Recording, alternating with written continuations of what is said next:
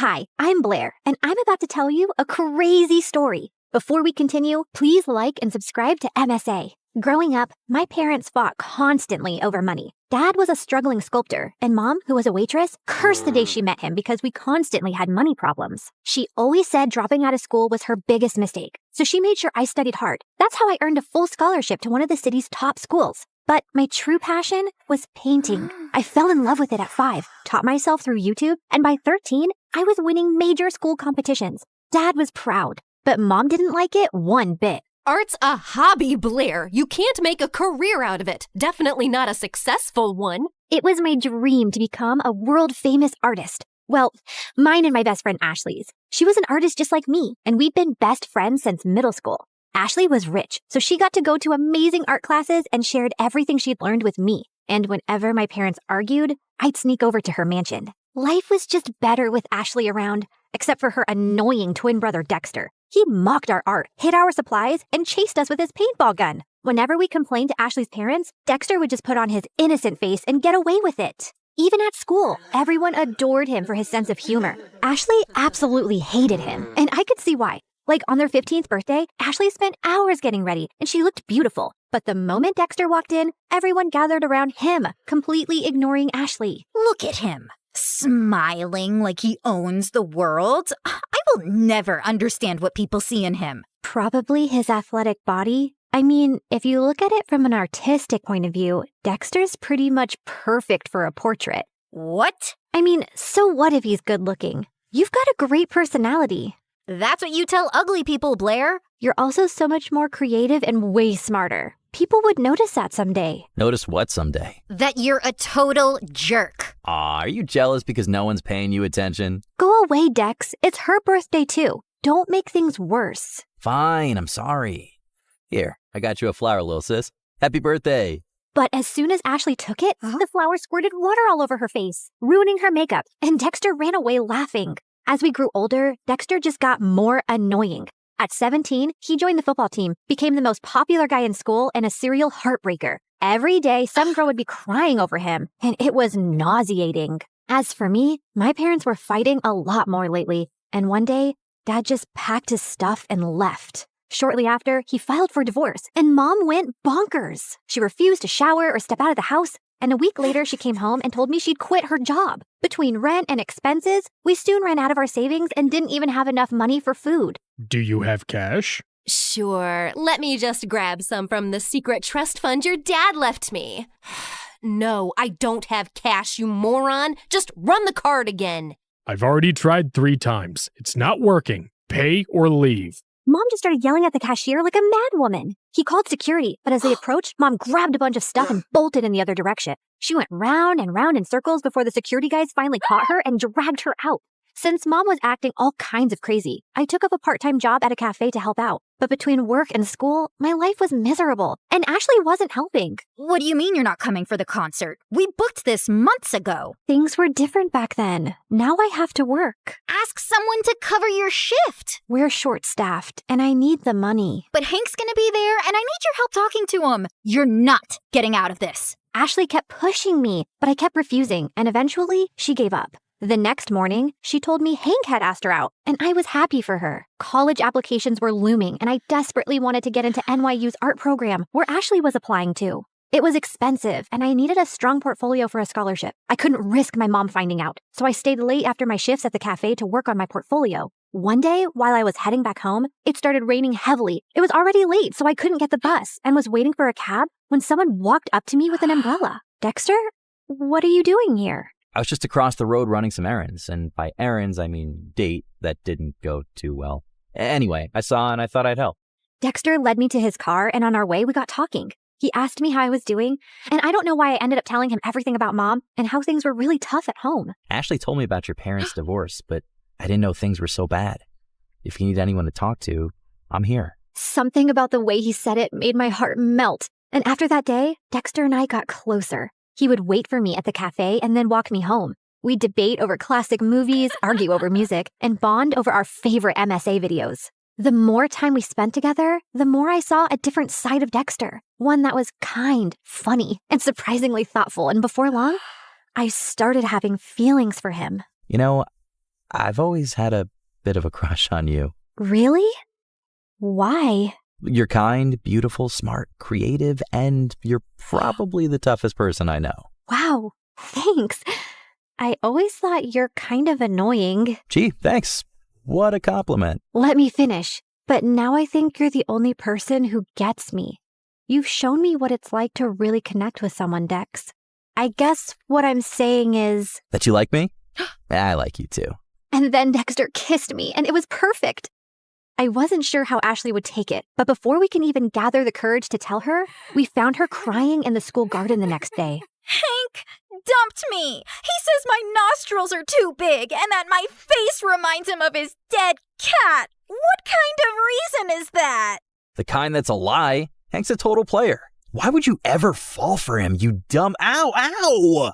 I mean, I'm sorry you're hurting, but don't weep over that idiot. You're stronger than that. Be a man, woman, girl, be a girl. Did you hit your head or something? Why are you even talking to me? Blair, I need a hug. The next few days were a mess. Ashley was hung up on Hank and dragged me along for endless shopping sprees and salon visits to distract herself, and I didn't think it was a good time to tell her about me and Dex, who I wasn't even getting to spend any time with. She was also home all the time, so Dexter started sneaking into my room late at night. This is not fair. You're totally ignoring me. I know, but she's miserable, and she needs me. Hey, Han, remember when you needed her, but she was too busy falling in love? Anyway, my football team's having a party tomorrow night, and I'd love for you to come. It's low-key, just close friends. How close are we talking? Close enough to do this. Dexter leaned in to kiss me, but before he could, someone knocked on my door. Ashley! He hid under the bed as I opened the door. Who are you talking to? No one. I was just humming to myself. La la la. See? You tell me, what's up? No time long see. You're being weird. Anywho, I need your help. I've heard the football team is having a party tomorrow and Hank's gonna be there. I need him to know that I've moved on and this party is perfect for that. I have the invites. You're coming with me. No excuses. But I have to work on my portfolio. I promise I'll help you after the party. Please say yes. Ashley looked desperate that I couldn't refuse. Dexter was furious, though. He didn't answer my calls or reply to my texts. Even at the party, he ignored me. But I could see he kept looking my way. Ashley had hired some guy to be her fake boyfriend, so she left for the dance floor with him while I waited for Dexter. I was near the pool when I almost slipped, but someone held on to me. Careful there, sweet cakes. You'll hurt yourself. Blair, right? I'm Hank. I know. Great. Then let's skip the introductions and dance. I don't want to. Come on. She said no. I turned around and saw Dexter looking furious. And who are you? Her boyfriend? Yes, now back off. Or what? You'll hit me, pretty boy? You bet I will. Dexter punched Hank right in his face and he stumbled backward. Hank charged at Dexter and the two got into a fight. Everyone gathered around and I caught sight of Ashley's face in the crowd. She looked furious. I ran over to her, but I slipped and fell in the pool. I don't remember much after that, but when I opened my eyes, I was in a room with Dexter and Ashley staring at me. What happened? You passed out. You don't know how to swim? I didn't exactly grow up with a pool in my backyard, so no, I don't. You're bleeding. That's no big deal. Yeah, no big deal. Just like it's not a big deal to hide from your best friend that you're dating her idiot brother. How could you not tell me? I don't know, okay? I freaked out. You've always hated Dexter, and then you'd just broken up with Hank, so I didn't want to rub my relationship in your face. You don't have to treat me like I'm a child who doesn't have a handle on her emotions. Anyway, you've chosen Dexter. Although I can't understand why him out of all the boys on the planet. But you did, and you're my best friend. So I'll accept it on one condition. Never make out in front of me, or I'll projectile vomit all over you. Deal? Deal. After that, things went smoothly. Dexter and I could now date openly, which made me really popular. One of his friends asked me to create a portrait for her dad. He loved it so much that he gave me a lot of commissioned work. Soon, I was making enough to quit my job at the cafe, and life became a lot easier. I even finished my art portfolio and was working on some last-minute changes one night when Mom barged in. You're applying to an art college? Why didn't you tell me? Who told you? Doesn't matter. Have you forgotten how much we've struggled because of Dad? And who will even pay for this college? I don't have that kind of money. I'll get a scholarship, Mom. I made a portfolio. Look. No, art school is too expensive and not worth it. You'll join a community college and stay close to me. Now give me that. Mom snatched the portfolio from me and left. I followed her, but she locked herself in her room. No matter how much I begged, she wouldn't open the door. Mom didn't get out of her room the whole day, and since submission was only 2 days away, I had no choice but to give up on my dream. I was talking to Ashley and Dexter about it when he came up with a brilliant idea. Dad knows the dean personally. How about I talk to him and get you a personal interview? And we can ask my friend whose dad bought paintings from you to let us borrow those. It could be your portfolio. That'll work. It should. I'm not letting you give up on your dreams, Blair. What about Mom? She just has to make peace with it. I know you love her, but what she's asking of you is not fair. She's acting like the kid in this relationship. The interview was scheduled for 2 days later, and I spent every second preparing. On the big day, I felt really confident. But as I was on my way, I got a call from the admissions office saying that my interview was canceled. Apparently, I had called and canceled my interview, claiming my mom was unwell, even sending medical reports as proof and withdrawing my application because I needed to take care of her. I tried telling them so many times that it wasn't me, but they just cut the call. I had no idea how Mom had found out about my interview, but I was furious that she'd done this. I went back home to confront her, but to my shock, I found her passed out on the floor. I called 911 and immediately rushed her to the hospital. On my way, I messaged Dad, and by the time we reached, he was already there. And what he told me next shocked me. A month ago, your mom fainted at work and was diagnosed with a rare heart disease. She needs a transplant, but since she couldn't afford it, she turned to me for help. But why didn't you tell me? We're trying to arrange money, and we wanted to wait till then to tell you. She didn't want to worry you. And here I thought she was lying when she submitted those documents. What documents? I explained about NYU in my interview with the dean. I don't think your mom's behind this. She was skeptical, but after seeing your portfolio, she was impressed. She told me she was changing her mind about you pursuing an art degree. I thought she threw my portfolio away. No, sweetie. She was proud of you. But Dad, if Mom didn't call them, then who did? Does anyone else know that she's sick? Yeah, Ashley's dad knows. We needed money for tests, so I asked him for a loan and sent pictures of your mom's report to prove it. I told him to keep it a secret so you wouldn't find out. I immediately understood who might have done this. But just to be sure, I called the admissions office and asked them for the number they received the call and reports from. And when I saw who it was, my mind exploded with anger. I took a cab, reached Ashley's place, and barged into her house. You called the admission office and told them that my mom was sick and I won't be attending the interview?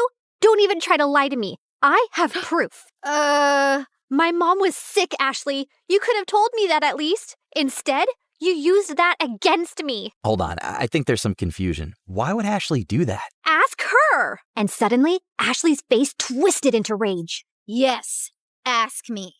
Ask me why I'd go out of my way to make your life miserable, Blair. It's 'cause I hate you. There, I said it. I hate you. First, you were my best friend, and you chose to date the person I hate most, my doofus brother. It was bad enough my parents always chose him over me, but even you? Also, I couldn't stand how perfect your life was. You have a football jock boyfriend. Everybody loves your art. Everybody loves everything about you. Heck, even the boy I likes you more. I didn't want to go to college and be second to you again. So I told your mom about your art school plans, hoping she'd stop you. And when she failed, I used the pictures and did what I had to. I can't believe I trusted you. I thought you were my best friend. How can you do this to me? You've shattered everything we had. I never want to see you again. We're done. Don't think I'll cry over it. I'm going to NYU, Blair. I'll make new friends. You disgust me. Whatever. I never saw Ashley's face again, and Dexter told me that his parents heard her entire confession and ended up grounding her big time. She didn't even get through NYU, but I did, thanks to Dexter's dad who got me a second interview. Mom stayed in the hospital for a few more weeks before coming home. A month later, we found a donor. It was tough to get the money for the surgery, but we managed, and Mom made a full recovery. Today is my first day in college, and I couldn't be happier.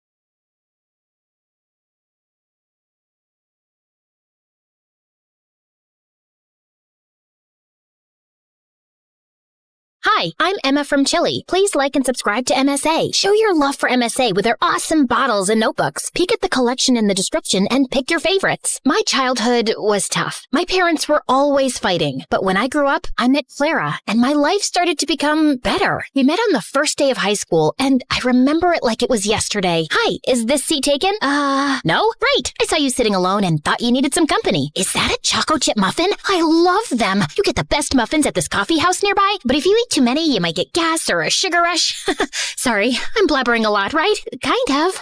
You'll get used to it. I'm Emma, by the way. Do you want to be my friend? Trust me, we both need friends if we want to survive high school. Oh, okay. I'd like that. I'm Clara. Since that day, we were like gum. Clara was a pretty and shy girl, and me, well, I was the weird girl with a tiny obsession for Sherlock Holmes. You better not be asking who Sherlock Holmes is. Wow, that's an interesting outfit. It's my Sherlock Holmes uniform, Clara. I already told you like a trillion times. Yes, of course. How can I forget? The world's greatest detective, right? The best, the biggest, the most... Wait, are you teasing me? Wow, you figured it out. Guess you are good at detecting things. It's elementary, dear Watson. What? Oh, never mind. But despite my weirdy personality, Clara always stuck by my side until one day everything started to break. I was coming back from school and saw Mom going crazy in rage. She was screaming at Dad, throwing his stuff outside, while Dad just looked like a deer in the headlights trying to stop her. Let go of my hand. That's it. I can't live with someone who scams others. We're done. Get out of my house. Please, not in front of Emma. Why? She should know what kind of father she has. Tell her how you scammed people into investing money in your little Ponzi schemes. Tell her that you're a liar and a crook. Go on. A mouse got your tongue? Mom kept screaming at Dad, and I just couldn't take it. So I ran away to my room and locked my door. Mom followed me and was still screaming, but I just lay on my bed, trying not to cry. And later that night, she came into my room. I know you feel horrible, darling, but it's for the best. Your father was a good guy, but now he prefers money over his own family. But what happened? I don't know, dear, but I do know that you and I are going to be just fine. We're a team. Remember that, okay? The next day, I went to school feeling worse than ever, but I saw Clara and I got a little happy. Hey,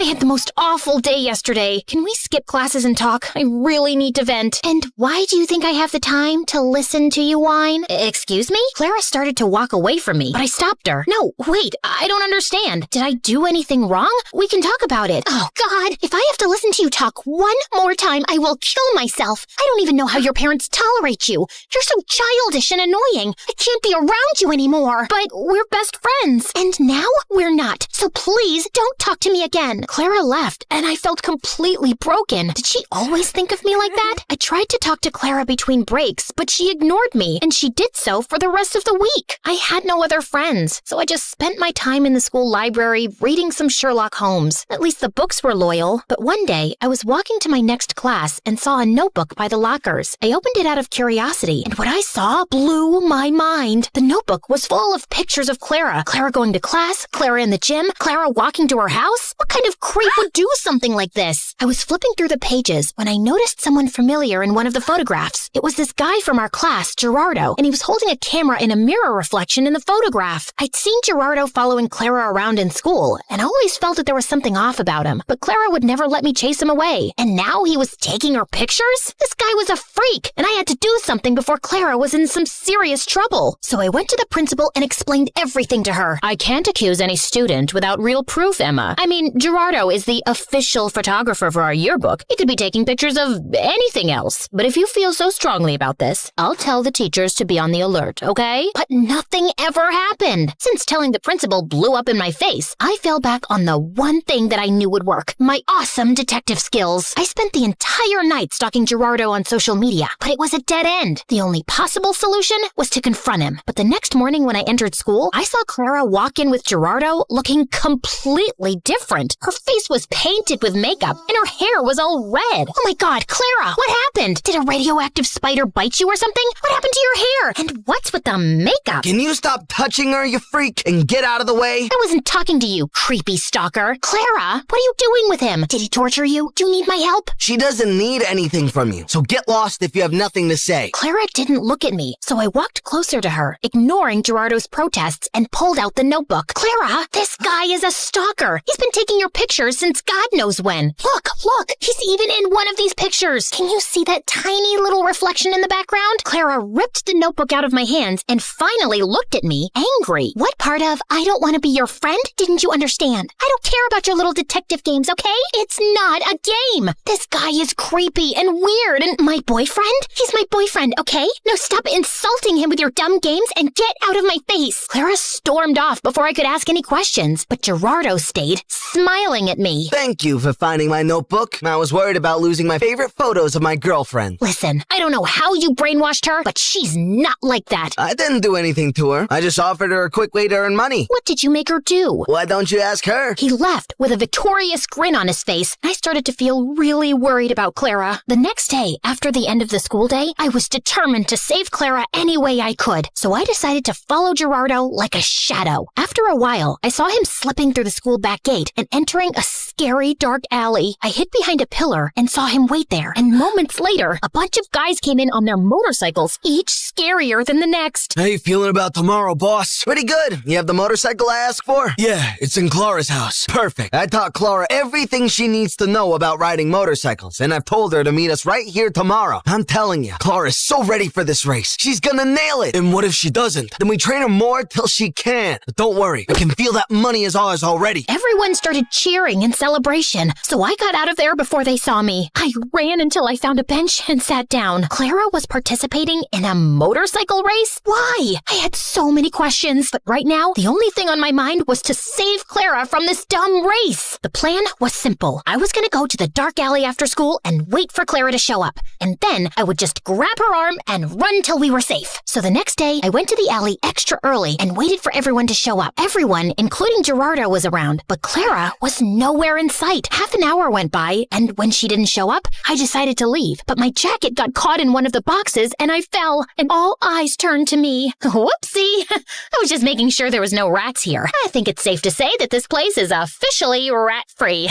Okay, bye! I turned around to run for my life when suddenly Clara popped in front of me, looking like a raging bull. I thought I asked you to stay away. I just want to help you, Clara. This is too much. I don't know what's happening with you, but I can help. How? You didn't even know your father's a scamster till your mom told you. I know you think you're some great detective and you can help everyone, but no, Emma, you can't. You have to stay away from this. Get that in your thick skull and leave me alone. I know you're saying this to hurt me, and I am hurt, I won't lie. But Clara, this is too dangerous and— Okay, enough. My head's hurting listening to your annoying voice. Lock her up. Wait! Clara tried to protest, but someone dragged me into a room nearby, took off my backpack, threw me in, and shut the door. I could hear Clara almost crying, so I pressed my ear to the door, trying to hear outside. I know she's in trouble, but you can't leave her here. You need to focus right now. We'll come back for her later, I promise. Now get on the motorcycle. You've got a race to win. I tried to scream for help, but I gave up after a while and just sat down on the floor. Ugh, how did I let this happen? I spent hours walking in circles and knocking on the door, but then I suddenly came up with an idea. I'd read in the Sherlock Holmes books how to pick locks with a hairpin, so I took the one I had in my hair and started to try it. Something clicked, and all of a sudden, the door opened. Bullseye! I knew I had it in me. Okay, now focus. I left the alley and started to run without direction, but then I heard sounds of motorcycles. I went down a stone stairway and found a giant tunnel full of motorcycles and people. And Clara! But before I get Clara out of there, I need to do something else. Hello? 911? Come to Keller Street, down the stone stairway, and hurry up. There's an illegal motorcycle street race happening. Can you provide me with your name? There's no time. Hurry up! I hung up and ran down the stairs. All the motorcycles were already lined up, and Clara was on one of them. I could see Gerardo talking to some guy, so I ran to Clara without him seeing me. Come with me.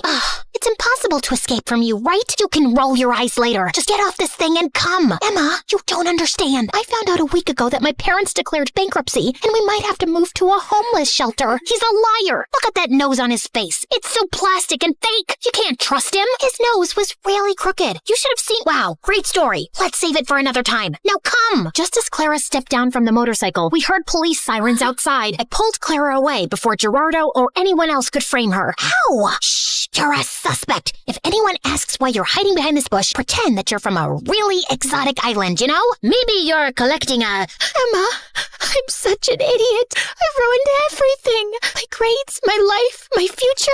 Our relationship? Gerardo told me not to talk to you anymore because he wanted me all to himself. Emma, I am so sorry about everything. I just really need my friend right now. Hey, don't worry. I'm not going anywhere. You and your family can stay with us until you guys get back on your feet. Let's just go home and get you cleaned up. I missed you. I missed you too, Emma. Thank you.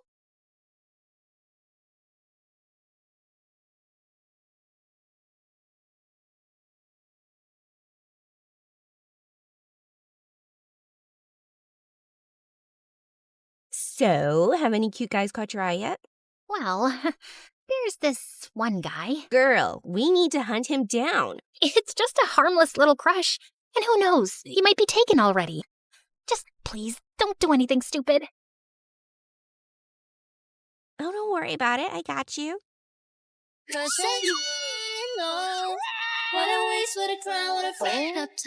should have at least gotten his name. And he's way out of my league. Nah, I think he's from here. I can literally sense it.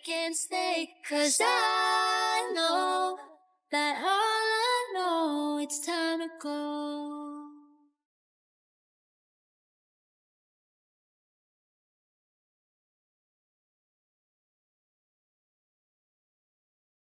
Hey, so the other day, a girl named Missy sent her story to MSA about how a ring completely took over her life. Well, I have a similar story, except mine isn't about a ring. It's a necklace. And, unlike Missy's story, mine doesn't end in a mystery. We're gonna get to the bottom of it. We're gonna find out who's behind it all. I'm kind of like Missy. I want love too. Not the cheesy kind. Just someone who really sees me. My name's Helen. I'm a junior in high school. And I've spent most of my life feeling like background noise, invisible. I wasn't very popular, not like my sister Lucy, for sure. She was a year younger, but a step ahead in everything. She was the kind of girl who naturally drew attention, thanks to her beauty and ridiculously high IQ. And I loved her for that. But sometimes I wished I could have her life, where I was the one getting more notice, until the necklace came along, and everything changed. I was halfway through brushing my hair before school when the doorbell rang. Weird. No one ever shows up that early. I opened the door and found a small package sitting alone on the porch. No return address. Just silver wrapping and my name written across it in perfect handwriting. Inside was a dark velvet pouch, and when I opened it, there it was. A delicate necklace with a diamond at its center that looked way too real to be a prank. There was a note folded beside it. I picked it up and read it out loud. For as long as you wear this necklace, true love will find you. I slid the necklace around my neck. It settled lightly against my throat, like it belonged there, but not in a comforting way. It felt like it was claiming something. My voice, my identity. And then something shifted. When I got to school, I could tell something was off. Usually, I was invisible. Just another face in the hallway that people only noticed if I was in their way. But today, people actually looked at me, smiled, waved, like I was someone. Jessica and Dana, the queens of the social food chain, who usually wouldn't waste a blink on me, walked right up to me. Good morning, Helen. You look so cute. Yeah, doesn't she, Jessica? You should invite her to sit with us, Jessica. What do you think, Jessica? Yes, all right. You don't have to say my name that much. Jeez. And you, Helen, babe. We're waiting for you at lunch. That's when I knew something had changed. And I knew it was because of the necklace. Even in biology class, Mr. Smith, my teacher who's impossible to impress, complimented my homework. Everyone could learn a thing or two from Helen. She's the only one who turns in fantastic work. By lunchtime, it felt like people were practically fighting to sit near me. My mind was racing. I'd spent years feeling invisible, and now suddenly, everyone was noticing me. Well, almost everyone. Alan still walked by like I didn't exist. Back in middle school, I'd had a tiny crush on him. He was the quiet type who never tried too hard. Maybe I liked that he didn't try at all. I guess I thought that if even someone like him noticed me, then I'd finally matter. Later when I got home, my phone wouldn't stop buzzing. Calls, texts, new likes, and followers flooding in. I didn't even recognize half the numbers. That's when Lucy stepped into my room. So you're famous now? It's this weird necklace. I got it yesterday with a note, and the next day, boom! My entire life changed. You've got competition now. Be careful. Guess we're the new dream team then? And whether it's the necklace or not, who cares? The important thing is that you enjoy it. Since you're basically the most popular girl in school now, let's hit a party.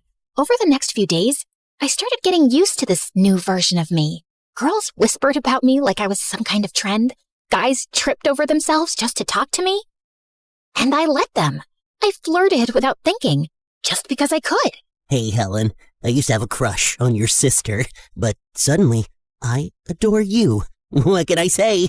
The heart wants what it wants. There's something wrong with this one. Yeah, what she said. For real, nerdy? Why would I pick you when I could have anyone in this school? Guys who are like double your worth? Ouch, you go, girl. Then I saw Alan at his locker. I walked past him, flipped my hair, and tossed a comment over my shoulder. Hey, Alan, wicked shirt. Oh, thanks. Nothing. Barely even a reaction. I wasn't sad or hurt. I was angry.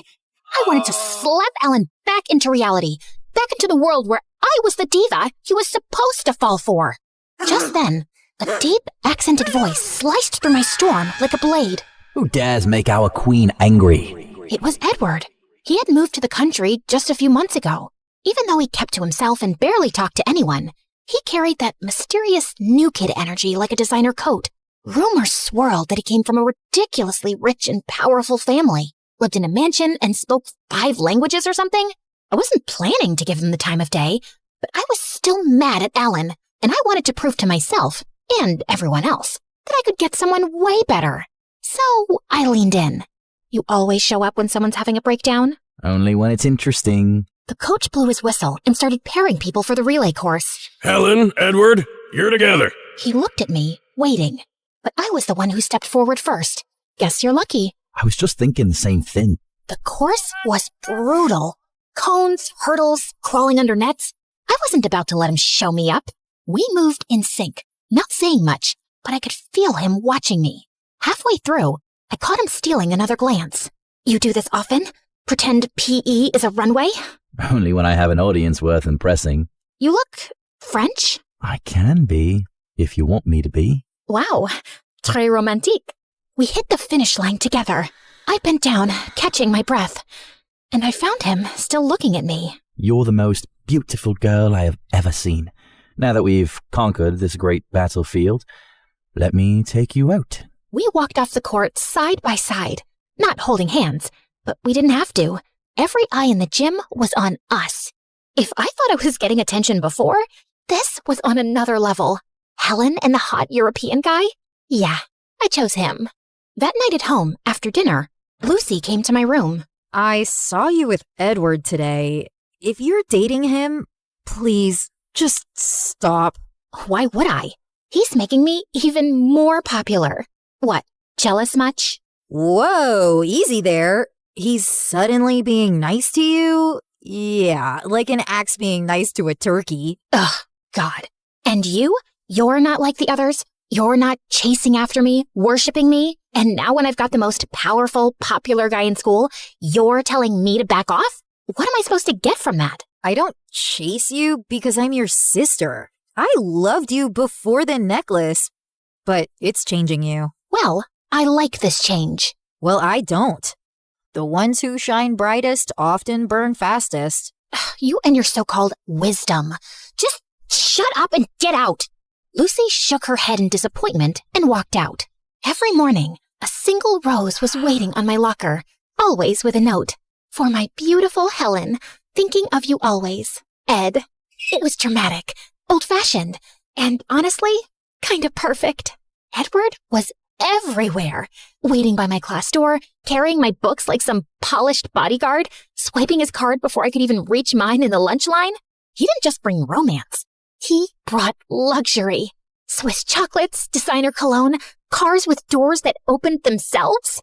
My life had definitely got an upgrade. And he always had my back whenever someone dared to criticize me. Like that one time Mr. Smith caught me cheating on a test. Helen, this is the 3rd time. I have to take your paper. Please leave the class. Guess what? I don't feel like leaving.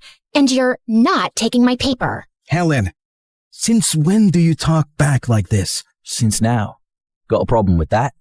Take it up with me. This doesn't concern you, Edward.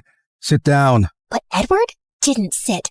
He stepped up to Mr. Smith and pushed him back.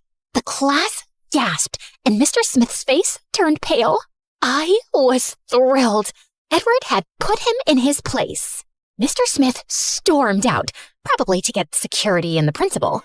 But somehow, Edward smoothed everything over, like he always did, and we walked away clean. Again. I was getting more impressed with him by the day. One evening, Edward invited a few of us to a rooftop jazz lounge downtown. Velvet booths, candlelight, and a skyline view that looked like a movie backdrop.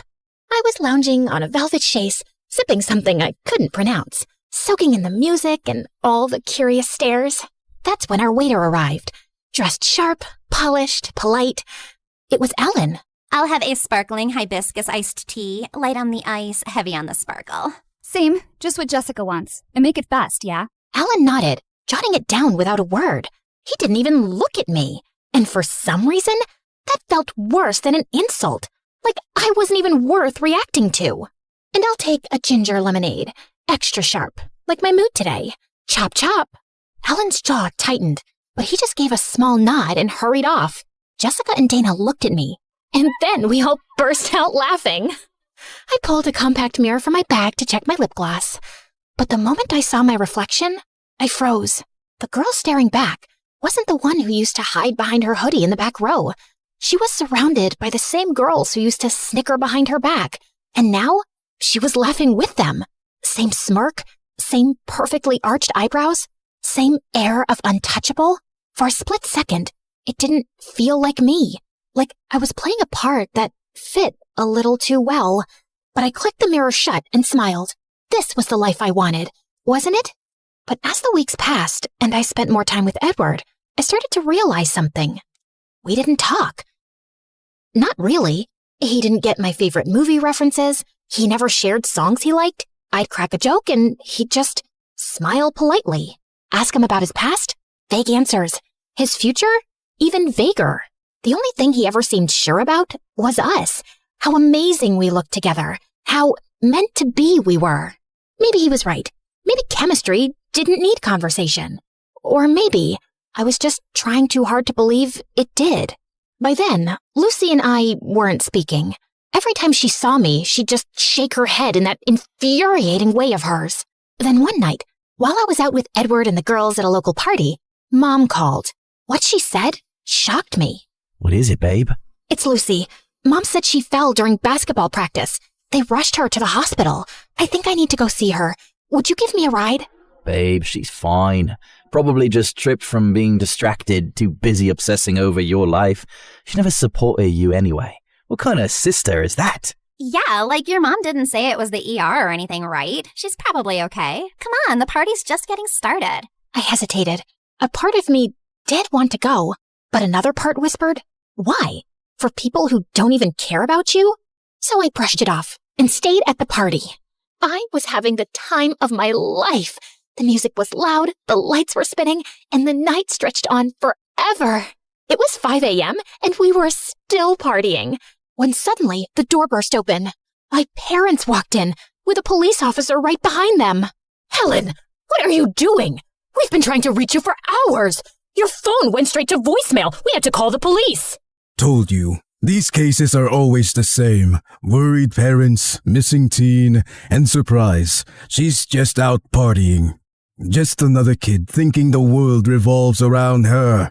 Well, it kinda does. Helen, your sister's in the hospital and this is where we find you? Partying like nothing happened? We've tried to be patient, but this is too much. Mom, Dad, seriously? You're embarrassing me. Embarrassing you? In front of them? These nobodies? Helen, are you really going to let them talk to us like that? I'd never talked back to my parents before, but them showing up here, making a scene in front of everyone, that crossed a line. Since when do you care about me? I was always the easy one, the quiet one, never got your attention. Now that I've finally found happiness, you want to ruin it. Honestly, I should have called child services years ago. What are you even talking about? I don't know why I said that. wanted to hurt them. So I started lying, saying they were abusive, that they harassed me. I went all in.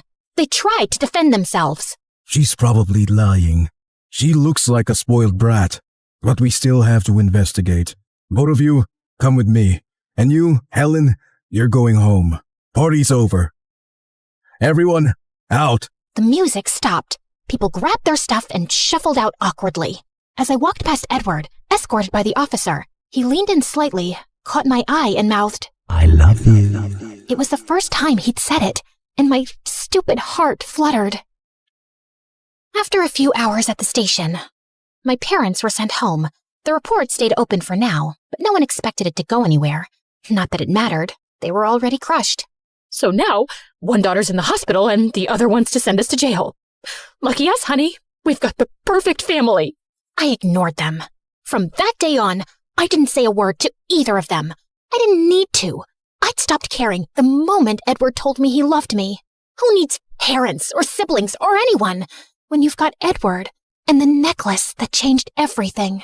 For the next few weeks, I lived like a queen. Everyone respected me. Even the teachers and the principal avoided getting on my bad side, no matter what I said or did.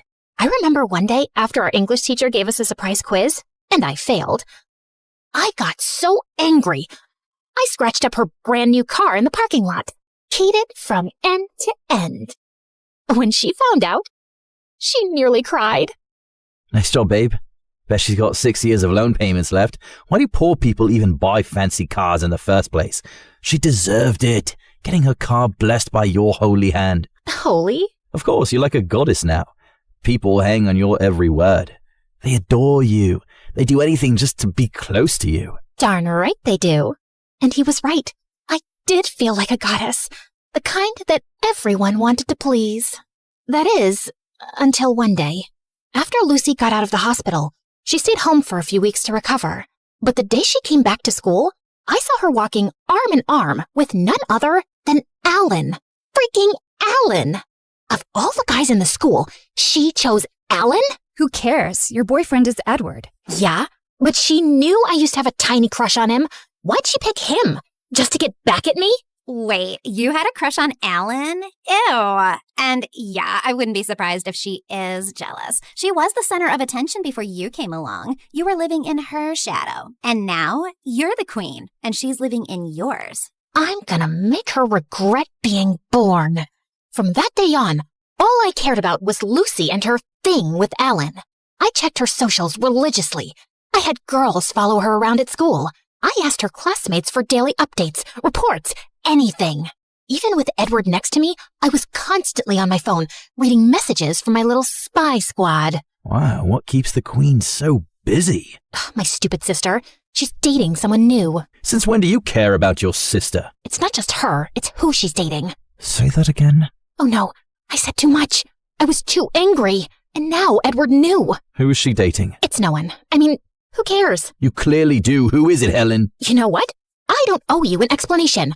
I said it's no one, so drop it. Now, if you'll excuse me. I stood up to leave, but Edward grabbed my wrist hard. Let me remind you, I'm not one of your little slaves. Don't give me that attitude. I'm in control. I'm your master. Master?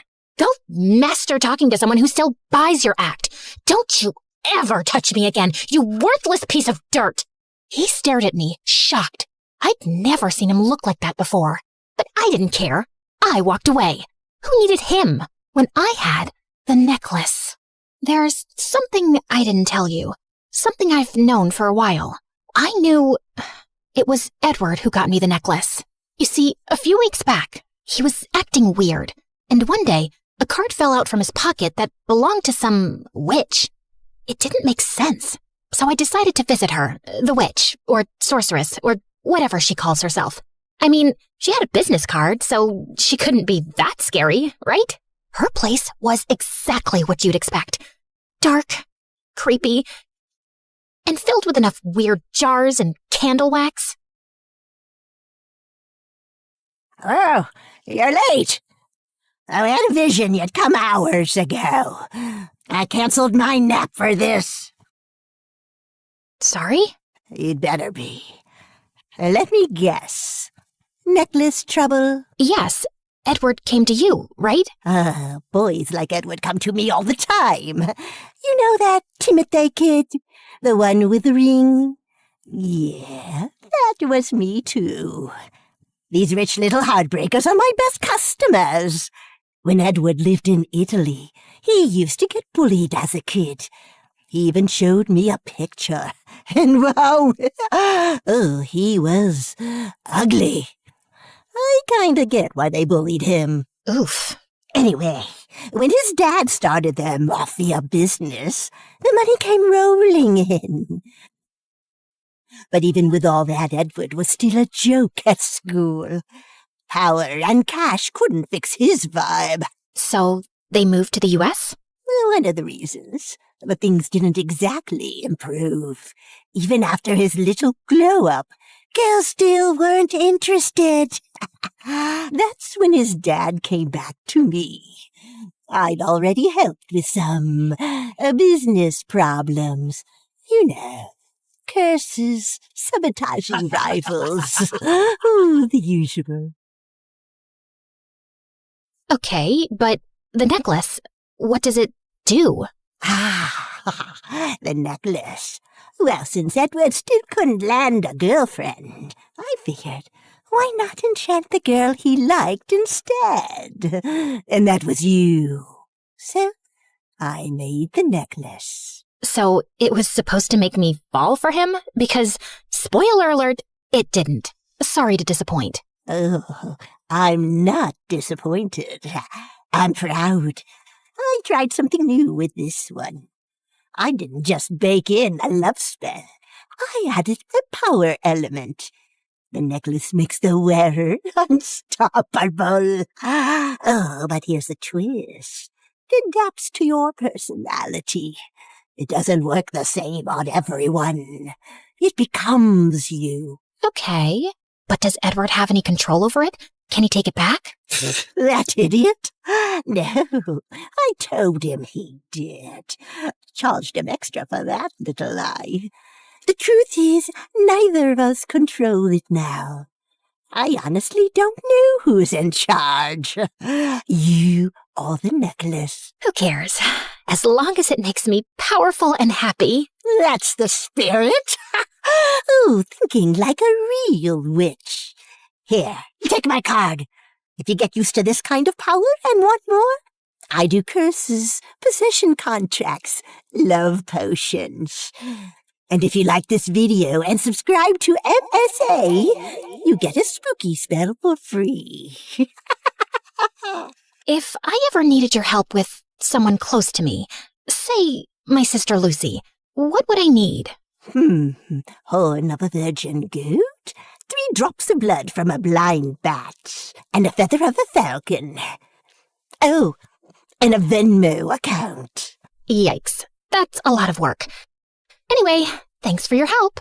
I turned and left, feeling more powerful than ever. Oh, she thinks she can handle a necklace. Oh, with that personality, oh, it's gonna blow her up right in her face. Ugh, what an idiot. So I believed I had full control over the necklace, and no one could take it from me. Lucy knew I was after her. She tried to ignore me, even though she knew I had girls following her and Alan everywhere they went. Eventually, she'd had enough. One night, she stormed into my room. Listen, Helen, you have to leave me alone. You and your little cult. I don't get in your business, so stay the heck out of mine. Dump him. I already did. But listen carefully. Starting right now, you forget you ever had a sister named Lucy. We're done. And from that night on, we never spoke again. Not a word. My parents sided with her, of course. Not that it bothered me. The next day, Edward didn't show up at school. I didn't care. At least, that's what I told myself. But when he didn't come for a whole week, I started to panic. What if he'd moved to another school? What if he was already dating some new girl? I didn't love him, but the idea of him moving on that fast, it lit something in me. So I hired a bunch of kids to investigate, but they couldn't find anything on him. Are you a bunch of useless clowns? How dare you come back to me with nothing? We staked out this mansion, Helen, for a whole week, day and night. We think the police are after his parents or something. They fled. Neighbor said the house got seized. We did our best. Then your best is garbage. Get out of my sight before I really lose it. I looked at the necklace. It shined back at me, mocking, like it was laughing at my failure. I was getting less patient, more demanding, sharper, meaner. Helen, maybe you should take a little break. Just for a few days. Stay home, watch some YouTube, relax. Are you saying I'm losing my mind? No, that's not what she meant. She just meant... And who gave you permission to speak? Are you her attorney? They both blinked and stood there like ashamed toddlers. Get lost, both of you, now. That day, I tried to talk to Alan, not because I still liked him or wanted him. I just wanted to see if he wanted me, so I could reject him. What do you want now? Your sister broke up with me because of you. It wasn't that deep anyway. You know what is deep? You're evil. I couldn't believe he talked to me like that. What if someone hurt him? Without thinking, I slapped him. You watch your tongue when you talk to me. I could curse you and your whole pathetic family. You're nothing. He glared at me and his jaw clenched. But just like I expected, he lowered his head and walked away. Some kids nearby had seen it. I caught one of their eyes, and they immediately looked away and scurried off. From that day on, Jessica, Dana, and even Alan ran the other way whenever they saw me. In fact, most of the people who used to worship me now avoided me altogether. At first, I acted like I didn't care. Who needs these losers anyway? Hey, Necklacey, you'd never leave me, right? You love me as much as I love you? Maybe even more? The necklace sparkled in response, like it was nodding yes. Then my birthday came. No one wished me anything. I thought maybe they were planning a surprise. But when I arrived at school, the halls were eerily empty and silent. A random girl finally appeared at the end of the hallway. I snapped my fingers at her. You're here to wish me a happy birthday, right? She looked at me like I was some kind of serial killer. Then she took a step back and ran. I looked down at my necklace. It was glowing even brighter. But, Necklacey, you were supposed to keep them wrapped around my finger. They're supposed to adore me, worship me. Why are they avoiding me now? The necklace kept shining. I don't get it. Why are you glowing like that? Are you trying to tell me something? I stared at it. Maybe I should go back to that witch, huh? Yeah, you're right. I'll check with her. I went back to the witch for help, but the place was empty. There were burnt candles everywhere. There was a mirror near the back wall. I caught my reflection in it, and for a moment, I remembered the first time I saw myself change, the day I made fun of Alan. That was the last time I still had a conscience. I looked at the necklace through the mirror. It was shining on my face. Something in the reflection looked off. I reached for the necklace, just to feel it, to understand. But as soon as my fingers touched the chain, it tightened, fast, sharp, like it didn't want to be touched. It wouldn't budge. I yanked harder. Nothing. I started to panic. Maybe I needed help. But from whom? No one was talking to me. I went home. When my parents saw me at the door, they just turned. Mom, Dad, please, can you help me pull this necklace off? But my parents ignored me and went their way. Panicking, I rushed to the nearest hospital. Wait, you came here to get a necklace taken off? Do we look like jewelers to you? For the first time in months, I didn't yell, I didn't insult her, I didn't do anything. Why are you staring at me like that? Girl, are you okay? Where are your parents? They stopped talking to me the day I put this necklace on, and then everyone else followed. My sister told me to forget she existed. My boyfriend disappeared. I thought I was in control. I thought I was powerful. But now, I think the necklace is controlling me. I think it's cursed. I reached up, fingers brushing the chain at my throat, tears sliding down my cheeks. Don't ever wear a necklace you find on your doorstep with a note that says, "For as long as you wear this necklace, true love will find you."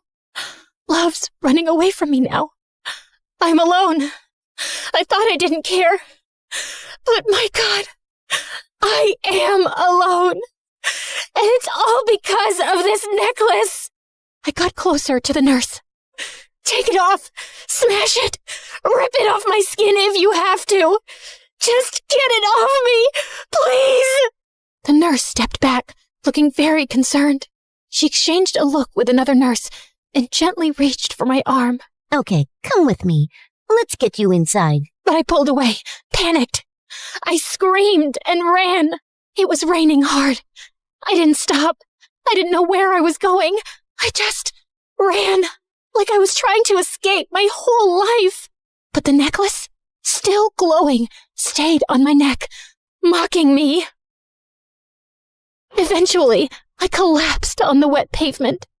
I looked up at the sky and screamed, "Take the necklace! I don't want it anymore! I just want my life back! I want to be invisible again! I was happy when I was invisible, when Lucy was still with me. I'm stupid. I'm weak. I'm ashamed. I didn't realize what I was becoming. I pushed everyone away on purpose. And now I'm just lost. I thought I didn't care, but I do. I really do. Please, take it off. I'll be better, I swear. Just, please." I never stopped hoping you'd come back. I turned. She was standing there in the rain. Back when I was in the hospital, Mom told me how you offered to sell your necklace to help pay the bills. I know it might seem like a small thing, but that meant something. That wasn't the necklace talking, Helen. That was you. My sister. When you still had some control over it. And today, I realized you're not the villain. You're just another victim. A victim of your own fear, your greed, your loneliness. Sometimes our worst enemy isn't someone else. It's the version of ourselves we believe we have to become. I've been talking to Mom and Dad about this, and we think it might help if you had someone to talk to. You don't have to do it alone. I had a feeling you'd need me today. So, here I am. I stood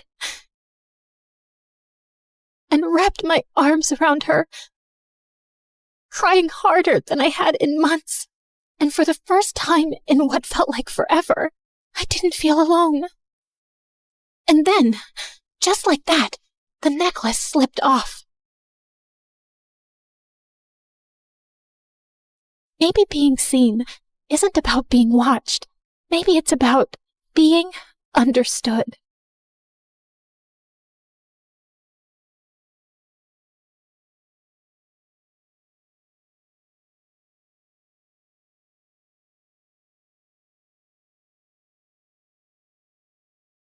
The morning bell echoes through the halls. 1,000 voices bouncing off the wall. From the quiet corners of the library floor to the laughter leaking through the classroom door, we're walking hallways where the legends grew. But today the ink is fresh and the story's new. A student stares at a blank white screen while an artist paints the things unseen. The scholar's lamp burns through the night. The athlete runs towards the morning light. A teacher sighs, hoping the spark they lit survives. Finding the light when the halls get dark. Oh, welcome to the light that ends you, where the story's changing and the leaves you. So carve your name in the wind, let the legacy breathe. There's a world in the pages that we're starting to weave. Not just a school, but the soul of the story, turning our scars into stars and our grit into glory.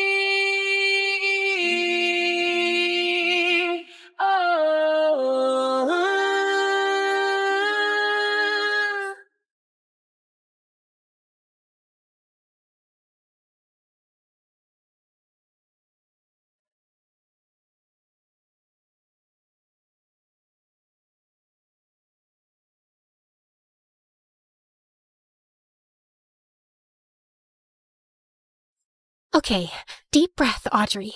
This is it. First day as a freshman at my dream school, the place everyone spends their whole life trying to get into. For kids like me, who can't even dream of affording the tuition, there's only one option. Grind like your life depends on it. I don't have any special talents to get a sponsor. It's just my brains, coffee, and a very unhealthy relationship with practice tests. And the grind paid off.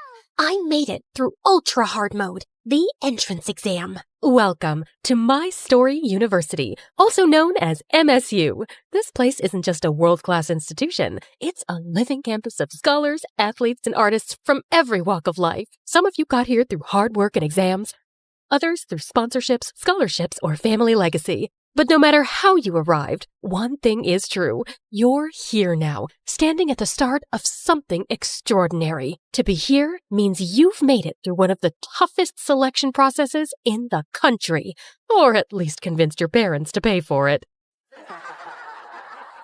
Either way, you've earned this moment, so take a breath, look around you, because from the moment you pass through this gate, your story begins. Wow, just listening to her made me feel so excited. Just then, the student beside her stepped forward, literally bouncing on her toes. She's probably one of the prettiest girls I've ever seen. Hi, freshmen! Welcome to MSU! I'm Anya, sophomore, event planner, and your official chaos guide for today. All right, before anything else, keep your brand new ID close. It's your golden ticket. Tap it on the scanner at the first gate, add a fingerprint check, and boom, you're officially inside MSU. Very spy movie, I know. Now, everyone form lines. Trust me, once you scan in, the real MSU magic begins. Lines formed in no time as students started to pass through the entrance gate. I was grinning from ear to ear when someone hit me from behind. I stumbled forward and turned, glaring at whoever just ruined my perfect moment. And that's when I saw him, a tall guy with broad shoulders and messy hair that looked annoyingly good, like he woke up and the wind just styled it for him. And of course, handsome. Sports drama poster handsome. My bad. Didn't think you'd stop dead in the middle of the line just to admire the scanner. I narrowed my eyes at him. Perfect. 2 minutes into MSU, and I've already run into Mr. Sponsored Athlete with a smug grin. He chuckled, clearly not offended. In fact, he looked way too entertained. Only an entrance exam kid would call me that with a straight face. Entrance exam kid? Like it was stamped on my forehead? Don't worry. I'm sure your sponsors didn't pick you for your brains either. Okay, fair. You've got bite. I'm sticking with you. Please don't. Excuse me. Flirting's cute and all, but can you scoot? My first crush just walked through the gate, and I am not missing this. My face instantly went tomato mode. Relax. We'll let you chase true love. Ladies first. Thank you. Thank God she swapped places with Mr. Sponsored Athlete. I was able to focus again. Then it was my turn. I stepped up to the scanner, swiped my ID, pressed my fingertip, and the gates slid open. A security guard by the arch tipped his cap at me, smiling like he'd been waiting all morning just to say this. Welcome to MSU. Big day, huh? You're gonna love what's waiting on the other side.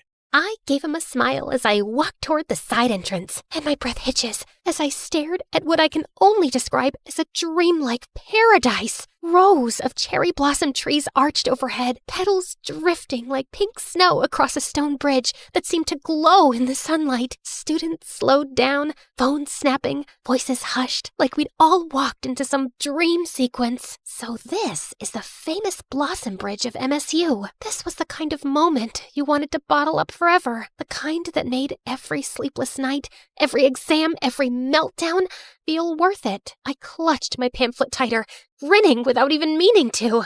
For a second, everything felt perfect. Beautiful, right? You'll see this every day on your walk to school.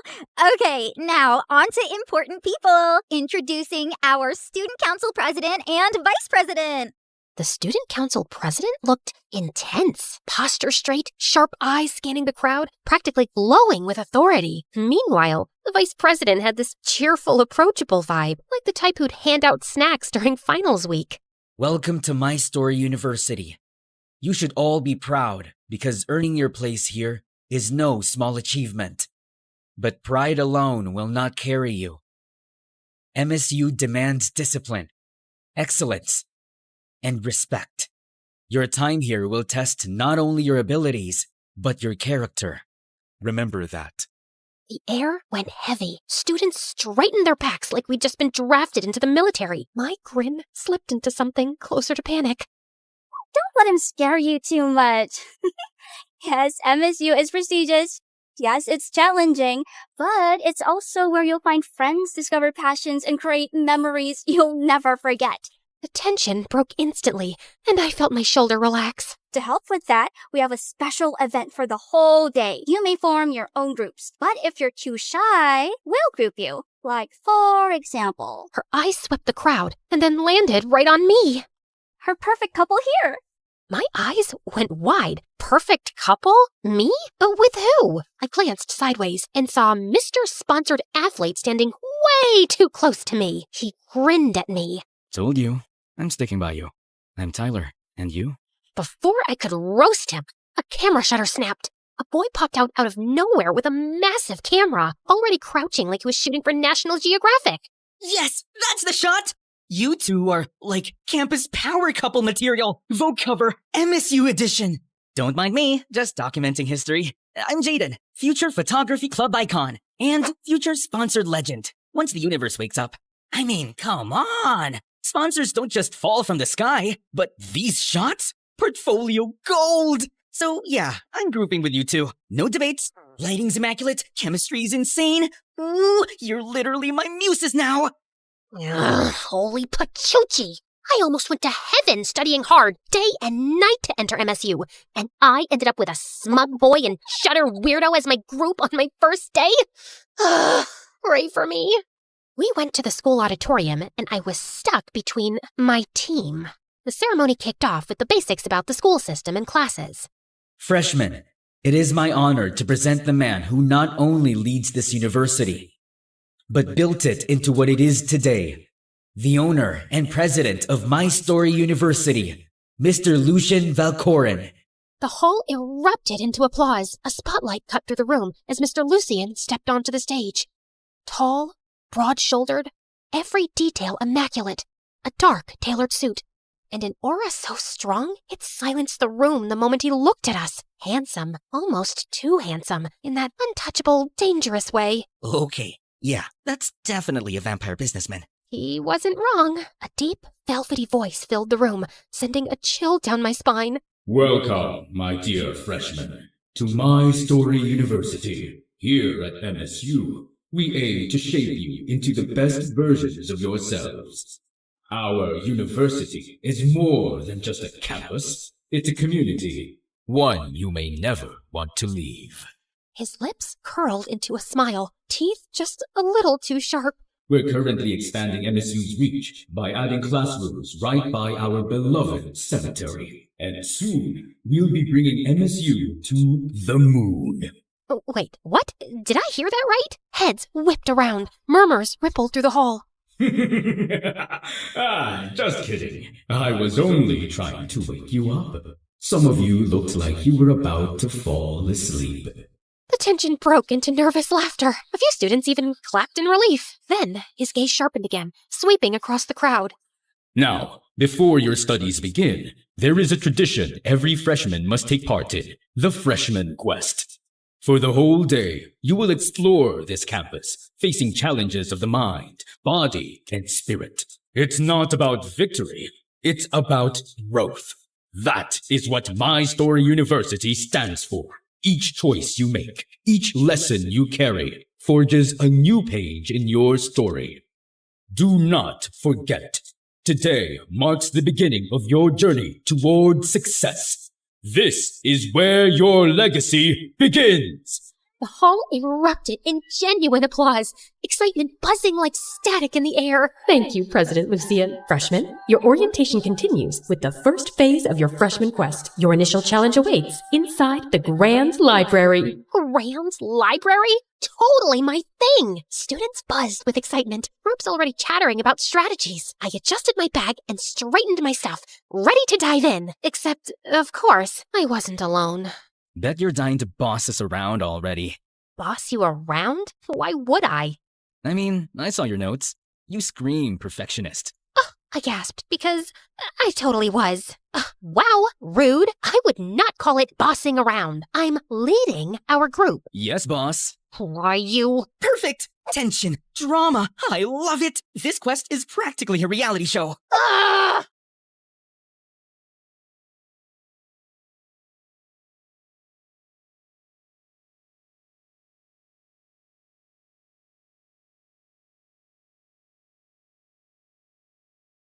Welcome to MSU's Grand Library. Now, for your challenge, decode the riddle, find the hidden phrase within the library, and present it to the librarian's desk. You only have an hour.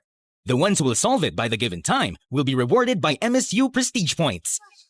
The room erupted into murmurs as groups crowded around the pedestal. I leaned in, scanning the parchment, my brain already piecing it together. Guardians of the word, keepers of time. Knowledge is locked in order and rhyme. Seek the author whose name holds 3. On the second floor, row 63. Next, take the tome of silver spine, 5th from the top where the lamps still shine. Last, find the scholar who never wrote. His number alone keeps wisdom afloat. Bring them together, letters align. Reveal the message hidden by design. Yeah, that wasn't a riddle. That was a boss fight in poem form. Other groups started discussing right there. Some already arguing over what the poem even meant, and some I knew from one look, our competition. If I wanted to win, I needed to focus. I dragged Smut Boy and Shutter Weirdo to a quiet corner. No way I was letting the entire freshman class eavesdrop on my strategy meeting. Okay, listen, we're not solving this in the middle of the stampede. Everyone's confused, which means we can get ahead if you two actually listen for once. Love the confidence. Totally giving team captain energy. Yes! Secret strategy meeting! Love it! Focus! The first clue points to authors with 3-letter last names. Second floor, row 63. Tyler, that's your job. You can climb faster. The second clue is a silver-spined book, 5th from the top, near the lampposts. Jaden, you can handle that. And the last clue, the scholar who never wrote, that's a call number with no listed author. Reference section. That one's mine. Yes, boss. I rolled my eyes. Come on, chop chop! Tyler sprints up the second floor like a man on a mission. Jaden hops onto the ladder and zooms across the shelves dramatically. Guess I nearly choked. Why is he like this? He came back with the books and lined them up. As soon as I arranged them correctly, the secret phrase appears. Welcome, story makers. See? Genius. First place was practically ours. Whoa. Okay, that was genius. Brainy main character energy. Love it. Pose with the books? Yes, perfect. Save it. We need to move. But then, Jaden bumps into the table, and the silver-spined book slipped from the pile. Tyler lunged to grab it, but he crashed straight into Jaden, and boom, camera bag exploded. Several things cluttered, and Tyler scrambled after it like this was a sports drill. Jaden literally dived onto the floor. Not the lens! And 2 nearby groups tripped over the mess. It's absolute chaos in just 3 seconds. Okay. Not my smoothest save. Oh, come on! We scrambled through the mess of Jaden's stuff, books, and people. My heart raced as I dug for our pile, panic setting in. By the time I dragged both the guys in the books to the librarian's desk, another group was already standing there with the answer. Group 12, first place. Group 14, close behind. The crowd applauded while Tyler and Jaden looked so proud. And me? I am not even the slightest happy. Close behind? Second place? We should have won, thanks to Dumber and Dumber here. Relax, boss. It's not losing. It's character development. Character development? I don't need character development. I need first place. Holy pachuchi. So much for my first day at MSU. Students would remember me as a viral TikTok sound waiting to happen. The next quest, art challenge. I hid behind my map like it was a security blanket, trying to block out the stairs. And of course, Tyler and Jaden were crackling like hyenas behind me. Apparently, my rage and humiliation are their new favorite hobby. We finally stopped in front of the art building. Its glass doors framed with colorful murals painted by past students. Anya bounced ahead of us, waving both arms like she owned the place. Welcome, freshmen! This is MSU's art building, one of my absolute favorites. We've got cozy rooms for solo artists who like to brood, and big studios for collabs or group lessons. You can make anything here. Painting, sculpture, digital art, photography, even the weird experimental stuff. And right in the center of MSU, our pride and joy, the Art Museum. Only truly extraordinary work gets displayed there. If your piece makes it in, trust me, people remember you forever. Check it out later if you're curious. Jaden practically vibrated beside me. He's looking like he'd found religion. Oh, this is it. This is fate. My portfolio is gonna hang in that museum. Center stage, spotlight, destiny. The doors swung open, and someone came out, a woman in a paint-splattered apron and the most colorful outfit I'd ever seen, like a walking rainbow with glitter on top. Her hair was bright orange and curly, the pencil tucked behind her ear, and she had the kind of energy that made you want to burst into one of those children's songs about how the world is colorful and so am I, while spinning in a field of flowers. Hello, my little masterpieces! I am Orla, and today you're going to discover that art is not just what you make, it's who you are. Prepare to laugh, prepare to cry, and most importantly, prepare to get paint absolutely everywhere! Your challenge is simple, yet profound. Each group gets one canvas. Together, you must create your very own team mascot. It can be anything. Bold, wild, ridiculous, iconic. Don't play it safe. Safe is boring. And in art, boring is the only true failure. Boring is totally not my thing. Holy Pachuchi, just looking at my teammates made me nervous.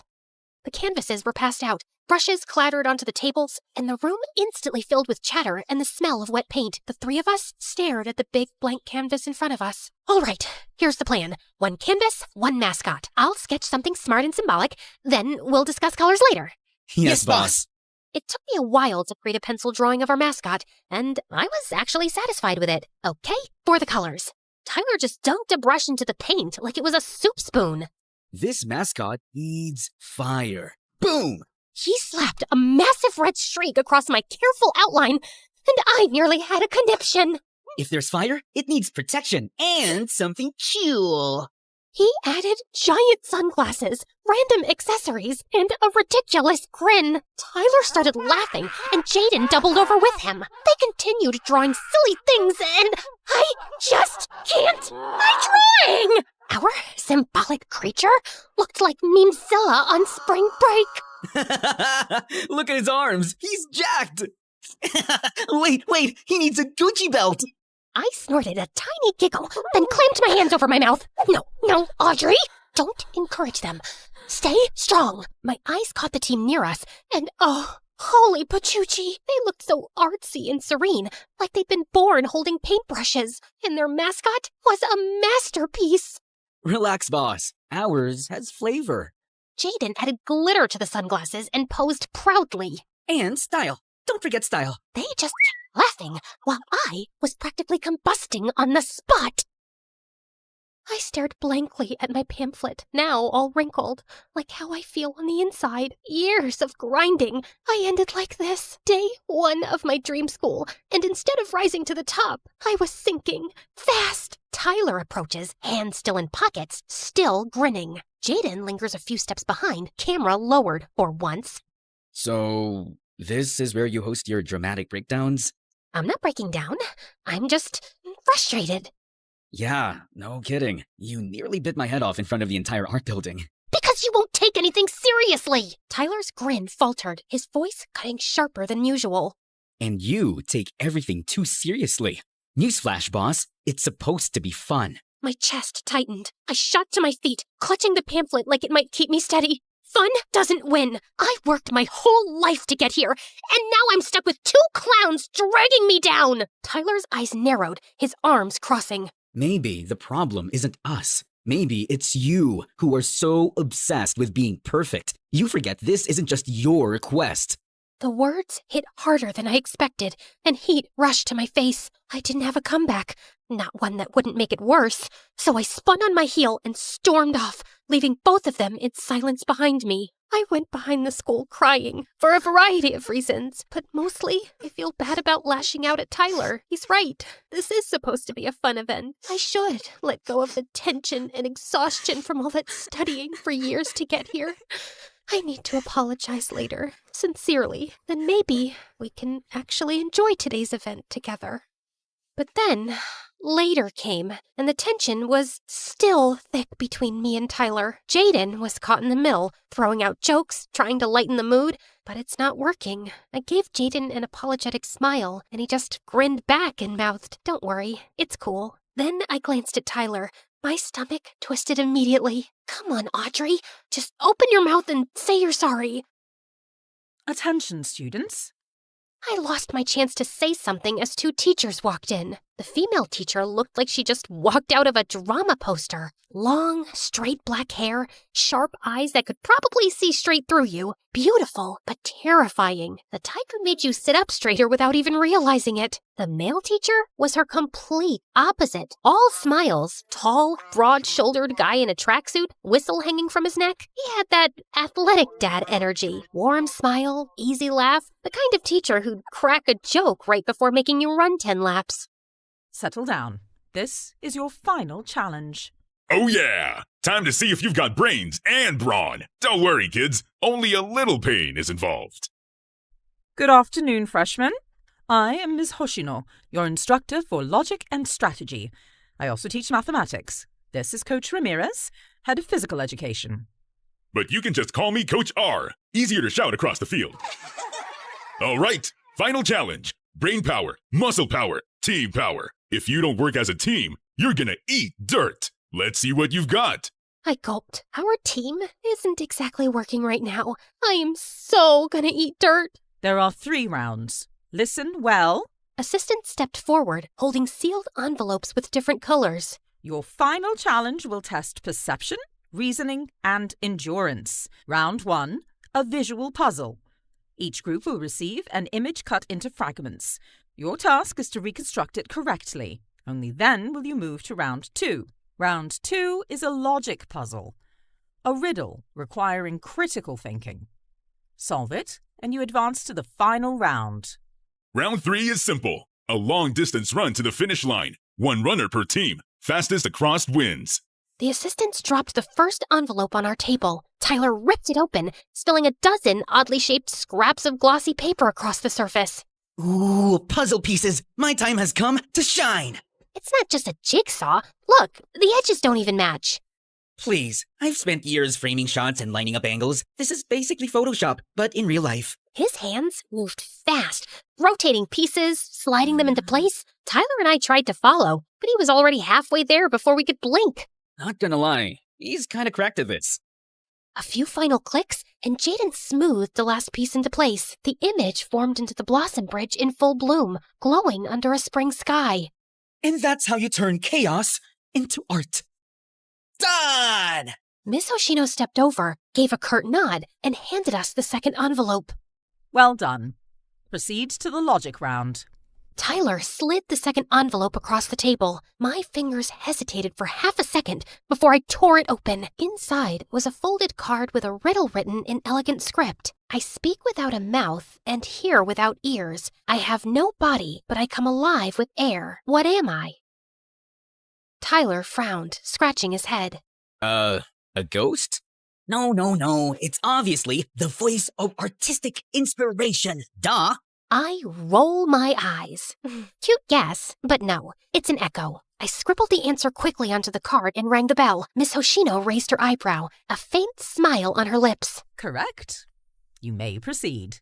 Tyler leaned back with a smirk, but there was still an edge to it, not his usual playful grin.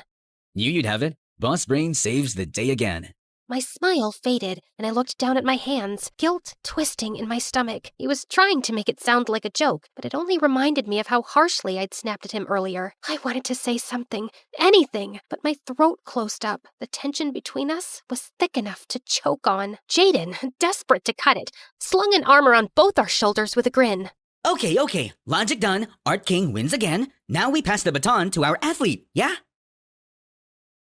All runners to the field! This is your last leg. Finish strong! We moved toward the track. but my stomach churned. I felt dizzy, but I managed to hold myself up and forced myself to walk. The teams lined up on the athletics field, the track stretching out in front of us like it went on forever. Tyler bounced on his heels, loosening his shoulders. Jaden adjusted his camera, already trying to get action shots. I stood off to the side, but my vision swam. The skipped lunch, the stress, it all caught up at once. The whistle blew just as my knees buckled. The world tilted and I stumbled forward, but Jaden caught me just in time. Audrey!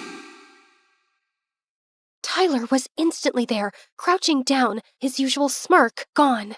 Hey, what's wrong? I blinked my eyes as I shook my head, feeling embarrassed. I'm fine. Just skipped lunch. Dumb, I know. Don't say that. Just hang in there. I'm gonna call a teacher. I immediately grabbed his sleeve, stopping him in his tracks. Tyler, I'm sorry. I'm sorry for yelling at you and ruining today. It's supposed to be fun. And you're right. I was so caught up in being perfect, I forgot we should enjoy today. Together. Tyler blinked at me, surprise flickering in his eyes. I swallowed hard, my voice cracking just a little. I really wanted to prove I belong here, and I took it out on you. I'm so sorry. For a moment, silence. Then Tyler's lips curved into a small, warm smile. Hey, no problem. I've been yelled at worse during practice. He ruffled my hair playfully, but assuringly. Just rest. I'll handle this. That's impossible. We're already way behind. Tyler glanced at the track, then back at me with that familiar glint in his eye. Impossible? Nah, I'm a sponsored sports student, remember? I'm not called the wind of track and field for years for nothing. Before I could protest, he stood up and winked at me, and then he ran. Not just fast, blazing. Passing team after team after team, the gap closing with every stride. He was the wind. I watched in awe as Jaden and the crowd roared. The whistle blew like a song as Tyler crossed the finish line. First place, chest heaving and a wide grin. My heart skipped, then thudded hard against my chest. Faster than his sprint. I didn't even notice Jaden raise his camera, capturing me in that moment with a quiet, knowing smile. The field erupted with cheers. Everything happened so fast, but also it felt like the world slowed down. Tyler jogged back to us with his wide grin. How about that, boss? Did I make you proud? I laughed. Are you kidding? That was freaking A! Jaden snapped away like we'd just made history. The day wasn't over. It was only the beginning. After an hour of rest, we were all assisted to the announcement board to see our class assignments, and there it was. My name, Tyler's, and Jaden's. Same class. They really had it out for me, huh? We stepped into the classroom and instantly started bickering over seats. I wanted the front row, Tyler claimed the window, and Jaden tried to sit in the middle just to capture the tension from both sides. From there, the tour kicked off. The science laboratory was first. The second I walked in, my heart fluttered. Rows of microscopes, glass cabinets of specimens, lab coats hung neatly on racks. The air even smelled like potential.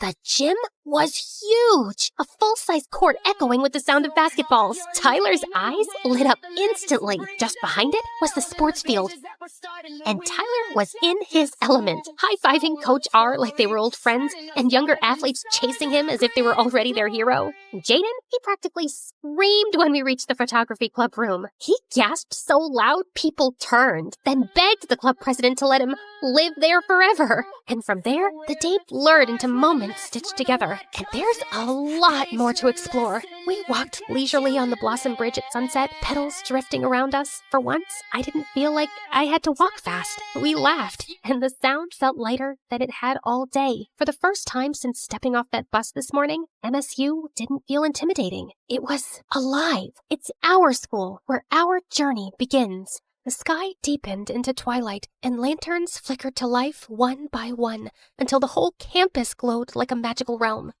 Booths lit up the central campus, the air filled with laughter, music, and the smell of food. This is just pure happiness. Freshman night has officially begun. Each of us was given an envelope with our very first MSU points. To use them, we just tapped our ID and fingerprint at every stall. Like magic money. We bounced from food stalls to game booths, Tyler somehow winning me a giant plush with one throw. He plopped it in my arms before I could argue. Congrats, boss. You're a winner too. Thanks. Soon, the lantern walk began. A glowing river of students weaving through campus and ended at the campfire.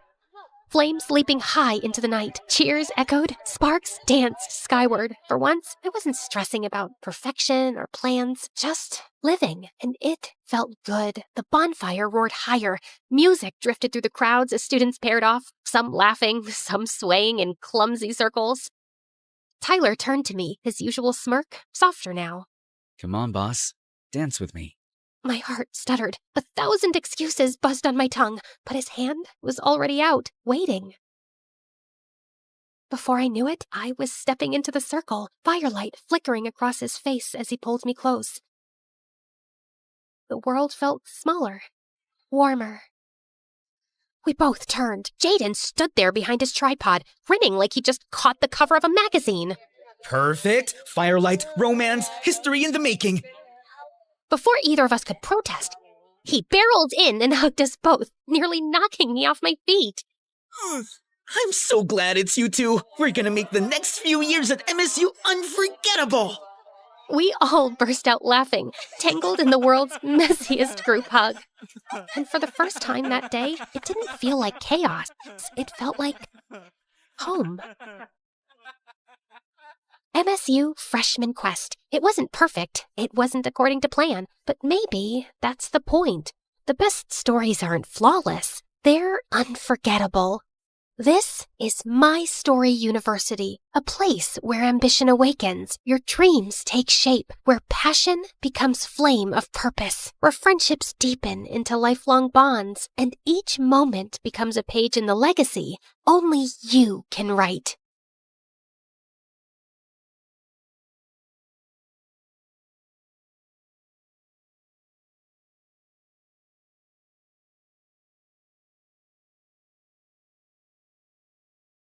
Hi, I'm Alicia, and I'm about to tell you how I met the love of my life. But before we get into that, please like and subscribe to MSA. If there's one thing you have to know about me, it's that I wasn't an ordinary little girl. Being raised by a single father who was an ex-army officer does that to you. I had rules, discipline, and responsibility drilled into me since I was very young. And growing up, I found other kids my age really immature. I don't know why he'd break up with me. I wore the clothes he liked, woke up at 5 every morning to do my hair because he liked them curly, and pretended to love watching wrestling.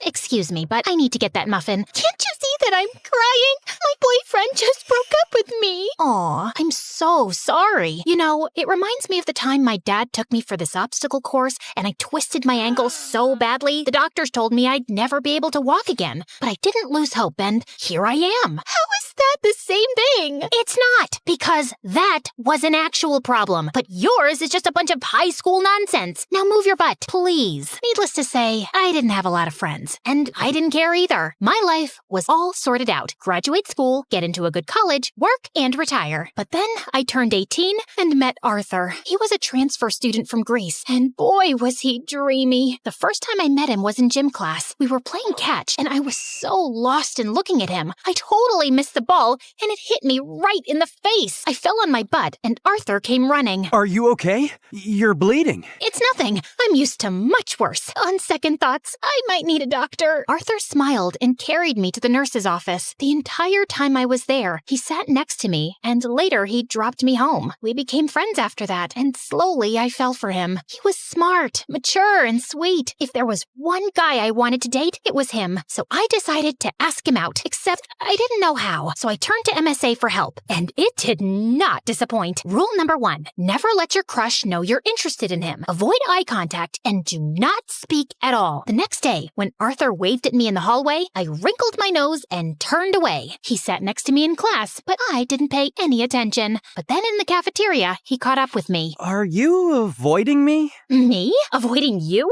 Oh, don't be silly. silly.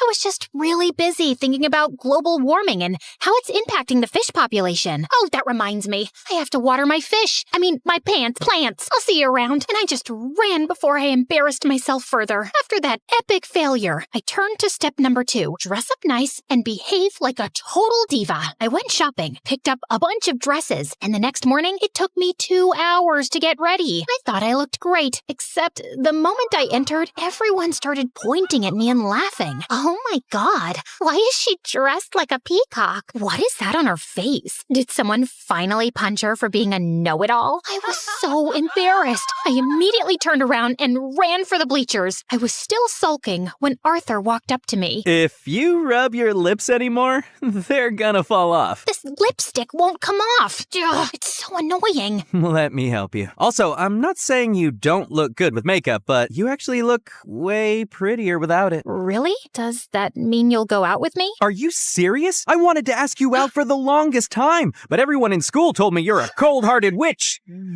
cold-hearted girl who hates people. That's not true. I hate dumb people. There's a difference. So, you and I, dinner tomorrow? I'd love to. My first date with Arthur was perfect, and he told me that his parents were divorced like mine, and he lived with his mom and 9-year-old brother Charlie. We started dating soon after, and spent all our time together. People in school were also nicer to me since I was Arthur's girlfriend, and even Dad liked him a lot. Life was just better with him in it, until things started getting weird. Some days he would come to school looking like a half-dead zombie, and other days he would skip school altogether. His grades were slipping, we were barely seeing each other, and I knew something was wrong. So one day when he canceled our date, I went to his place with his favorite ice cream. But when I knocked on the door, some kid opened up. Hi, you must be Charlie. Is your brother around? Is that ice cream? Give me it. Hey, that's not very nice. Say, ma'am, could I please have that tub of ice cream? Repeat after me. Sure.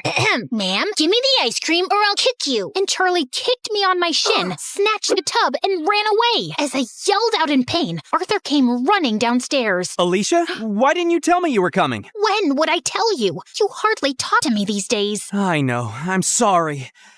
It's just that Mom's getting married again. The guy doesn't want Charlie in his life, and Mom loves her stupid boyfriend so much that she decided to move out, leaving me in charge. Why wouldn't you tell me that before? Because it's embarrassing, and I didn't want to drag you in my mess. I'm already a part of your mess, and we'll get through it together. Okay, I know that was a bit cheesy, but Arthur looked like he was gonna break in a million pieces, and I really wanted to help him. Besides, how bad could a 9-year-old be? Turns out a lot, because Charlie was a total devil. He would cry over the smallest things, throw tantrums if he didn't get his way, and would constantly butt into my dates with Arthur. We hardly spent any time alone. I was pretty sure he just hated me. Like one time, I was waiting for Arthur in his living room, and Charlie kept giving me death stares. Something on my face? I was just trying to figure out how someone can look like a horse and a camel at the same time. That's kind of mean, Charlie. And you're kind of ugly. Anyway, have fun on the date. It won't last long. And 10 minutes into the date, Arthur got a call from the babysitter that Charlie had locked himself in the washroom and we had to run back. Then another time, it was Dad's birthday and I had planned a really cool surprise for him. I'd invited all his old friends from the army. Arthur helped me deck up the place and I was arranging the cake when Charlie walked up to me. Oh, wow! This cake looks yummy! Give me a piece! Only after my dad cuts it. But I'm hungry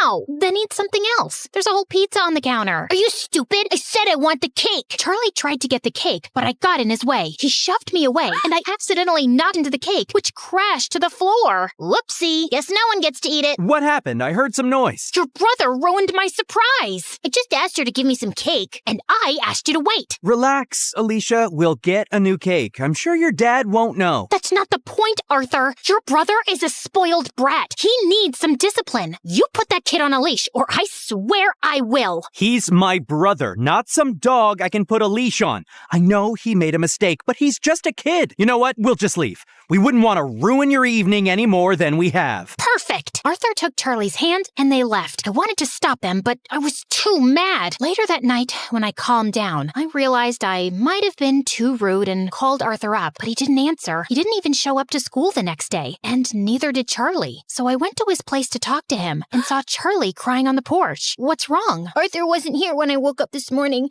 and I don't know where he went. Did you call him? He left his phone behind. Then why didn't you answer when I called? Anyway, don't worry. We'll find him. But till then, you're coming home with me. No, I don't like you. You don't have to like me, but I'm not leaving you alone till Arthur gets back. So annoying. We waited the whole day for Arthur to show up or get in touch, but he didn't. By nightfall, I decided to sleep in the lounge and offered Charlie my room. If you need anything. The next morning, Arthur was still a no-show. I couldn't reach his mom either, and then remembered he'd told me she was out of the country on her honeymoon. Next, I asked his friends and colleagues, but none of them knew where he was. Eventually, I contacted the police, but even a week later, they had no news of him, and I was worried sick. What could have possibly happened to him? Meanwhile, Charlie refused to go to school or shower. He mostly kept himself locked in my room and reacted rudely to any nice gesture I made. I was losing my mind, so I turned to Dad for help, and he promised he'd get a word out to his colleagues in the army to track Arthur down. I still don't know what to do with Charlie. He shuts me down every time I try to talk to him. He's been through a lot, Alicia. What he needs is some distraction to keep his mind off things. After your mom left, you were all over the place. That's why I built such a strict routine for you, so you wouldn't have time to think about her. Maybe you should do something similar. I decided to give Dad's advice a shot, and the next morning, I walked to Charlie's room and woke him up. Get up. We're going out. Is Arthur back? No. Then let me sleep and go away. Nope. You're getting up right now. Charlie resisted, but I dragged him out of bed, and somehow we made it to the bus stop. He kept cursing me the whole way, but I didn't care. And minutes later, we were at our destination, the paintball arena. I'm not going in there. Why? Too chicken to lose? As if you're on. Charlie and I had a great time at the paintball game, and it was the first time I actually heard him laugh. Afterwards, we went to a trampoline park and jumped our hearts out. By the end, he was so tired he could barely walk, so I called a cab and took him to my favorite burger joint, but he just stood at the entrance and stared. What, you don't like burgers? No, it's just that this was my favorite place to come with my mom. Every weekend, we'd come here and play our favorite songs on the jukebox machine. And now, she doesn't even call me, and Arthur's left me too. Arthur will be back in no time, I promise you. He loves you a lot, Charlie, and no matter what, we'll always be here for you. You too? Yes, me too. Charlie cried and hugged me tight. For the first time, I saw him as a heartbroken kid who just wanted his family back. Since then, Charlie warmed up to me. We'd have breakfast together,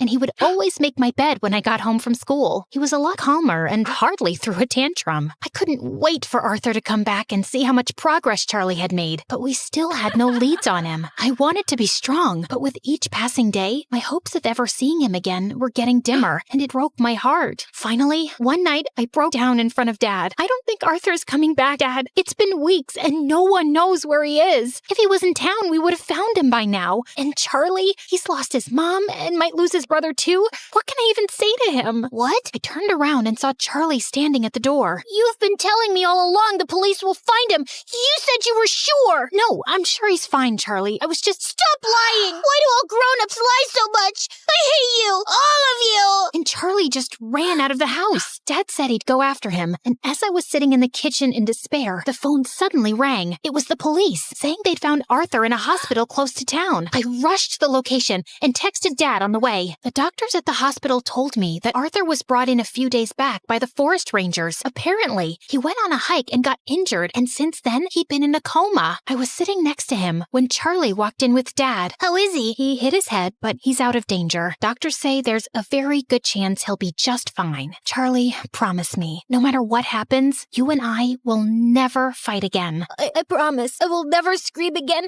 and I will always be a good brother. He will wake up, right? What do you think?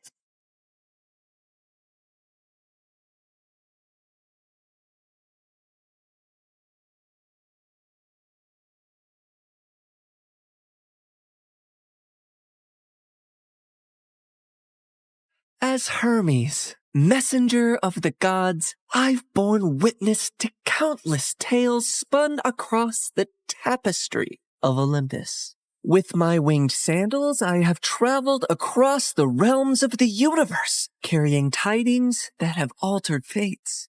Among these tales, one that stands out in my mind is the story of Persephone, and how a twist in her fate affects every mortal until eternity.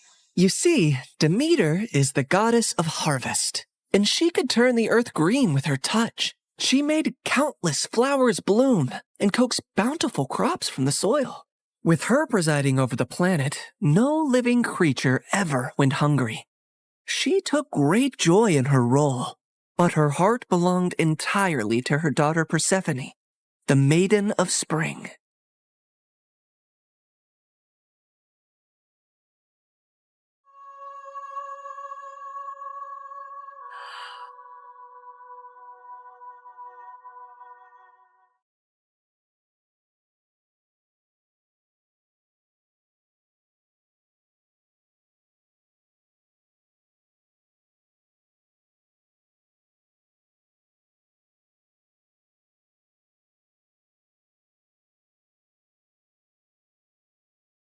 I've never seen anything like you. Are there more of you nearby?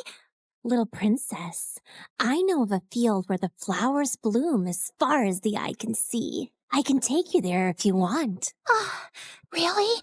Oh, that would be a sight to behold. Then come with me, sweet child.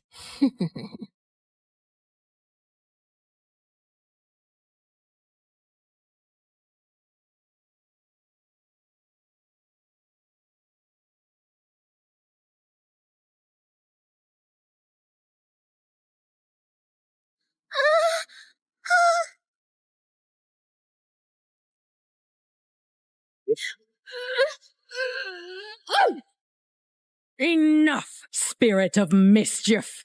I have given you plenty of chances to change, but it seems all you want to be is a troublemaker. Did you think you could lure my daughter away and I would be unaware? Curse you, Demeter! Why should you and your child receive all praise and adoration when we, the spirits of nature, fade into the background?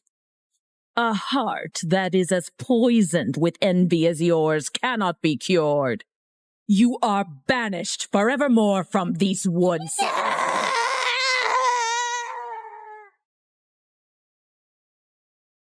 Did you forget that you are not allowed to venture into the forest alone? I'm so sorry, Mother. I only wished to see the magical flowers.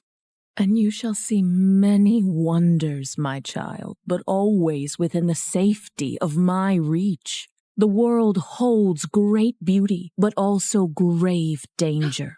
Come now, it's almost dawn. Let us go out into the meadows and make our own magical flowers bloom. That sounds perfect, Mother.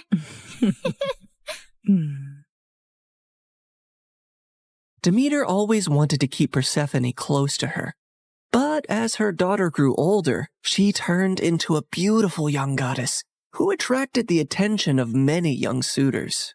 Anytime a god smitten by Persephone's beauty sought her hand in marriage, Demeter sternly turned them away. I cannot marry her off, Hecate. She is too delicate for the harsh world outside. Huh? These gods who come after her, they only see her beauty, not her gentle soul. They cannot care for her as I do. Demeter, you must be mindful of what Persephone wants too, or she might grow to resent her cage. A cage? Is that what you would call it? She has everything here that she could possibly desire. She's a powerful goddess, and under my guidance she can wield life from barren soil. Any god she marries will only dim her light. No, she will be here with me forever. Innocent and loved. I do not desire to leave your side, Mother. I will stay here, forever. But fate had different plans for Persephone. On a rare trip to Earth's surface, the Lord of the Underworld, Hades, was wandering through a grove of trees when his gaze fell upon a scene that held him transfixed.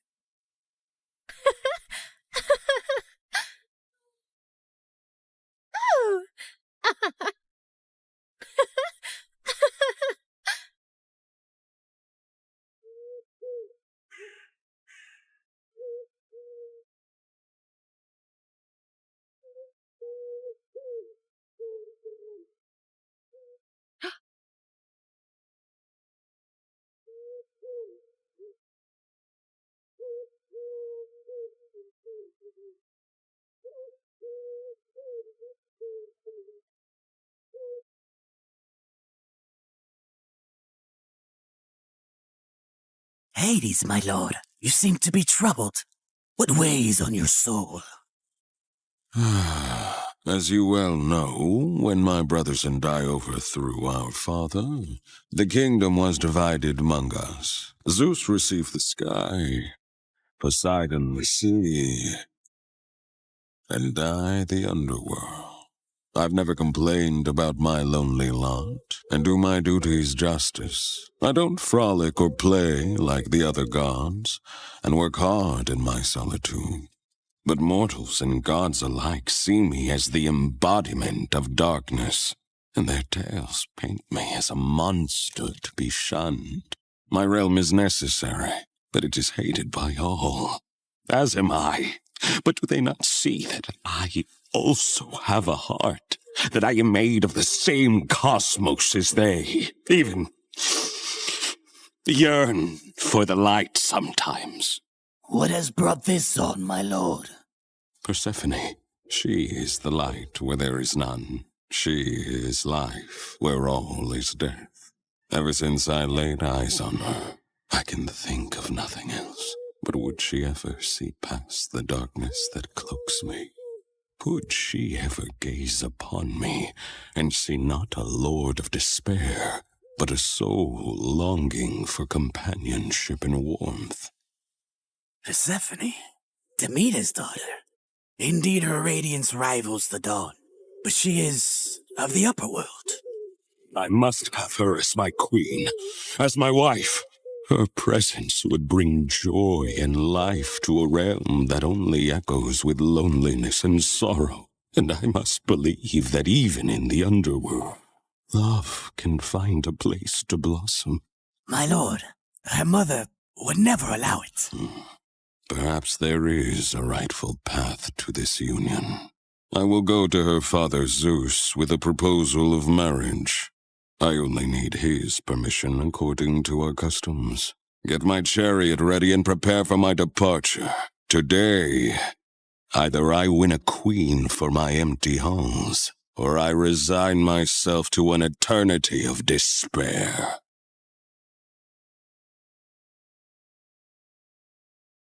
The next day, when Persephone had wandered far from her companions in a field and was kneeling down to admire Narcissus, suddenly the earth beneath her shook.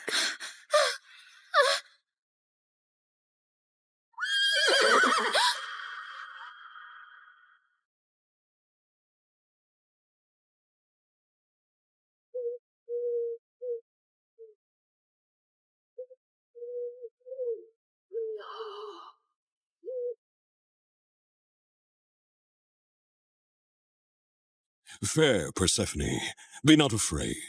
I am Hades, lord of the underworld. My kingdom is vast and rich, but it lacks the radiance of your presence. Unhand me! Come with me and rule by my side in the shadows where eternity lies. Let me go. My mother will tear the world apart to find me, and there will be no place dark enough to hide.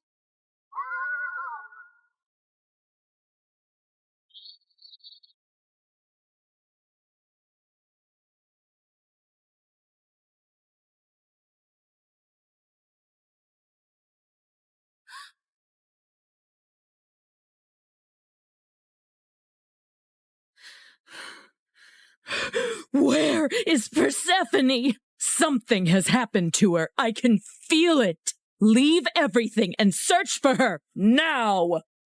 Demeter's grief upon discovering her daughter's disappearance was immense, and as she roamed the earth searching for Persephone, she had neglected her duties. And so, the crops and trees began to suffer.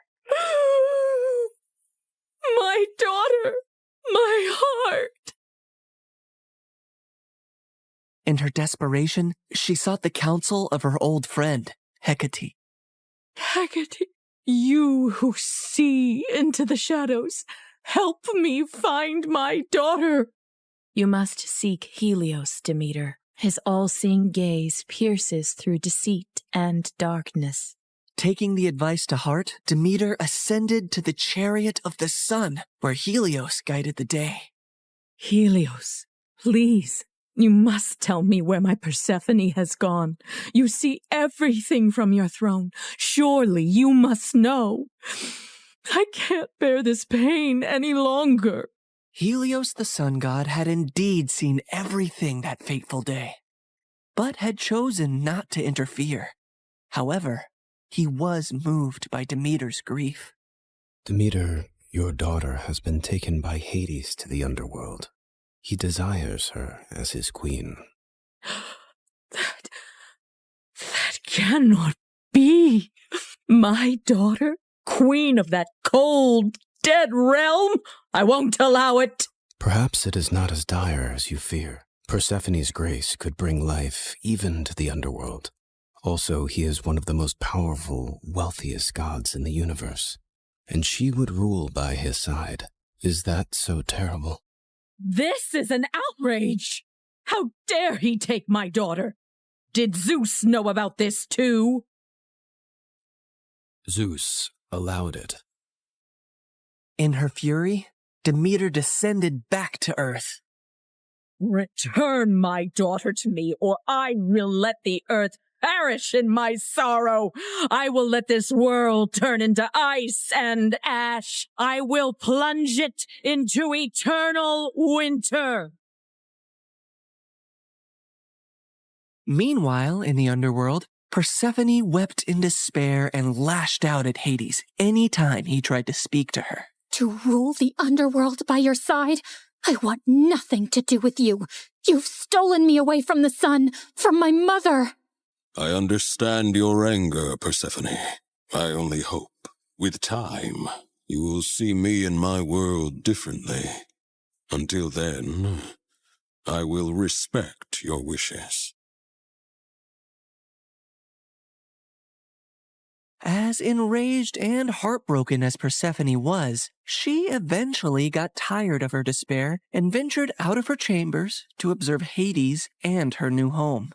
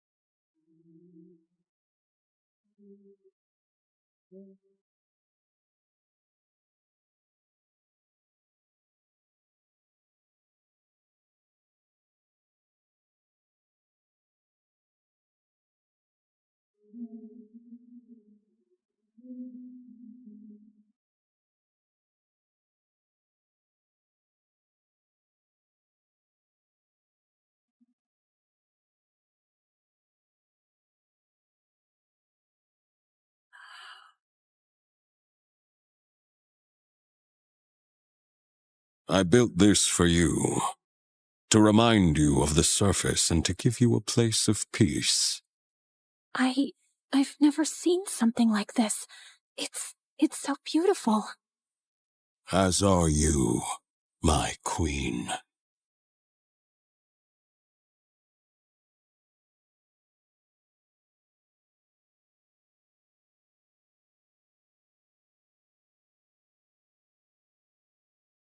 Each realm has its supreme ruler, Persephone.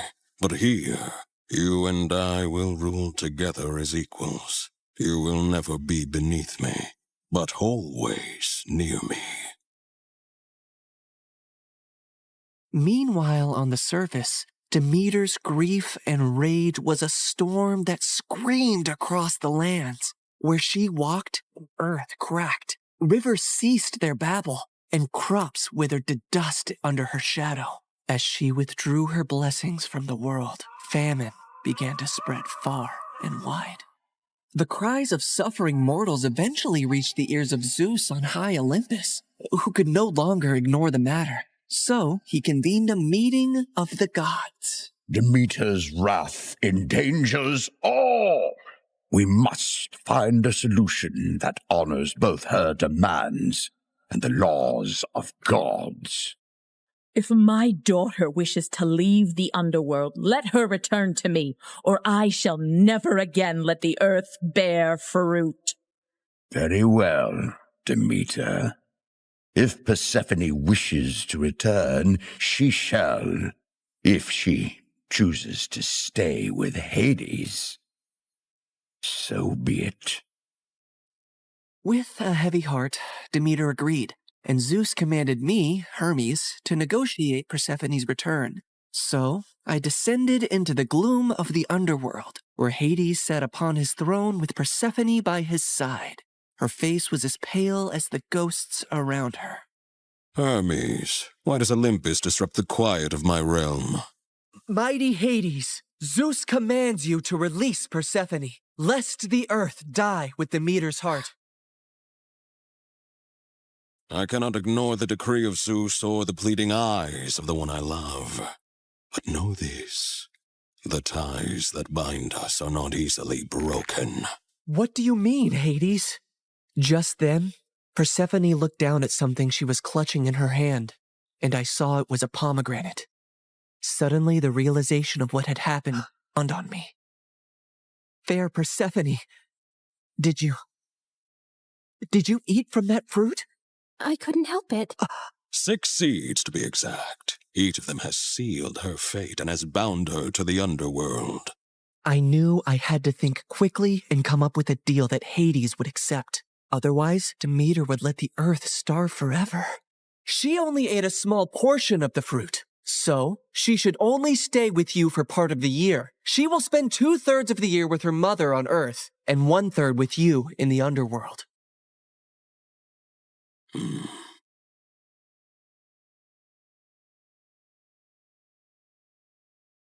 Go now to your mother, but feel compassion kindly in your heart towards me, and do not feel sorrow upon your return. For while you are here, you shall rule as my equal, and have the greatest rights and honor among the gods, as well as my undying devotion. Persephone assured him she would return on the agreed time, and he arranged his chariot for her to depart.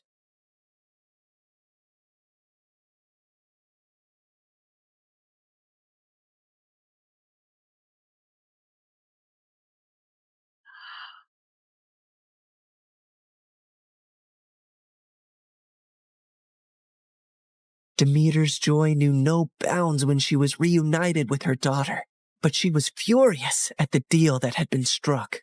How could you possibly eat the fruit of the dead? It is common knowledge that eating anything in the underworld binds one to that realm. Why would you do that, Persephone? It was a moment of great weakness. I wish I could reverse it. I am so sorry, Mother.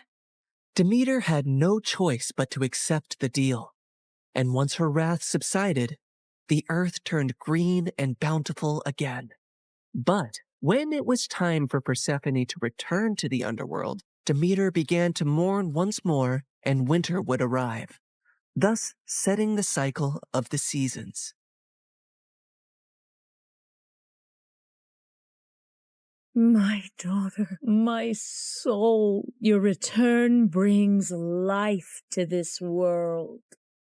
Mother, in the darkness, I've learned the secrets of the deep earth, and in your light, I bring forth life. Together, we bind the world in a cycle of death and rebirth. And so, in this tale of compromise, the dance of the seasons has found its rhythm. An enduring love story was also set into motion, for even eons later, Hades and Persephone are often mentioned as Greek mythology's most happily married couple. I can give you all the wealth of the earth, Persephone, but I cannot give you the sun and the breeze. I know you long for them when you are here. You have given me more than I ever expected to experience in my life, Hades. You have given me respect, power, and a love that is genuine and rare. With you, I feel the most like myself. With you, I feel free. So you do not regret your decision to eat the pomegranate seeds? Never, my love.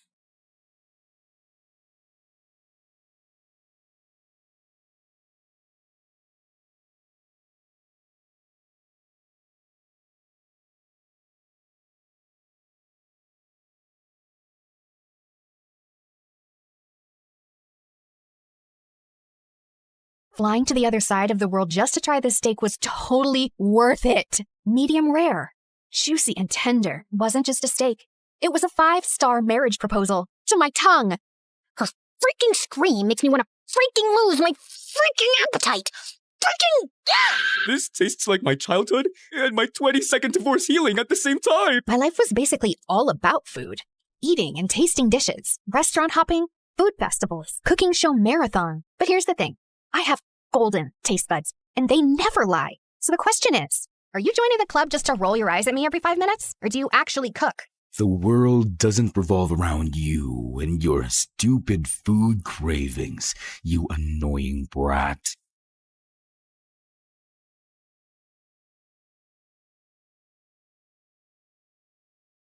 The morning bell echoes through the halls.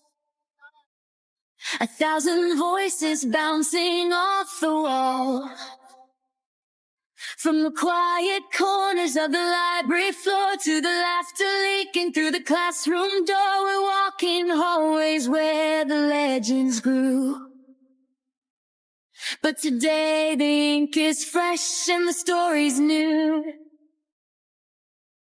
A student stares at a blank white screen while an artist paints the things unseen. The scholar's lamp burns through the night. The athlete runs toward the morning light. A teacher sighs, hoping the spark they lit survives. Finding the light when the halls get dark.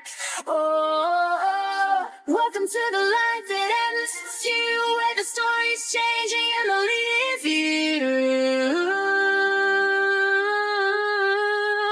So carve your name in the wind, let the legacy breathe. There's a world in the pages that we're starting to weave. Not just a school, but the soul of a story. Turning our scars into stars and our grit into glory.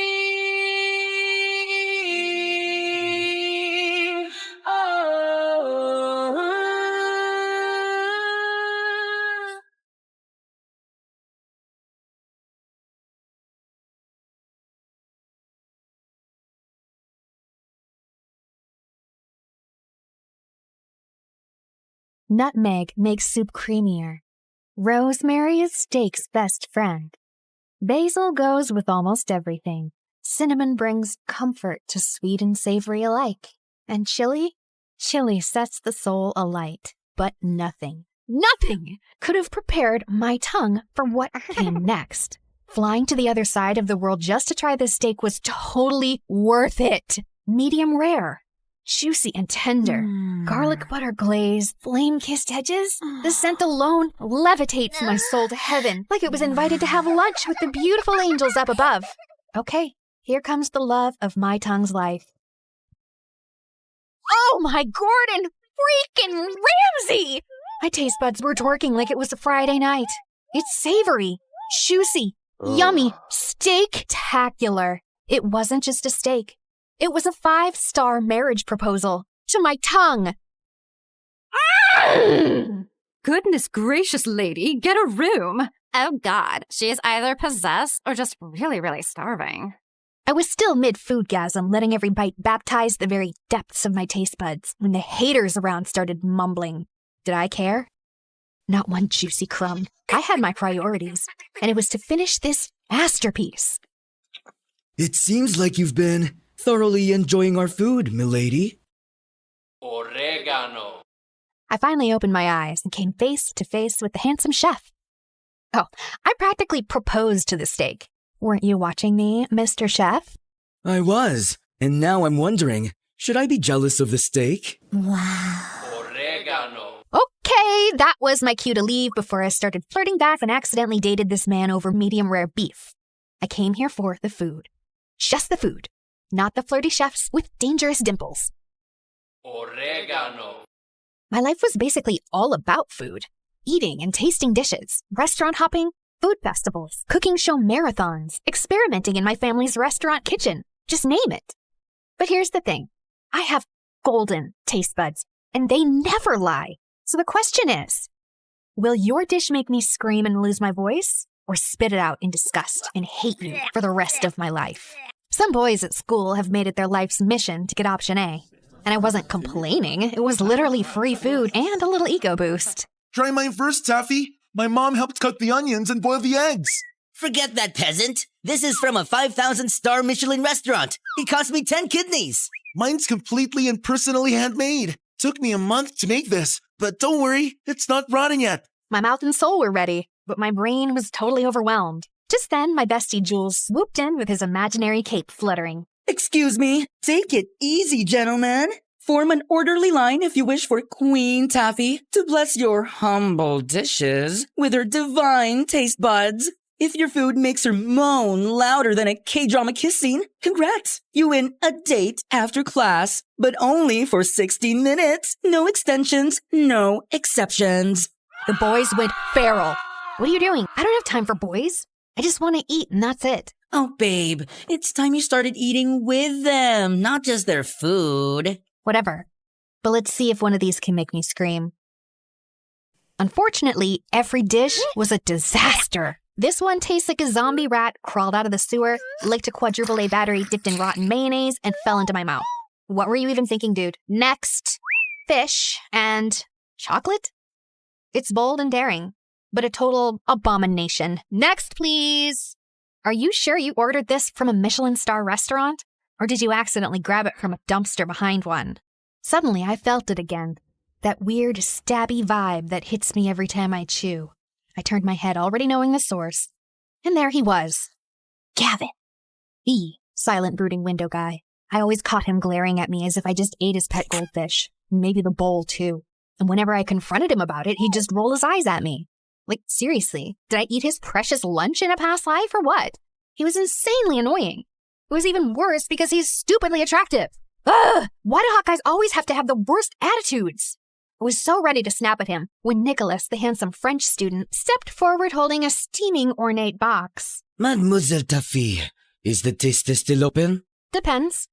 What's in the box, Frenchie? Something très spécial, made especially for you. I took a bite, and fireworks started exploding around me instantly. Sweet gravy heavens! This is criminally delicious! Oh, I knew it. His dish looks as perfect as he is. So, do we have a winner now? Did you hear me scream? No, right? Because it's missing something. Are you implying my dish isn't perfect? It's really good, but it needs a little more kick. Maybe some spice, some crunch, some little twist, you know? Something to surprise me. Right now, it's just giving something, but not everything. You'll regret this, woman. I'm sorry, what? Nothing. I said I'll do better next time, just to hear that sweet scream of yours, mademoiselle. We'll see about that then, buddy. There was only one place that had ever made me scream so loud I lost my voice. The MSU cafeteria. I didn't come to this school for academics. I came for the food. The cozy, stylish ambience was just a bonus. And you know what was more interesting? Behind those lunch ladies hides a secret cooking legend. A masked mystery chef, whipping up dishes so good they'll make you cry in 1,000 different languages.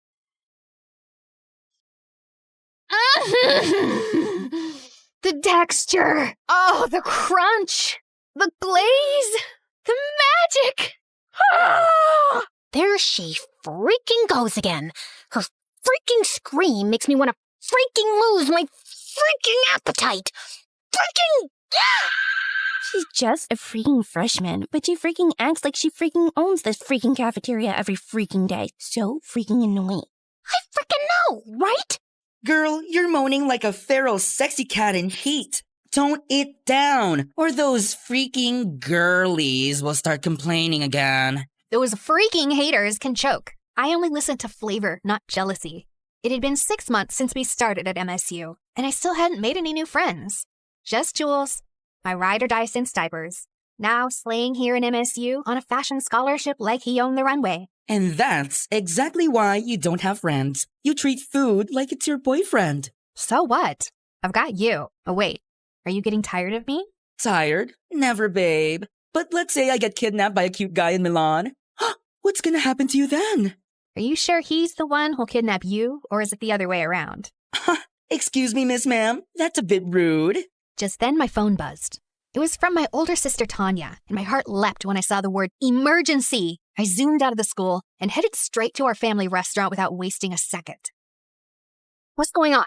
Taffy! Oh, the mayor's here with the whole table of business tycoons, and they asked for a special twist on our signature steak. I tried tweaking the sauce, but the flavor's flat. Oh, something's off. I've added, adjusted, prayed. Nothing's working. If we mess this up, we'll be trending for all the wrong reasons, and Dad's gonna kill me. Breathe, okay? Let me see. Too much soy, not enough soul. All right, everyone, I got this. I swung the spice rack open and started working my magic. 2 pinches of smoked paprika, 1 drizzle of honey, a splash of aged balsamic vinegar for depth, a whisper of garlic, not chopped, grated, 2 drops of lemon juice for a little spark, and a dash of espresso powder. Now, try it. Tanya took a bite. Her eyes went as wide as the earth itself. Oh, quickly clapped a hand over her mouth before she could scream and alarm the entire restaurant. Now go serve that magic to your VVIPs. Oh, you're a lifesaver, sissy, as always. I assisted her as she served it herself to the VIP table. The mayor took 1 bite and started crying. This tastes like my childhood and my 22nd divorce healing at the same time. I need a moment. This steak just forgave me for all of my sins. Your food is divine. You should expand this place. Branch out, and you'll have my full support. That sounds tempting, sir. Thank you. But we actually prefer to stay small, family style. Our restaurant had been around since the 1900s. No branches, no fusion. Because for us, it was never about the money. It was about legacy. And okay, maybe we were also deathly afraid someone would steal my great-great-great-great-great-great-grandma's top secret recipe for our signature dishes. I felt like a hero today. So I threw myself a mini feast in my bedroom as soon as I got home. Half an hour later, Jules barged in and was immediately intrigued by all the food around me. Salty. Sweet. Cheesy. Ooh, spicy. You're clearly riding a flavor high. Did you fall in love? Wait, no. Not enough sugar. You're just really happy. Like, I just saved the whole world moment kinda happy. My mood was always connected to the food I ate, and Jules had basically mastered the art of reading me like a menu. I just saved the restaurant from going down in flames and made the mayor cry. The mayor himself? Oh my god, that sounds so dramatic and I love it! Now pass me those fries and start spilling me the deets. Jules listened to my story with sparkly eyes and the biggest proud smile on his face. Your restaurant's gonna be in amazing hands once you take over someday. You know that, right? You really think so? Taffy, please. That's not even a question. Now get up. You're trying on my new designs tonight. I was basically his personal doll at this point. We spent the rest of the night turning my room into a mini runway, me twirling around in his freshly sewn outfits, and I was loving it. While I was walking down the hallway, a girl suddenly bumped into me, and a pile of books crashed to the floor. Oh my god, I'm so sorry. No, it's totally on me. I wasn't looking. I remembered her during the freshman orientation because she had this pretty, innocent face. I crouched down to help her and noticed every single book was a cookbook or a recipe guide. You're into food too? Kinda. I mean, yeah, I guess. Just prepping for something. Prepping for what? Oh, the cooking club. They're reopening the culinary society for freshmen, and they're choosing 10 new members. The announcement's tomorrow at the auditorium. Finally! A club that was made for me! No way! Girl, you just made my day! I'm Taffy, by the way. You are? Jillian. Well, see you around then, future club mate. Oh, I don't know. I'm not sure I'll make it in. The hesitation in her eyes caught my attention. I wanted to ask more, but before I could, someone called out her name and she hurried off. And just like that, my curiosity was hooked. So I immediately told Jules about it. Congrats on finally making a new friend. Please, I think she's way too shy for my energy. But guess what? I'm joining that club. You in a cooking club? Babe, it's about cooking food, not just inhaling and eating it. You're way too lazy for that. But I have a golden tongue. Of course I can cook too. Last time you actually tried to do it yourself, I almost died. I just accidentally grabbed the salt instead of the sugar. It was baking powder. Okay, whatever. This time I'm serious. The Culinary Society could help me hone my skills. Plus, it's great prep for restaurant management. Or you just want to try everyone else's dishes. That too. The auditorium buzzed with freshman students the next day, all cramming in for the big announcement. I scanned the room and spotted Jillian in the corner, nervously biting her nails like they were snacks. I slid into the seat beside her. She looked so relieved it was kind of cute. Hey, you're here. Of course. Was that Gavin? What was he doing here? Don't tell me. He also cooks? Broody boy has kitchen skills? My curious thoughts were cut off as the president of the Culinary Society finally stepped up to the mic and started the announcement. Welcome, aspiring chefs. The Culinary Society is now officially open. This program aims to discover hidden culinary talent. Those who pass the initiation will receive a sponsorship. It's all about the guidance, support, and even funding to grow your skills. The club's goal is simple. It's to discover you. With the right sponsor, your talent can be developed and taken further. I then felt Jillian trembling beside me. I really need to get in, no matter what. Hey, we're gonna make it, both of us. No plan B, no backing out, got it? I smiled as she gave me a tiny nod. The initiation will last 3 days, and the judges will be the senior members of the club. Just then the student council president stepped forward. This guy looked like he had walked straight out of a rule book. Dead serious and probably hasn't smiled once since birth. Tomorrow's challenge is a written exam, so study hard. The second and third challenges will be surprise practical tests. Exam venue and time will be posted shortly. You may now return to your classes. Holy spicy sauce explosion. This is going to be amazing. My foodie heart was on fire. I glanced back at Gavin, only to find him already looking at me. Of course he was glaring again. Seriously, what was his deal? The glaring, the eye-rolling, the mysterious brooding energy. It was driving me nuts. So on the way back to class, I finally snapped and cornered him. Hey, got a second? He didn't even respond, just rolled his eyes at me as always. Are you joining the club just to roll your eyes at me every 5 minutes? Or do you actually cook?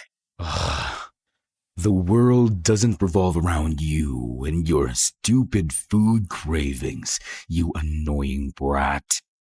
Seriously, why are you so mad at me? What did I ever do to you? You exist.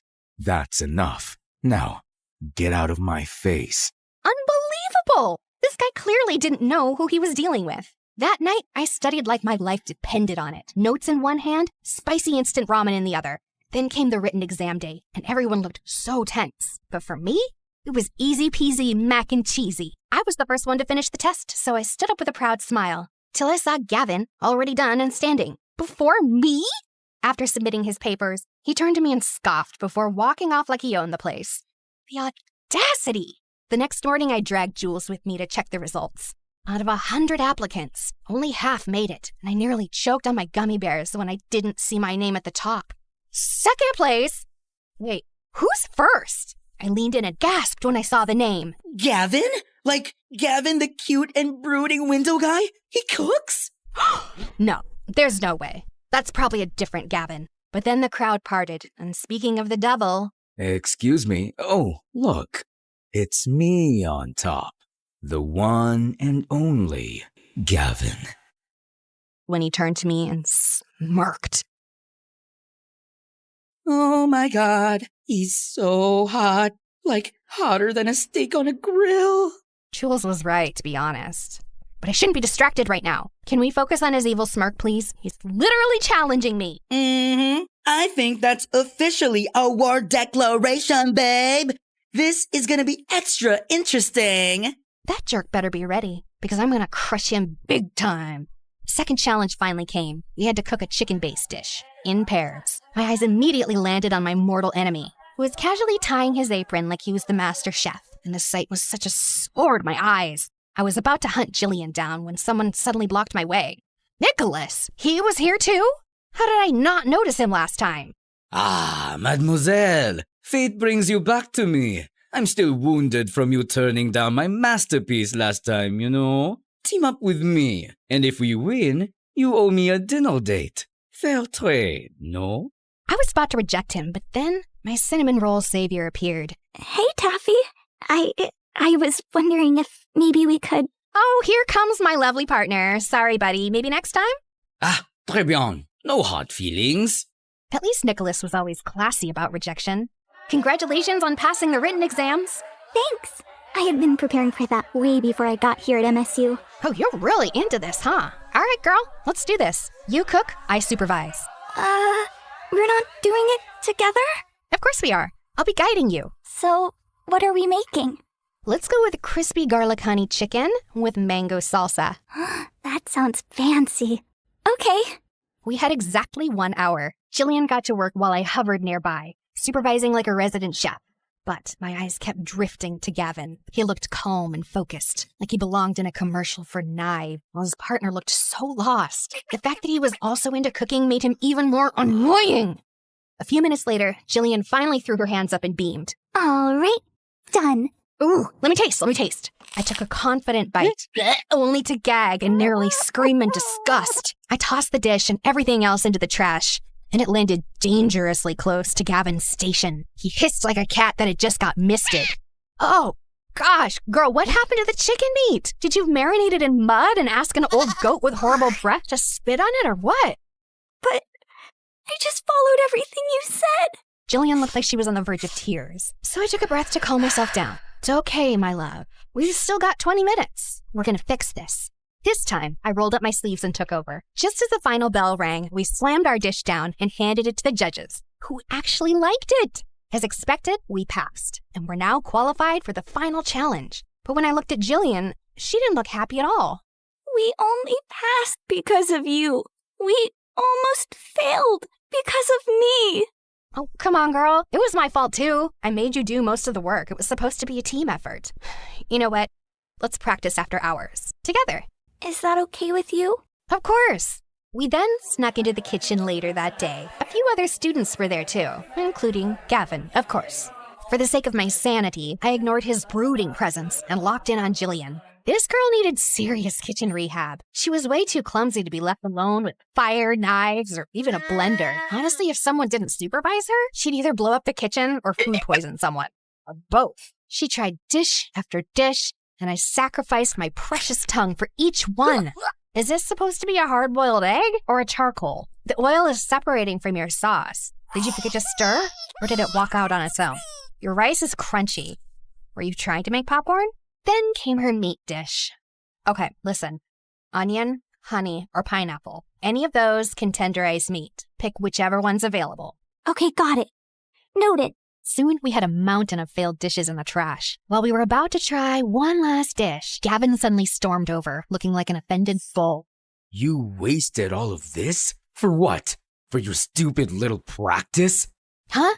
Why are you acting like you bought all of this? Are you the official supplier of this school now? Thank God I'm not. Look, I'm just helping an aspiring chef chase her dreams. Failures happen. It's called trial and error. Look it up. He rolled his eyes, so I rolled mine harder. What is your problem with me anyway? Just because you're attractive doesn't mean you get a pass for being a total jerk. And I don't care if you're attractive either. I just hate arrogant food snobs who love to waste food. You don't deserve a spot in the club. Before I could finally explode, Jillian slid in. Wait, did I just hear you both call each other attractive? Why don't you just date each other instead of arguing every 5 seconds? You must be having some auditory hallucinations. I'd rather hug a giant, rotten cactus than date this brat. He really hated me that much, huh? I hoped I'd never see his stupid smug face ever again. Unfortunately, we were in the same class. And worse, we still had one final challenge in the club initiation left. The announcement came sooner than expected, and the venue was deep in the woods. As soon as we got there, all our phones and stuff were confiscated. Goodbye, Wi-Fi. Goodbye, sanity. There were only about 15 of us left, and that included Nicholas, who wouldn't stop staring at me like I owed him money. Lovely to see you here, mademoiselle. If we both make it in, you owe me a date, remember? Since when did I agree to that? Since the day you insulted my masterpiece. But I gave constructive criticism. Of course. That's why I've made it my life mission to make you cry. The next time you taste my dish. Okay, but why did that sound like a low-key threat? Our conversation got totally cut off when the club president finally stepped up for the announcement. Your final test will challenge your creativity, resourcefulness, and pure culinary courage. So here are the rules. You're not allowed to help each other. You can't bring anything from home. And we're not giving you anything either. You can only use whatever you find in the woods. Ugh, this is going to be harder than I thought. I didn't even know how to start a fire, or cut stuff without a knife, or build a stove out of sticks. I was meant to taste food, not cook in the wilderness. My brain wasn't braining for this. Prepare your dish by 7 p.m. in the assembly hall, and your fate will depend on a surprise judge. Good luck. A surprise judge? Crazy. I turned to Jillian, who was one chopped onion away from crying, so I gave her a quick pep talk before the challenge officially started. First things first, I had to find something, anything, to chop stuff on, so I kicked a tree stump. Too moldy. I picked up a flat rock, but it was too spiny. I almost grabbed a squirrel as well, but it was too alive. Just when I was about to give up, I spotted it, a big, flat piece of bark lying under a tree. You're my chopping board now. Next, I needed something to cook and serve the food. I searched around like a hungry raccoon on a mission, and then, bingo! I found an old tin can that could work as a pot, and some giant leaves that looked perfect for plates. Now for the utensils. It took me several minutes to find a rock knife, a stick spatula, and a shell spoon. Finally, the ingredients. Good thing I knew a bunch of wild plants thanks to my grandma and her obsession with tea. Let's get those herbs and spices, baby. I continued walking around until I reached the riverbank. I leaned down to grab a lead. Then my foot slipped on some mud.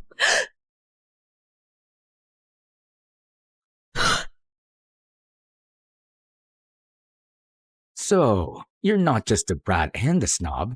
You're clumsy too. Do you really have to insult me? I didn't ask for your help anyway. Fine. Then I'll take it back. Wait, what? Ugh, ew, get off me, tall boy. Huh? You're the one who hugged me like I was a pillow. I ignored him and stomped off like I was totally fine, except I wasn't. Because why the heck did I blush? Oh, no, bad hormones, bad. Focus, Taffy, focus. Half an hour later, I'd gathered enough herbs to open a mini forest restaurant. Now it was time for the protein. But the problem was, I can't fish and hunt. I can't even catch something still. So I did what any desperate girl would do. Target acquire. Eggs. Sorry, Bird Mom. Finally, it was time to build a fire. Tried. I really tried. But at this point, I was basically just bullying those sticks. Just then, I heard some chopping noises nearby. I walked closer to take a peek and realized that it was Abbott. What? My brain just short-circuited at the sight of those magnificent abs. Before I could stop myself, a weird squeaky sound escaped my mouth. I was busted! Are you stalking me? What? No, I was just peacefully trying to cook in my spot over there, and then I heard something, and obviously I had to check it out. Sure. Why are you even shirtless? Why? Does it bother you? Yeah, it's too indecent. Then find another spot? I was here first. You're the one who somehow set up your camp near mine. I was so furious. I huffed and stormed back to my sad little fire pit. I snatched up all my stuff and stomped off to find a new cooking spot, way further from him. I threw all my rage into rubbing those stupid sticks together like my life depended on it. And after what felt like 500 years, a tiny, weak little flame finally popped up. Yes!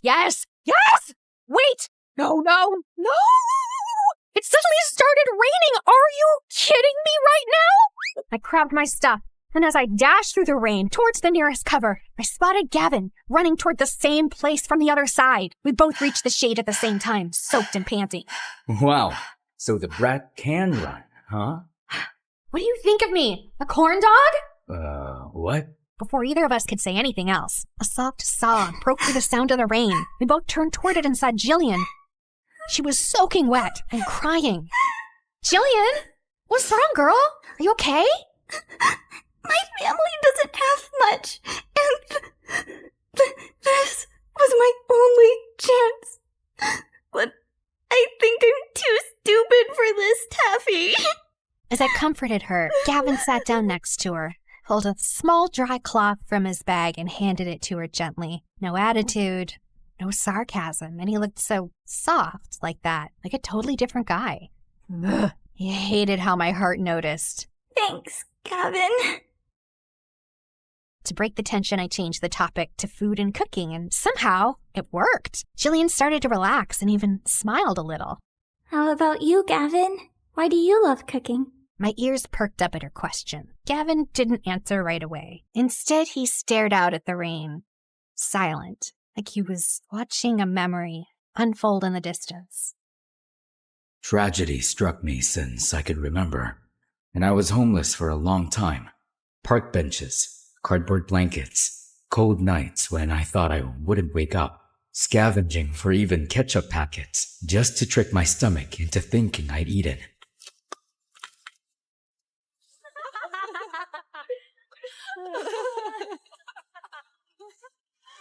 One night, I saw this couple fighting outside a fancy restaurant. They were screaming, throwing words and insults, and then the guy just tossed their untouched takeout into the trash like it meant nothing. I hadn't eaten in days. I was dizzy, shaking.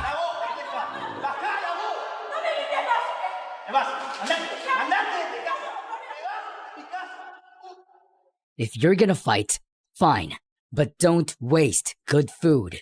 The guy looked at me like I was dirt. Then go ahead and eat it if you care that much.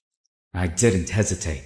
Right there on the wet pavement, I sat down and ate every bite like it was a 5-star meal. I remember whispering, "They're fools. They don't even know what heaven tastes like."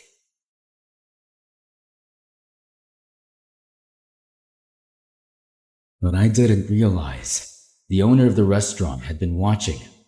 He came out. No judgment, no pity.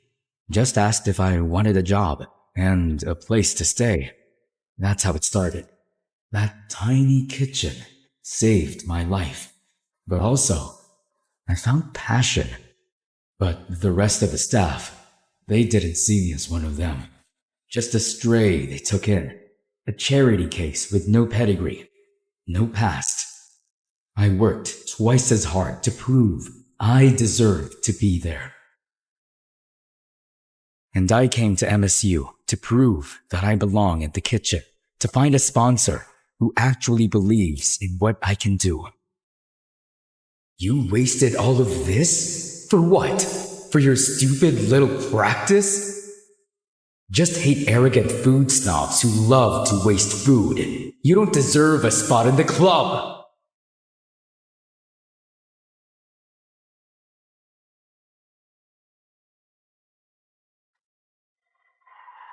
I gasped as my eyes flew open. I almost screamed when I realized that I had actually fallen asleep on Gavin's shoulder. Oh, to make it worse, I drooled on his shirt. Oh my gosh, I'm so sorry. Relax, it's just drool. Unless you care about what I think. Duh, no, absolutely not. Just then I realized it was getting dark already. Oh my gosh, what time is it? I haven't even started cooking. And where's Jillian? Chill. We've still got an hour and a half before 7. And Jillian's over there. She already got started. Apparently, she had already built her own campfire and was cooking over it like a master chef. Gavin and I then rushed back to our spots, and this time it was extra serious. I no longer just wanted to pass the test. I wanted to make something real. After finishing my dish, I rushed back to the assembly hall. Everyone was already there and their dishes looked so yummy. The whole room smelled like a 5-star buffet. Just then I noticed that Jillian wasn't here yet. I glanced at Gavin and he looked worried too. Come on, girl, where are you? Soon there were only 5 minutes left and panic started creeping in. Just when I was about to bolt out the door to look for her, she finally appeared, holding a steaming plate with the most unique-looking fish dish I'd ever seen. What took you so long? You got me so worried. Sorry. I just wanted to make sure everything was perfect. Before I could respond, the lights dimmed, and the club president stepped up to the stage. And now, for your final judge, a true master of flavor, the one, the only.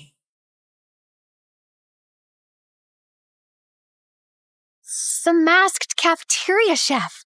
The legend behind the lunch trays. Y'all lined up in front of him, clutching our plates like newborn babies. He was just sitting at the table, silently tasting each dish one by one, but his presence commanded attention. Then it was my turn.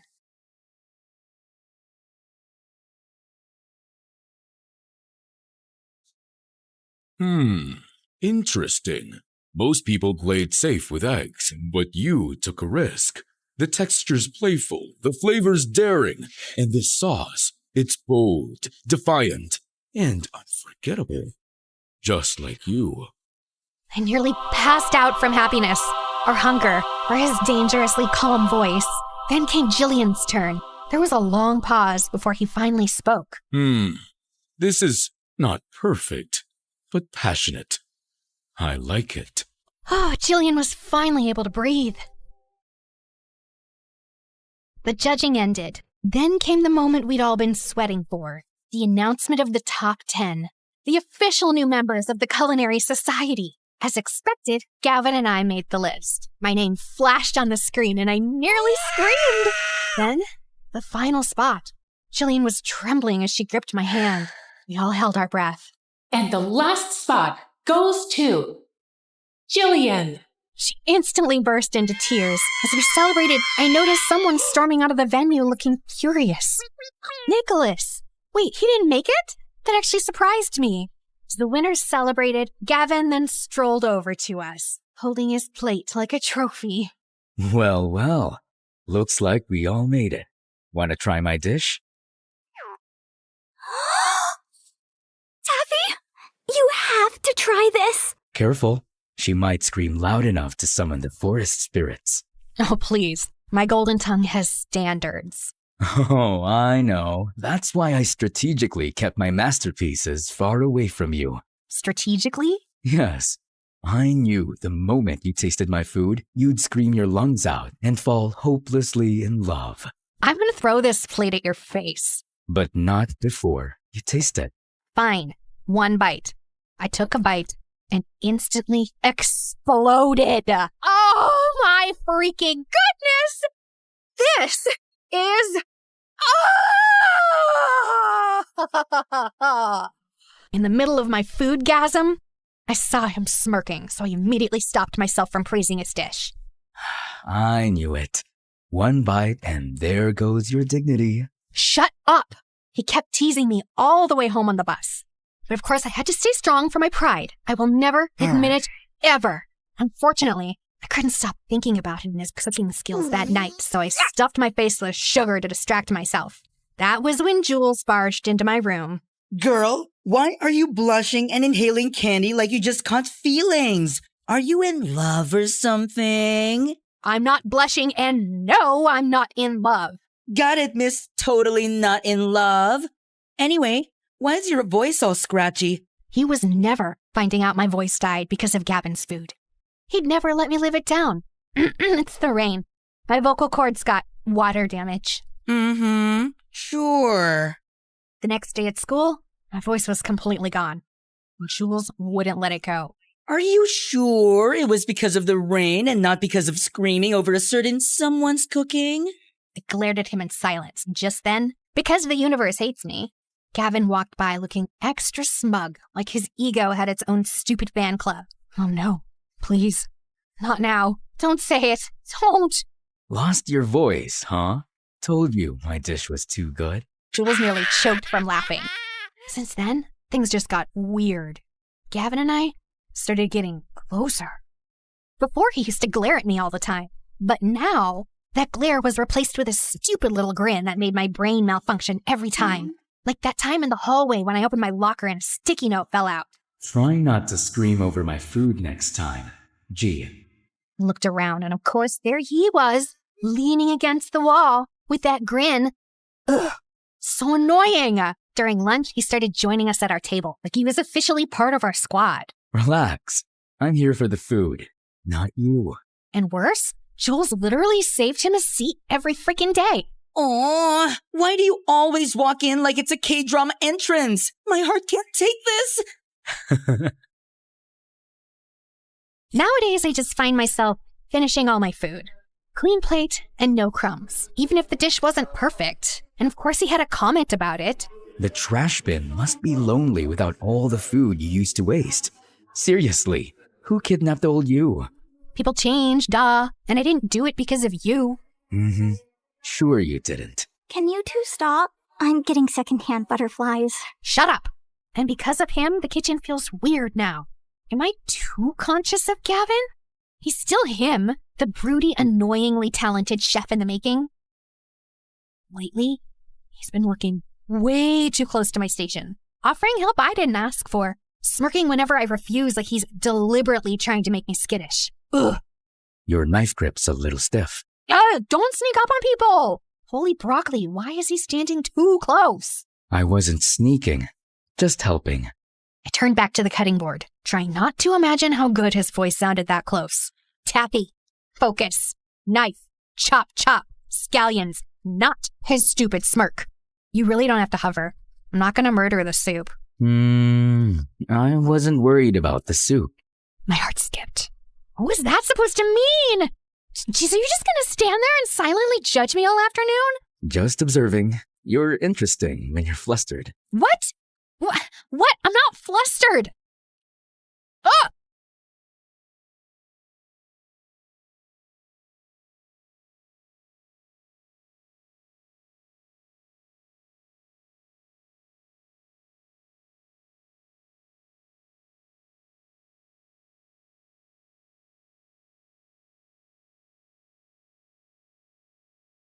Careful now.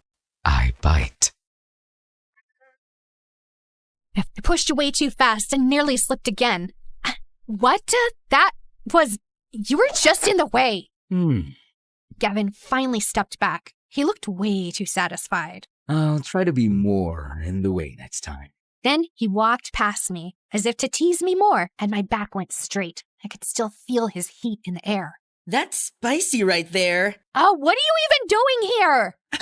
Rude, but I forgive you. I nearly melted watching you two. The tension, Michelin star level. I groaned, trying to will my face not to combust.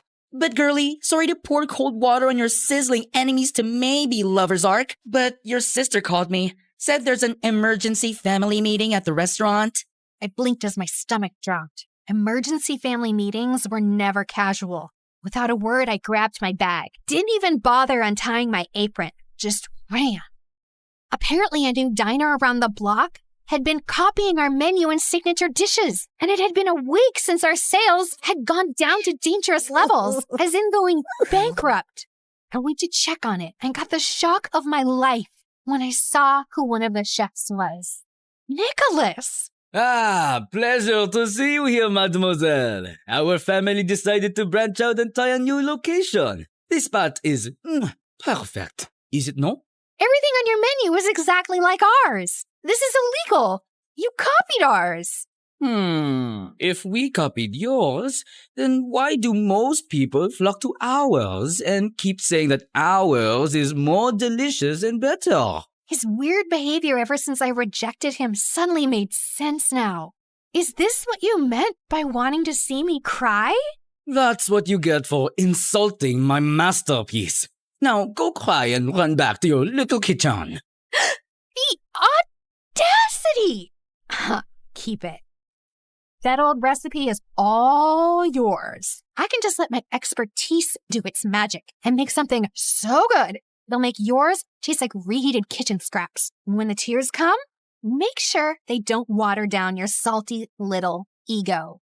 I then marched out of his stupid restaurant without looking back. I went back to our restaurant and saw Tanya and the rest of the staff reviewing the security footage.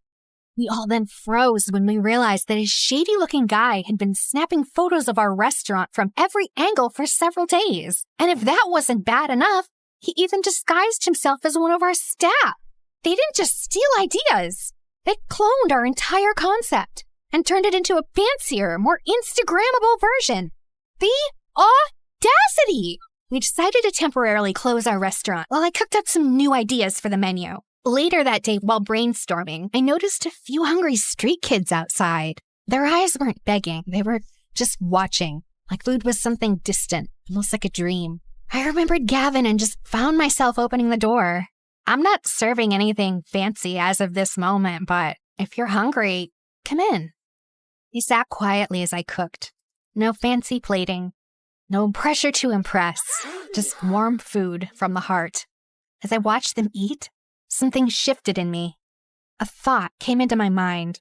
Food isn't just about flavor or technique. It's about the connection you share with the meal.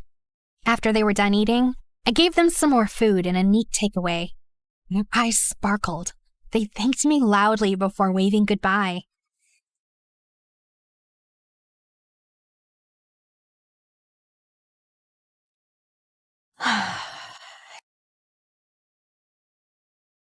Think about some charity project and look for some volunteers to feed those kids again. Oh my God! Gavin! You scared the carrots out of me! What are you doing here? I overheard earlier, and I got worried. I asked your friend, and he told me everything. Well, I'm here to help you out. I just stared at him with my heart pounding. So, the food waster is now feeding kids, huh? Hey, what are you, a stalker? Gavin just shrugged and gave me that infuriatingly smug smirk. Okay, fine, I'll admit it. Your story got to me, all right? I realized food isn't just for enjoyment. It's something to be grateful for. Not everyone gets something to eat every day. Gavin's eyes lit up with something fierce and warm all at once. So hot I couldn't breathe. The air between us shifted. I really want to kiss you right now. What?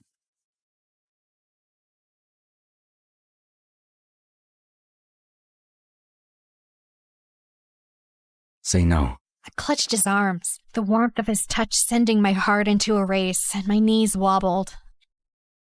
He grinned. His intense eyes smiled. I take that as a yes. Then he pulled me in, and before I could blink, his lips crushed into mine. Hot, intense, sweet, and it tasted like cinnamon made from heaven. I melted. I never knew kissing the person you like is the sweetest thing ever. More than the best macaroons in the universe. I wanna stay here with you. All that we have is just I told you, I bite. promise I won't leave your side. Be who you are and you'll be enough.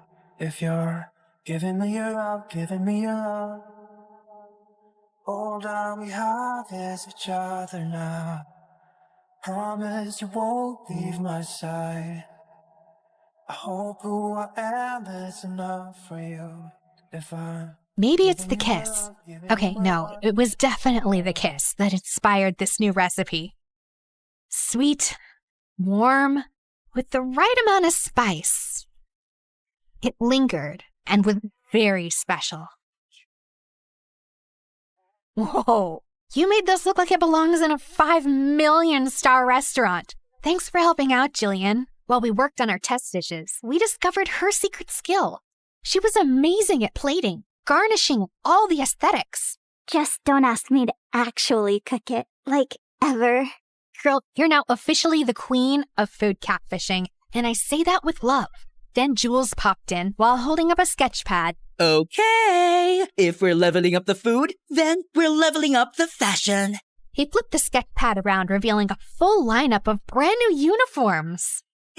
Chic, comfy, and grease stain resistant. You're welcome. Oh my God, you made slayable uniforms? I am an aspiring fashion icon, babe. Let me slay in peace. We all laughed. And in that moment, I realized that this wasn't just my comeback. It was ours. And for the cherry on top, we added a tagline for our new and special dish. the dish that can make you scream. It was inspired by someone, and as expected, it was a hit. Customers were literally screaming, and their videos went viral. They kept returning to our restaurant, so we finally decided to add it to the official menu. I used to think food was just about taste and fun. Now, I knew better. Nutmeg makes soup creamier. Rosemary is steak's best friend. Basil goes with almost everything.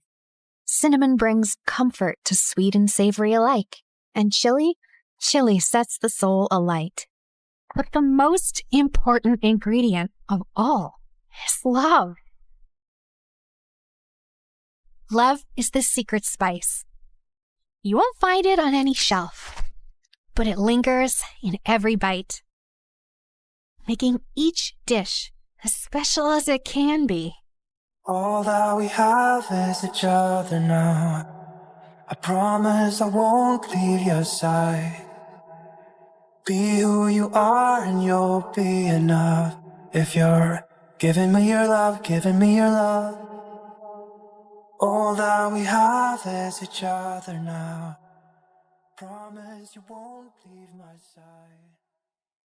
Some superheroes strut around in capes, while others rock pixie boots and a trendy poncho. Because, yes, you are looking at a real superhero. Hi, I'm Annie, and I'm from New Jersey. Don't be fooled by my cute pink locks and dazzling big blue eyes, because as it turns out, I'm also a bit of a crazy, jealous maniac. You know, every superhero has a weakness. Mine was my dad. My dad was the center of my world. Mom left when I was 3, so it was always me and him. We'd hang out all day, and he'd do whatever I wanted. Let's jump on your bed and then go fishing for sharks in the park. I've just made the bed and it's raining outside, but whatever makes you happy, my angel. My dad was the best. He was my superhero. We did everything together and made a big effort to share each other's interests. For example, he learned the names of all the dogs from Paw Patrol. You're such a Sky. In return, I learned to play chess, which was Dad's favorite game. Kapow! That's a chick and a mate. One time, when I had a high fever, I asked him not to leave my side for 1 minute. I promise, Annie, I never will. And I totally believed him. He even made a pulley system to get the Uber food delivery to my bedroom window without leaving my room. But then, the worst thing happened. A couple of days later, instead of making me breakfast, he grabbed his car keys and let a babysitter in. I must go to work today, Angel Annie. Teresa will look after you. No, Daddy, I'll go with you. I'm sorry, sweetie. I have to go alone. It's for the best. Why? Because we need the money to live. Fine. If you want to leave, you'll have to step over me, and everyone knows that's bad luck. And to my surprise, he actually stepped over me to leave. I hated babysitters and caused as many problems as I could to get my dad to come back. He used to be late for work pretty much every day and had to sneak out during lunch and leave early to take care of me. So you can imagine what happened next. I got fired. Yay! Daddy's at home forever! Yeah! I was ecstatic, thinking things would go back to normal when I got the biggest shock of my life, kindergarten. I cried all the way and threw a total hissy fit at the front gates. Why? To learn and get a good job when you're older. Jobs suck! You'll make lots of friends. Friends suck! I hated it and let everybody know that I did. I hated it! Stop! Dad got more calls from the kindergarten than the principal's secretary. I know what you're thinking. I was a little monster. And yes, I was. I just couldn't help it. I wanted to be with my dad so bad. Soon, kindergarten turned to school, but things didn't improve. I felt so alone and sad without my dad, and I was always getting into trouble. But then one day, I got the best news ever. I know how unhappy you are at school, so I talked with the principal and I'll take a job at your school as a janitor. This way, we can spend all the time you want together, and I can have a job. God knows we need the money. I know it's not glamorous, but would it be too embarrassing for you? What? Just you and me again? This is the best job ever! But there is one condition. You must behave, because if not, I'll get fired. You promise? Oh, I promise. Pinky promise! And for some years, things were amazing. We drove to school and worked together, sat together at lunch, and whenever he'd go past my classroom mopping the floor, he'd give me a goofy wave. For the first time, I focused on my schoolwork because I didn't want to mess up our arrangement. Other kids were even inviting me to parties. You should go. Make some friends. Maybe you could come with me? me? Annie, you must learn to do things without me. Rely on other people. Really? Maybe you're right. I guess I can go for like half an hour. Nah, let's just hang out here and watch TV. But then it all changed. I was supposed to be meeting some peeps at the movies, but then remembered Dad's favorite TV show was on. So I decided to go back home and watch it with him. But when I opened the door, I found that Dad was having dinner with a woman with candles and flowers on the table. Annie, Angel, I wasn't expecting you. This is Fern, my new friend. Hello, Annie. I've heard so much about you. It's great to meet you at last. Funny, I've heard absolutely nothing about you. I was hoping we'd spend some time with Fern, Annie. Three's a crowd. Suddenly, I felt so jealous. Why would he want to spend time with her and not me? Soon, Fern became a permanent fixture at our place. Despite my grumpy face when she was around, she was always super nice to me. Wanna hit the shops? I have the biggest discount card. Maybe you can use it to buy another book on winning over skeptical teenagers. And at school, Dad was always calling her. She even joined us for lunch some days. I tried to do everything to get his attention when they were together. Like the time in the canteen, she'd made us all sandwiches and I pretended to choke. Poison! But they were too busy staring into each other's eyes to notice. Soon, Fern moved into the house. And even though I kept moving her things around, she was always calm and supportive. You can always talk to me about anything, you know. I'm fine. You and your dad have such a special relationship. I wouldn't want to come between you two. Well, cheers for that. You can rely on me too. I'll always have your best interests at heart. Yikes, is that the time? Gotta run. It felt like Dad was slipping away from me. But at the same time, I was also starting to become independent. During that time, I joined the chess club and quickly showed talent. No doubt thanks to all those games with my dad. I even won the school tournament and got invited to represent the school in an international tournament in Belgium. I knew it was a life-changing trip, but I also knew that my dad's job as a janitor didn't pay much. He would not be able to afford the expenses of such a trip, so I had to decline the offer. I was pretty sad about it, and soon things got even worse. That same afternoon, I got to class, and one of the more popular girls was sitting in my seat, slurping on a milkshake and making fun of me. Look at me. I'm Annie, and I'm so lame because my dad's my BFF. Great, that's really mature. Now move your butt from my seat. Oh no, you better call your personal janitor to clean up this mess. What mess? I shouldn't have asked, as she threw her milkshake on the floor on purpose. This mess? What are you waiting for? You better call Daddy. I jumped on her and tipped the rest of the milkshake over her, and that's when the teacher intervened. I got after-school detention. I was really scared that Dad would find out, but thankfully, he went home after finishing his shift. I was super relieved, but then, on my way out from detention, I heard a weird rustling noise from one of the classrooms. That's odd. Everybody went home already. I thought it was best to get out of there, but suddenly, a man in a ski mask rushed out of a classroom, holding a bag full of the school laptops. Oh no, a thief! I froze in my spot as he spotted me and stopped for a few seconds, then started running down the hallway. As he ran past me, he accidentally hit me with the bag of laptops, and I yelled in pain as I stumbled to the floor. Oh my god, are you okay? I looked up in shock as I recognized that voice. Dad?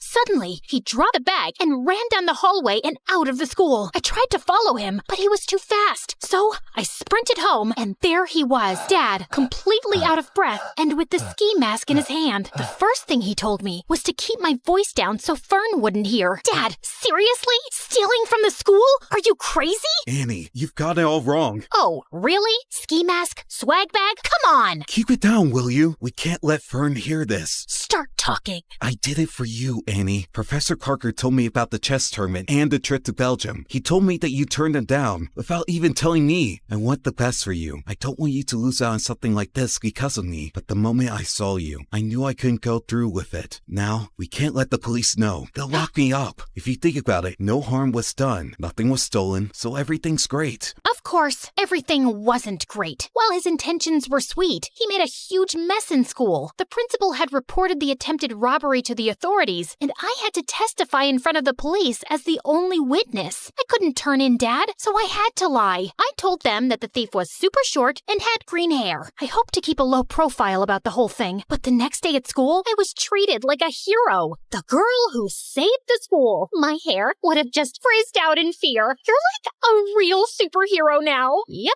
I guess that's me. Want to hang out with us and tell us all about it? And oh, let's snap a selfie. I need to boost my feed with some genuine hero vibes. But the worst thing was, since I caught Dad red-handed, he'd become increasingly clingy and hardly left my side. I guess he was scared I'd confess the truth, but it was really annoying. Like when this really cute boy Warren, who I liked but I didn't think had ever noticed me, talked to me. Hey, Annie. I'd love to take you out for a burger. Sorry, she's busy. Dad? Come on, hun. It's lunchtime. The first one to our seat wins the pudding. Sorry, Warren. I'll just have to go now. A burger soon, though. Sure. But soon, I started hanging out with Warren and his new friends all the time, while Dad's excuses to drop by became increasingly awkward and downright embarrassing. I came by to check if you've seen my lost, mop. Thought I might have wandered into your classroom. And he'd always pick the worst times to barge in. I think I'm falling for you in a big way. I think we need to clear the air here. Dad? I'd had enough, and on the way home, I thought of ways to let him down gently. But I ended up screaming the truth at him in the driveway. Dad, it's time for a reality check. You can't shadow me forever. How about picking up a hobby that doesn't involve stalking me? You're suffocating me. Then he looked down and rolled his puppy dog eyes. I began to feel very guilty. But then, big news popped up on my phone. A very short man with green hair had been arrested for the school robbery. And it was all because of me. Annie, we must go on the run. No, Dad. You need to confess. Confess to what? And suddenly, we both turned around, and Fern was standing there with the groceries. To not cleaning the bathroom properly. You have never cleaned it properly, Annie. Oh, I think my sock drawer needs some reorganizing. Annie, you can tell me anything. I'll always take your side. You can trust me. I didn't tell Fern. I thought she wouldn't understand. I tried to forget the whole thing, but I felt so guilty. That innocent guy was in jail because of me and my dad, and we needed to set the record straight. But I just couldn't turn my father over to the police. That night, I didn't sleep at all. I was so angry at my dad that the next morning, I skipped breakfast and took the bus to school. But when I got there, I saw him getting into a cop car. Dad! Loads of people were standing around, watching and filming, and I was mortified. I tried to make my way through, but when I reached the police car, it drove away from the school. Then the principal came over and pointed at me. Warren and my friends were shocked. It seems Annie isn't a superhero after all. She was an accomplice to her dad. I've never felt such deep shame. If I had superpowers, I'd have vanished right there or zapped myself to the North Pole. I covered my face, crying, and was ready to run away from there, but a cop caught my arm. Time to face the music and confess. But when I finally told the truth, I felt like a weight had been lifted from my shoulders. They let me off with just a warning since I was a minor, and my dad took full responsibility. Fern came to pick me up, and I was enraged with her. I knew she couldn't be trusted. How could you betray us like that? I must confess that I heard you guys whispering around. I quickly understood what was happening, and I knew I had to step in. You didn't deserve to live with that huge secret and with the guilt. I knew it was the right thing to call the police, and I was about to do it, but then I just couldn't. Not to save your dad, but because I know how close you guys are and how devastating it would be for you. I just didn't want to hurt you. I started crying. Thank you, Fern, for everything, and I'm sorry for being a brat with you. Fern hugged me firmly, and I hugged her back. During those hard times, we became really close. She took me home and stood firmly by my side through it all. But if you didn't turn him in, then who did? Some weeks later, they allowed me to visit Dad. I confess everything myself. It was unfair that someone else was arrested, and it felt even worse that you lied for me. I was afraid you'd start hating me for dragging you into my mess, so I gave myself up. I'm so sorry for being such a terrible dad. Dad started crying, and I soon joined in. No, Dad, you've been the best. I'm sorry I've been so difficult, and you don't need to feel like I'm missing out on anything. Promise, you won't ever do anything like this again. Pinky promise. And now, a few months later, Dad has been released, and we're moving with Fern to a new city for a fresh start, and I'm looking forward to making new friends.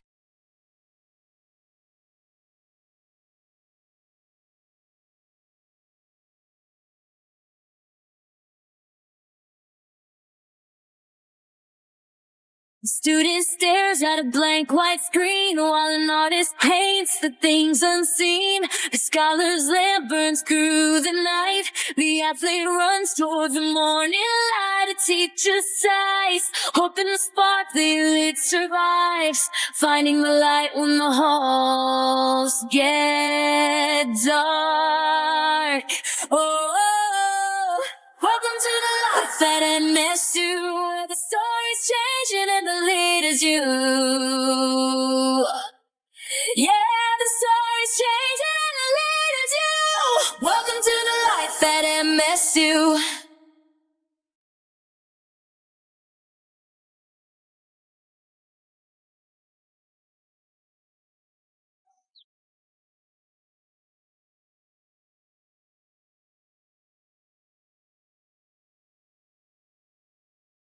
My heart jumped all the way to my toes when I finally reached the huge MSU gate.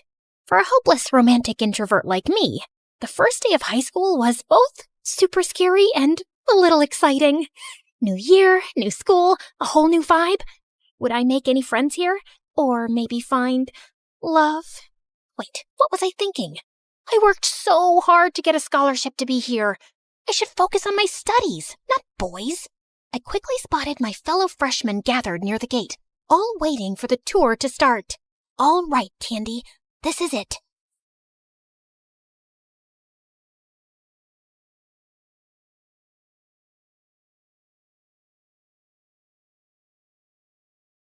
We walked through the school hallway, and I was amazed by the surroundings.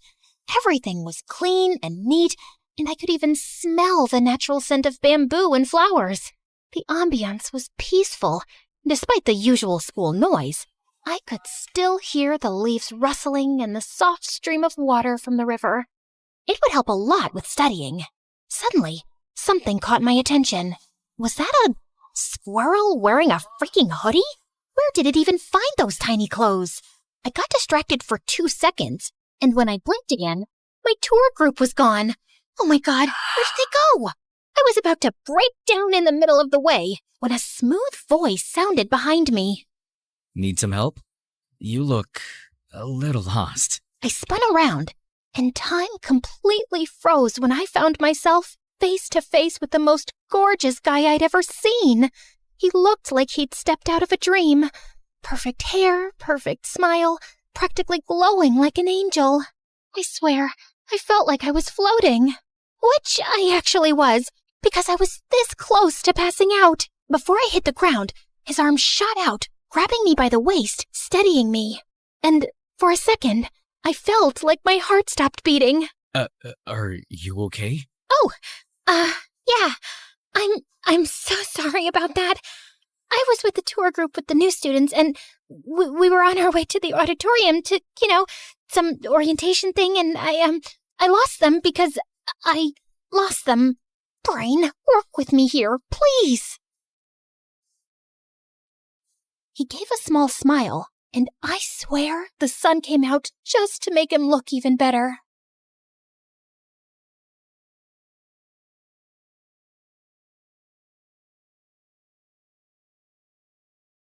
Well, you're not far off. The auditorium's this way. I can walk you there if you'd like. Oh my God, oh my God, you really don't have to. I don't want to waste your time and... I insist. But... Please. Okay. He started walking, and I followed him like a lost and completely mesmerized kitten, sneaking glances at him every few steps. Is this really happening? A cute guy is helping me? How did I get this lucky on my first day? Is this fate? Are we gonna date later on?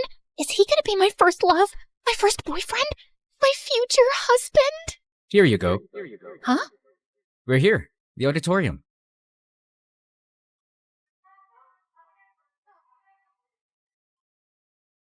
And I think the freshman orientation is about to start. Oh, right. Thank you so much. No problem. I'm happy to help. Anytime. He then reached into his pocket and pulled out something small. Here.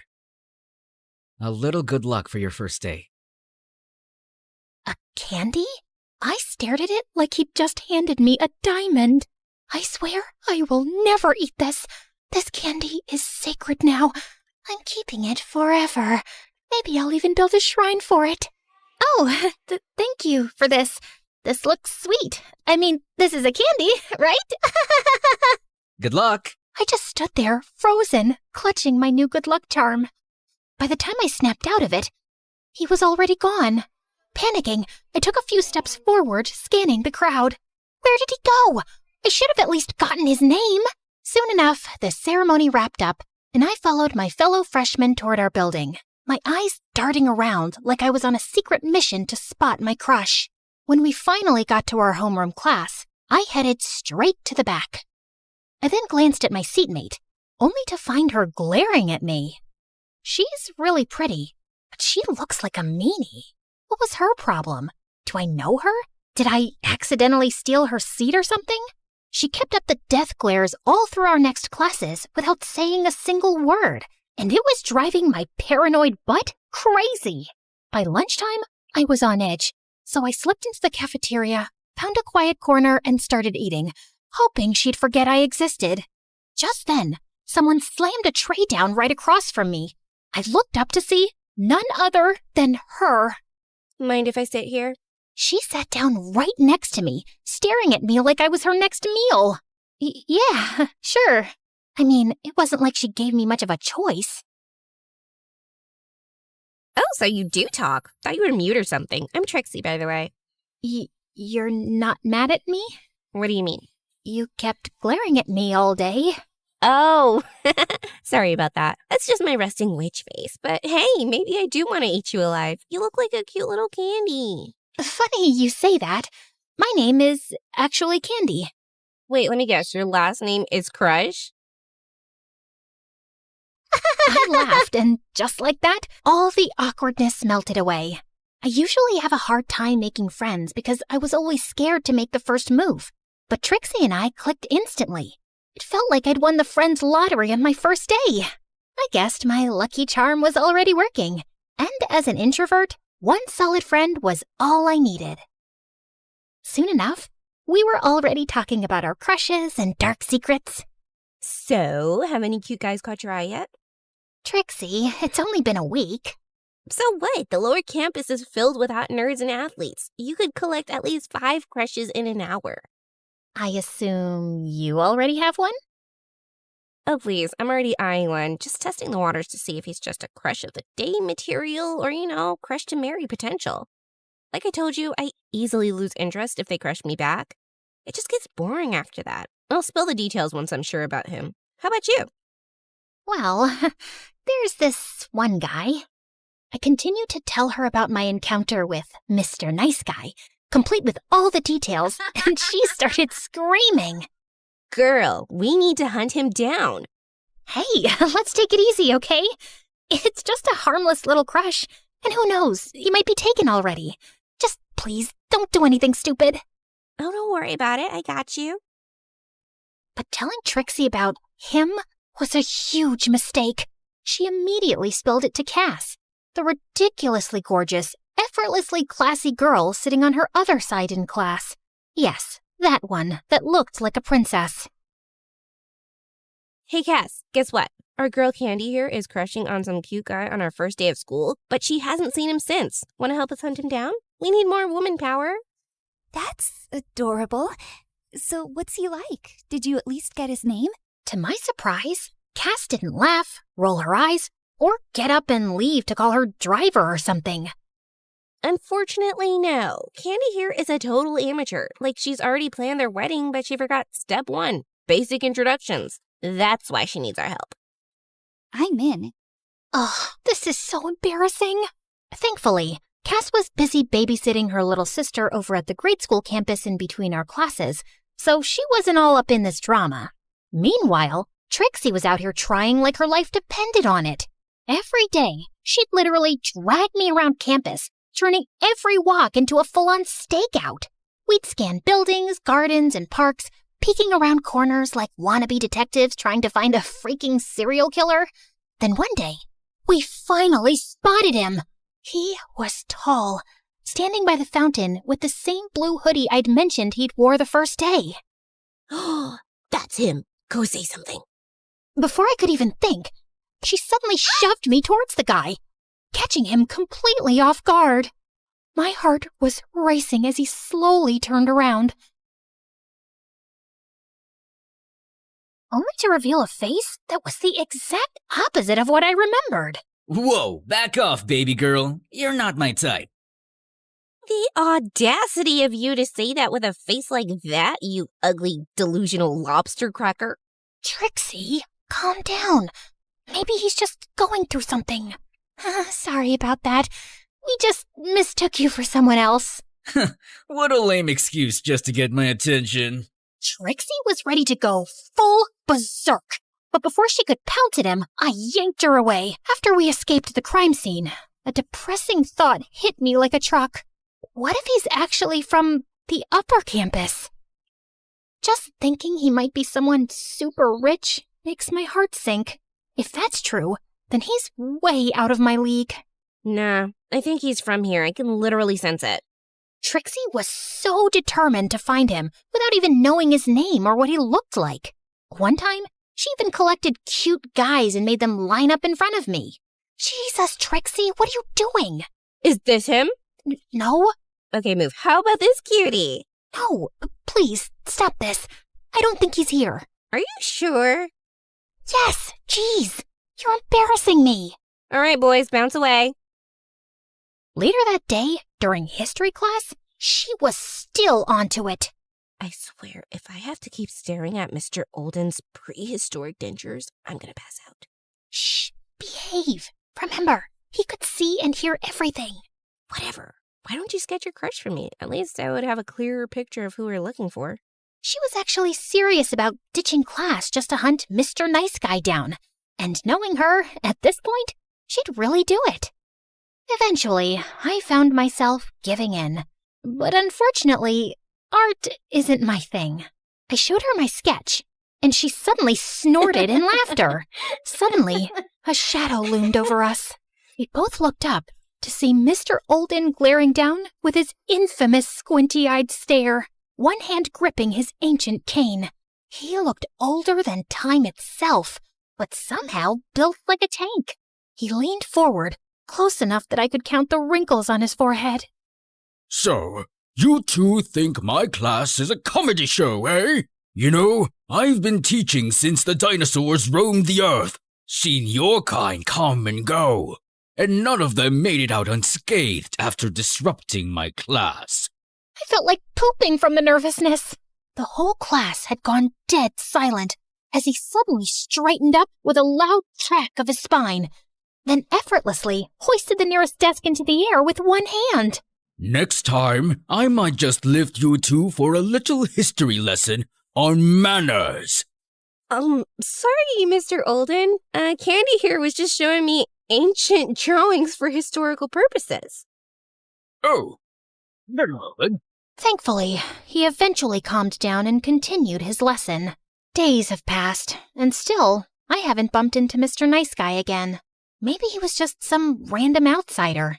Or maybe he was indeed from the upper campus. I started hanging out at the big central library where both campuses mix, hoping for a chance encounter.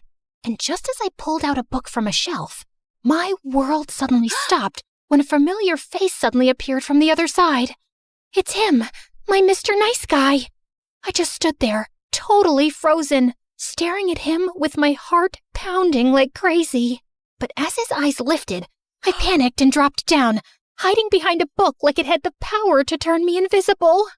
After finally calming down, I slowly stood up and peeked around the other side of the shelf, but he was already gone. And it was both relieving and disappointing at the same time. The next morning, as I walked through the school gate, a familiar little flutter filled my chest. I glanced back, and there he was again, just a few steps behind me. Oh my freaking God! My heart practically backflipped out of my chest. I could feel each of his steps getting closer, and soon we ended up side by side.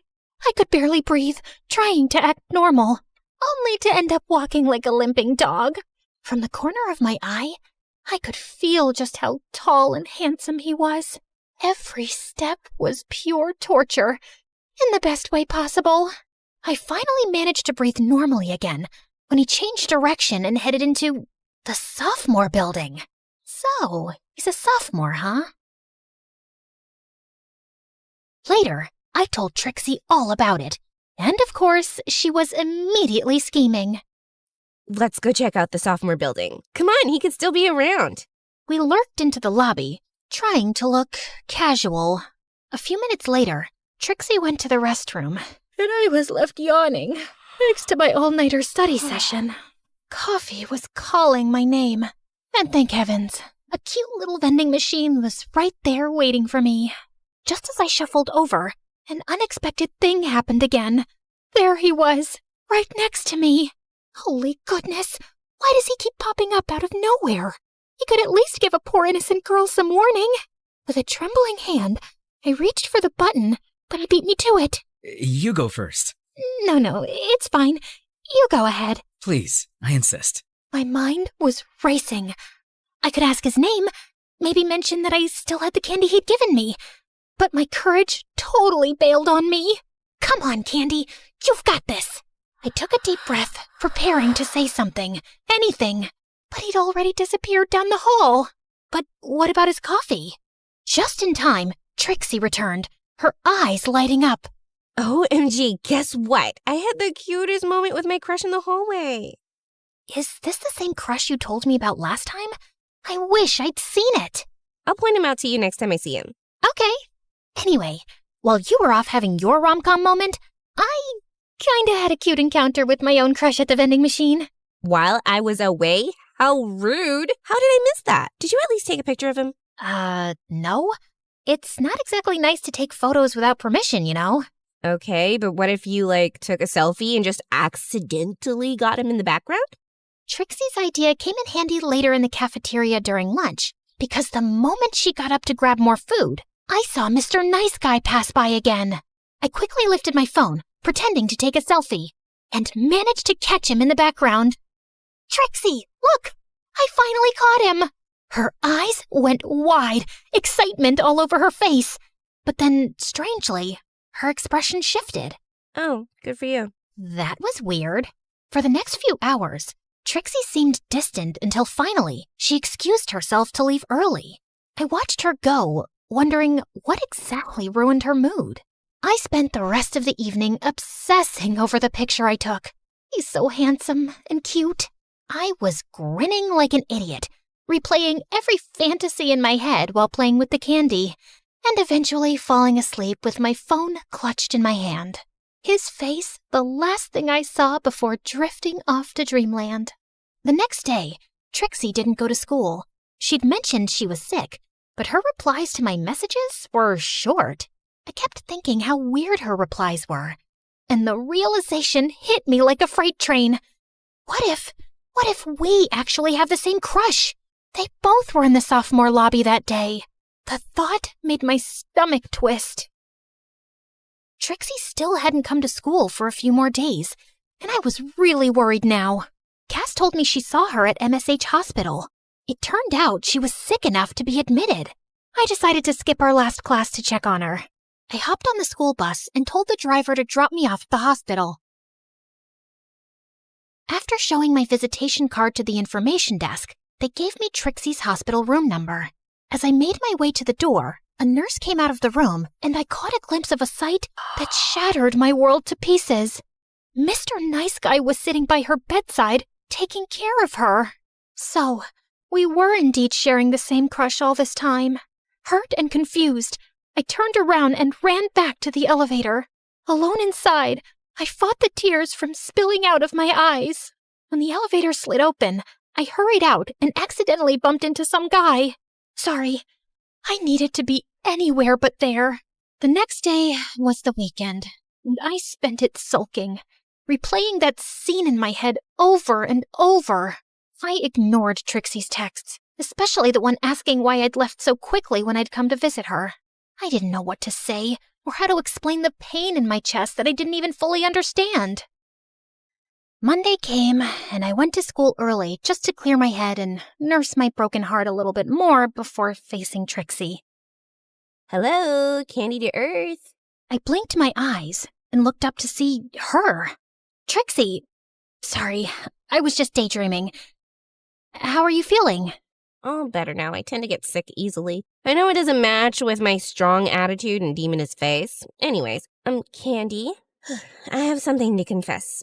Please don't be mad, okay? I already know, Trixie. Your crush, he visited you at the hospital. Wait, how did you know he visited me? Look, I get it. If he likes you, I understand. You're prettier and more charming than I'll ever be, so it only makes sense. As I rambled on, her expression shifted. She suddenly grabbed her phone and dialed a number. Get over here now. I don't care what you're doing. Not even a few minutes later, the most unexpected person suddenly showed up, looking a bit confused and slightly out of breath. Hey, why are you crying? Why does he look so worried about me? Okay, confession time. This guy's name is Drew, and newsflash, he's my brother. Huh? This guy, your crush, Mr. Nice Guy, is my brother, and his name is Drew. Drew, Mr. Nice Guy, your crush, my brother. Is that clear enough for you now? Wait, what? You never mentioned to me that you have a brother? We've been friends for months. I've literally told you like 23 times by now, but you were always too busy studying or, obsessing over your crush who just happens to be him too. I froze, trying to process what she just said. The reason I didn't say anything earlier was because as your protective and very pretty best friend, I wanted to make sure that he was serious about whoever he was crushing on at school. He mentioned he had a crush, but didn't give me details. Then last weekend, I caught him scrolling through your Instagram. He already knew we were best friends, but was too shy to tell you. He knew? All this time? Trixie smirked and gave her brother a little shove toward me. He just got a little too shy, but trust me, I've been pushing him to confess since he's the guy here. Wait, so who was your crush that visited you? That's a story for another time. Right now, you better do this right, bro. With that, she walked off, leaving me alone with Drew. I fiddled with my fingers, sneaking glances at him, waiting for him to make the first move. Please, say something. Soon enough, he finally cleared his throat. Sorry about my sister. She can be kinda intense sometimes. Intense, right. You're right. She's indeed intense. Another stretch of silence fell over us, and I found myself awkwardly staring at the river. After a bit of shuffling, he sat down beside me, but there was a good 2 inches between us, like he was trying not to get too close. I glanced over, catching him looking at me, and he quickly looked away. He took a deep breath, staring down at his hands. I'm sorry. I don't really know how to do this. Do what, exactly? This romance thing. Me too. This is my first time. I actually like you. Since the first time I saw you. You liked me? Like, since the beginning? Every time I saw you around campus, I didn't know what to say. I tried to act cool, but I just felt like melting because you're just too cute. Me? Cute? He then inched closer, and eventually our hands brushed. The little spark that shot through me made me dizzy. Is it okay if I hold your hand? I nodded, hardly able to breathe as he gently took my hand in his. You've got soft hands. And cute nails. Oh, God help me. I felt like an ice cream cone fresh out of the freezer right now. Melting fast and hard. I still have that candy you gave me. I took it from my wallet and showed it to him. You kept it? I kinda thought of it as my lucky charm.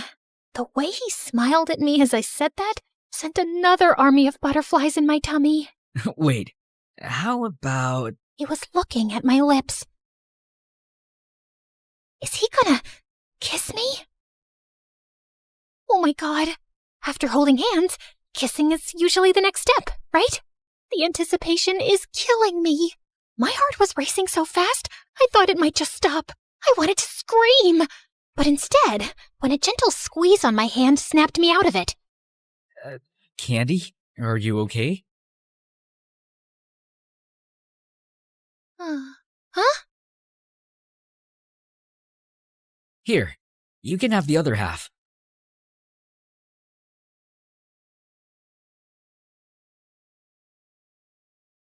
Oh! Thank you! Wow, this is so good. So, you like sweet stuff, huh? Yeah, I like sweets. I know this cafe in town. I mean, I'd like to get to know more about you. Well, would you like to go on a date with me this weekend? Of course. First step to romance, first date. We both laughed, and suddenly, everything didn't feel so tense anymore. I felt his fingers intertwining mine. And I felt the sweetness, sweeter than the candy melting in my heart. I couldn't wait for our first date of thousands more to come.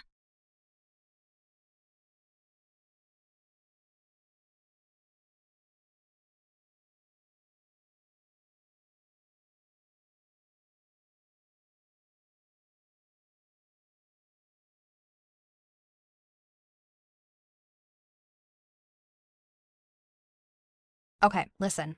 Onion, honey, or pineapple. Any of those can tenderize meat. Pick whichever one's available. Okay, got it. Noted. I didn't come to this school for academics. I came for the food.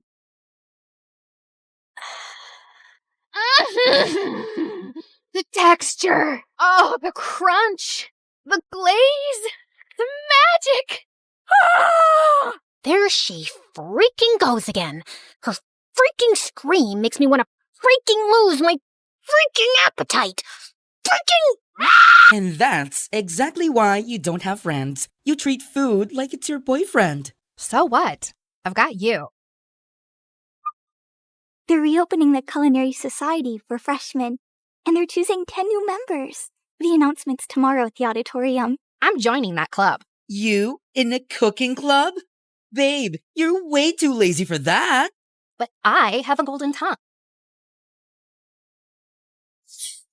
What was he doing here? Don't tell me. He also cooks? Broody boy has kitchen skills? The world doesn't revolve around you and your stupid food cravings, you annoying brat. We only passed because of you. We almost failed because of me. You wasted all of this? For what? For your stupid little practice? Goodbye, Wi-Fi. Goodbye, sanity. Welcome to the life at MSU, where the story's changing and the lead is you. So carve your name in the wind, let the legacy breathe. There's a world in the pages that we're starting to weave. Not just a school, but the soul of the story, turning our scars into stars and our grit into glow. Salty. Sweet.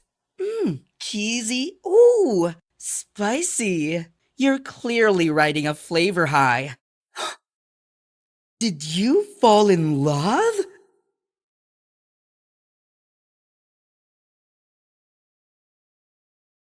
Have you ever woken up from a dream so wild and vivid that it made you question reality? Well, I had one of those. Except mine wasn't a dream. It actually happened. Believe it or not. Hi, I'm Avery, a young billionaire pilot, and this is my story of how I ended up in the creepiest and most mysterious place in the world. Before I continue, please like and subscribe. Let's take it from the top. It all started when my best friend Mila and I were getting ready for some party on one of my private islands, and while I was picking which jet to fly, she was busy ranting about how I just rejected my 8th millionaire suitor on that same day. I swear you reject men like it's your natural reflex. A-listers, heirs, young CEOs, that prince from somewhere I can't pronounce. Girl, what exactly are you looking for? I slid my hand along the wing of jet number 3, like it was a Greek god. I don't know.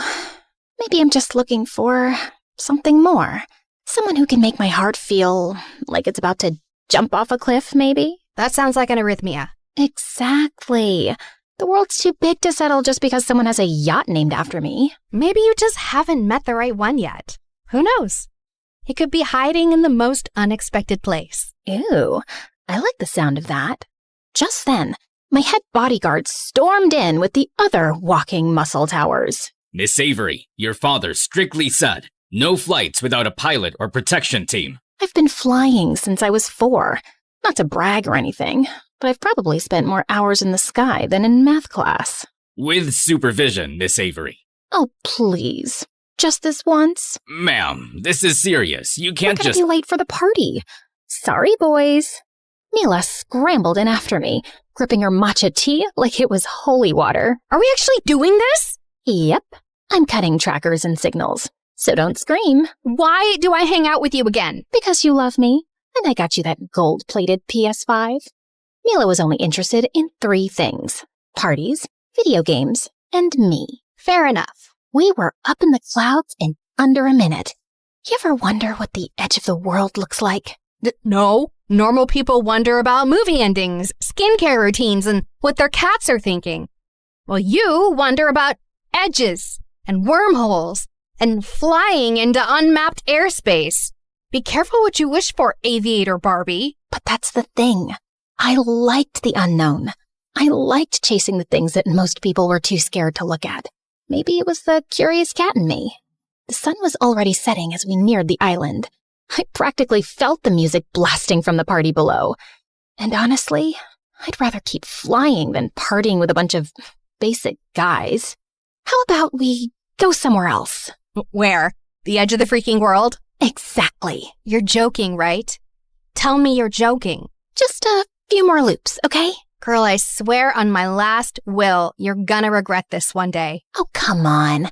My parents won't be back for 3 days. I have to make the most of it. Do you know how long I've been waiting for this chance? Fine. But we better not miss the party, or else. Don't worry, girl. I got you.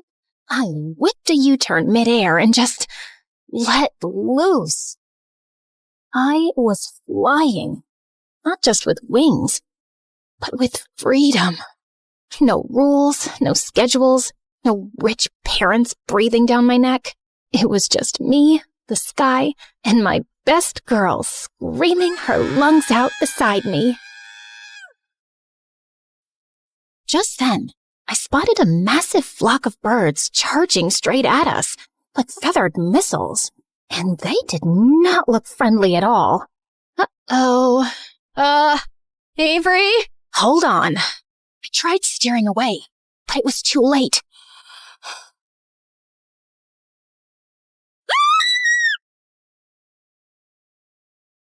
When I opened my eyes, I wasn't in my jet anymore. I was lying on the grass, in the middle of nowhere. I sat up and looked around with my heart pounding in my ears. No Mila, no jet, just weird-looking trees, starlit ruins, and some moon statues everywhere. Where am I? If something happened to Mila, I swear to God, I couldn't forgive myself. I reached for my phone, and my stomach instantly dropped when I realized that it wasn't in my pocket. It was probably still inside the jet. If it still existed. I scrambled up and immediately heard the saddest squish under my designer boots. Please don't be poop. Please don't be poop. Yep, probably poop. Great. Love that for me. But no time to emotionally process that right now. I needed to find Mila, or my jet, or a working cell tower, or anyone I could beg for help. I mean, I didn't survive boarding school and etiquette class just to die lost in an unfamiliar place. I took a shaky step forward and glanced up, then froze at the sight of the massive moon. It was hanging so low I felt like I could high-five it. Its bluish-purple light drenched the place, making everything feel strangely off. I tensed up the moment I heard rustling nearby. I spun around and gasped when I saw a deer. And it wasn't just any deer. It was tall, glowing, and elegant. And it was staring right at my soul. It then turned and pranced away into the mist. And of course, being the curious little disaster that I was, I followed it. As I walked, I noticed even more moon statues around, and giant deer sculptures peeking out from behind glowing bushes like they were quietly watching me. What even is this place? For a moment, I actually hoped that I was at the edge of the world. I was terrified and weirdly curious at the same time. Eventually, the deer stopped at some ruins on a low cliff where old stone shrines and ancient relics that my dad would probably be interested in were scattered around. My heart jumped in relief when I spotted someone, a woman, but something was off with her.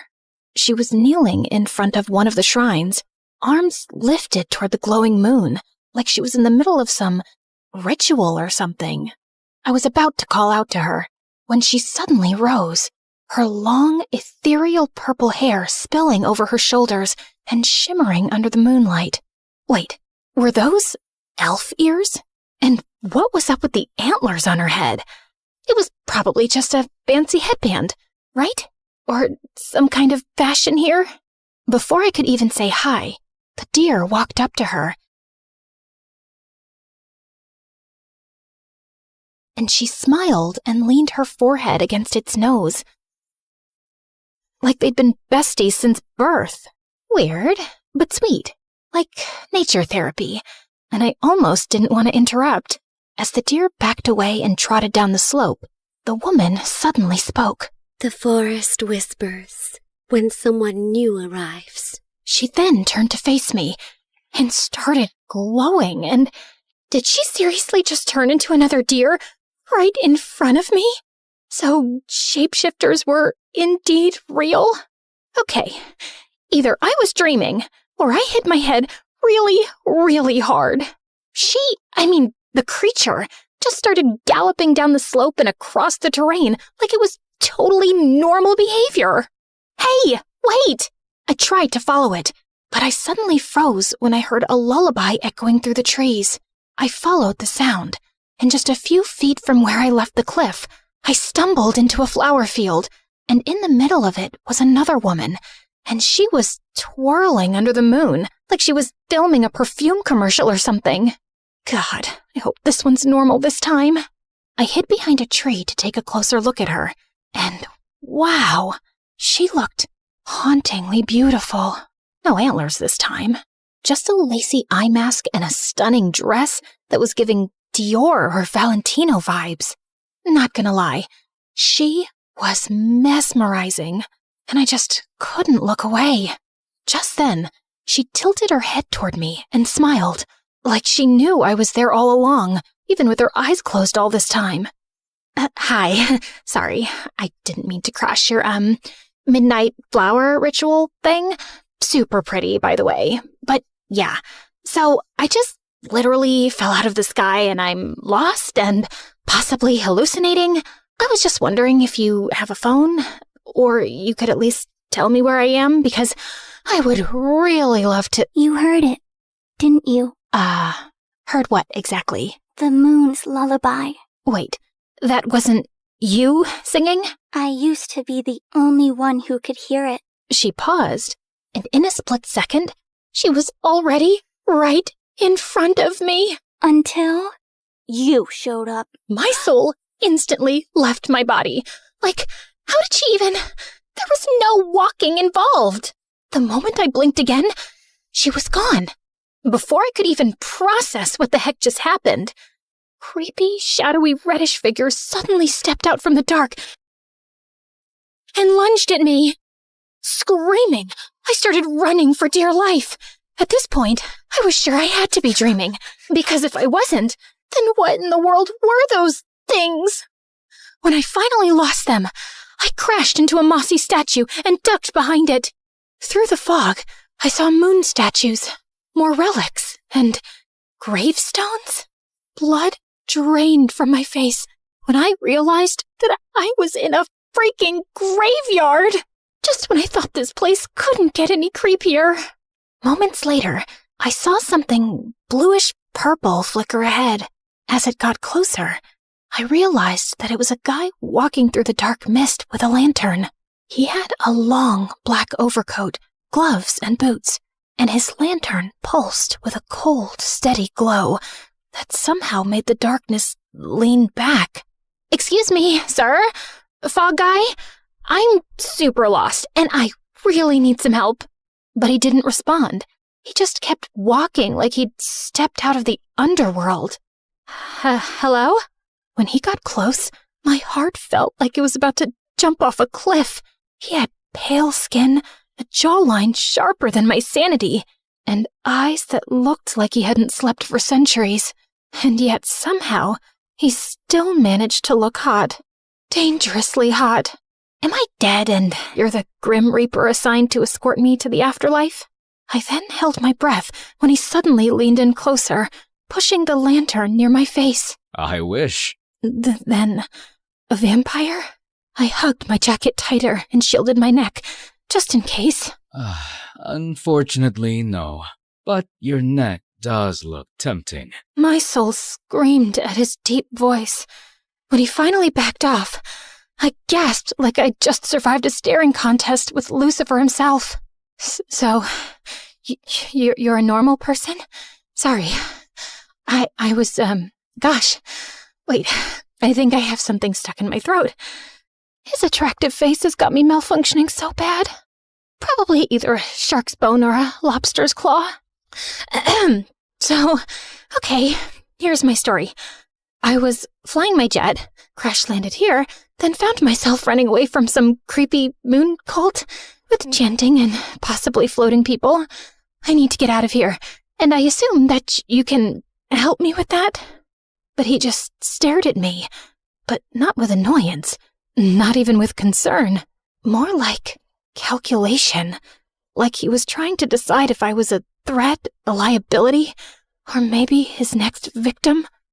So, you're a local here? Still nothing. No answer, no emotion, just aura farming. He turned around and started walking without any words, and I just found myself following him like a dumb little duckling. I spotted a tall silhouette, barely visible through the fog, a towering lighthouse on a hill, and it looked like he was heading straight for it. So, are you heading towards that lighthouse? Can I come with you? I guess not. So, what's this place called? Because it's seriously giving Haunted Island vibes. I kept tossing questions his way, but it basically felt like I was interviewing the air. So, we're somewhere in the US? Do you guys have an airport here? A helipad? I'm just wondering if I could, buy an aircraft so I could fly my way out of here. Can I borrow your phone for like 5.5 seconds? I'm 97% sure my bodyguards and assistants are freaking out right now. I need them to help me locate my friend and pick me up ASAP. Any chance there's a boba tea place nearby? And a spa? Gosh, my feet are killing me. He totally screamed danger, but I was desperate at this point. You own this place, don't you? Finally, he acknowledged my presence again. I guard the borders of this dying land from outsiders like you. Outsiders like me? Do I look like a serial killer to you? He scanned me from head to toe and scoffed like I was the worst thing he'd seen all day. Excuse me? More like a lost soul stumbling through things she cannot comprehend. Ouch. That sounded poetic and insulting. That was the intention. Could you at least tell me your name? Names are a luxury. Oh my God.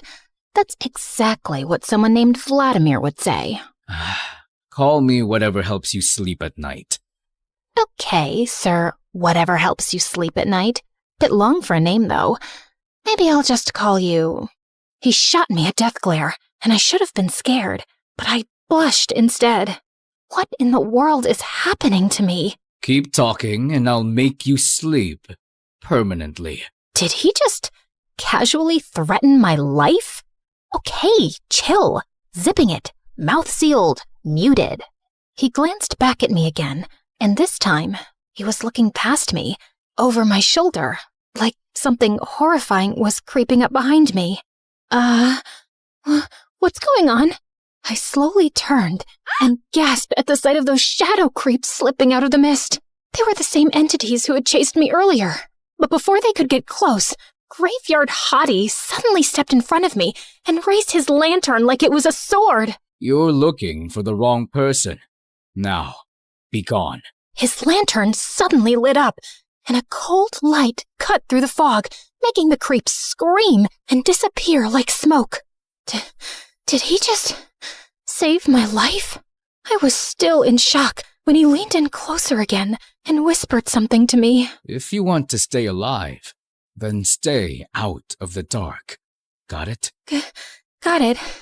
Before I could even ask him about the context, he suddenly stepped into the fog and disappeared. Wait! Hey! Where are you going? I ran and searched for him everywhere, but now he was gone. Ugh, I didn't even get his name. Will I ever see that Graveyard Hottie again? After a brief mental breakdown, I decided to keep going and wandered until I reached the edge of the woods, where there was a quiet stretch of water and a tiny old rowboat tied to a post. Oh my God! Is this finally my getaway ride? I climbed in and instantly regretted it, because when I tried rowing, it went sideways, then backwards, then I nearly flipped over. My muscles were not built for this. Why didn't I take boating lessons again? Eventually, the boat bumped against another shore, and I almost kissed the ground out of relief. Before I could even explore the place and find some help, a group of terrifying creatures suddenly appeared out of nowhere and started cornering me. Okay, at this point, I was 200% sure I was dreaming.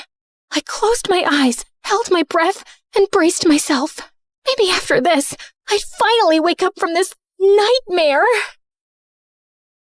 I woke up to the smell of bleach and metal. The lights above flickered, and something dripped nearby. I tried moving, only to realize that I was strapped to a surgical bed in a hospital gown. Okay, so apparently those creatures actually hospital napped me. Just as I was hoping for the Graveyard Hottie to come and save me, the door suddenly hissed open, and a creepy surgeon walked in. He had slicked back blue hair and a creepy mask that covered half of his face. Oh, and he was holding a freaking drill. Totally normal. Awake at last. Who the heck are you? And why am I dressed like I'm about to get dissected? Curiosity demands sacrifice, and you should feel honored. Whatever you say, freak show. Touch me, and I swear my lawyers will erase your entire bloodline. From society. Legally, of course. You're still young, but already quite stubborn. He reached for a metal tray, filled with shiny tools and syringes. Since you asked, I'll be frank. You have nothing to worry about. Under my care, you'll receive the most advanced and effective treatment. I will personally supervise your recovery. What does that even mean? I'm not sick or broken or whatever. Ah, but that's where you're wrong. You're in my sanctuary now. A facility for correcting flaws, for perfecting minds, for studying consciousness. He picked up a syringe, and the second that needle glinted under the light, my soul left the building. I assure you, you'll be my next successful experiment. Let me go, you psycho! Let's play around with your brain. Just a little. You'll be amazed at what's hiding inside.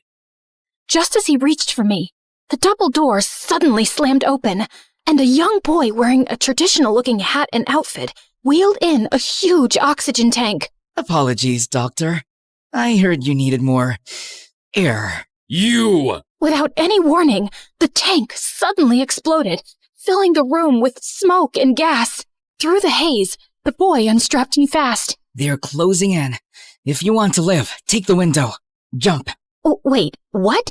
Who are you, and why are you helping me? Someone who used to be his experiment and survived. Okay. But what about you? Just go. I've got some unfinished business to take care of here. You think running away will save her? She belongs to us now. The door suddenly burst open, and those same creatures who kidnapped me poured in and charged straight at me with terrifying speed.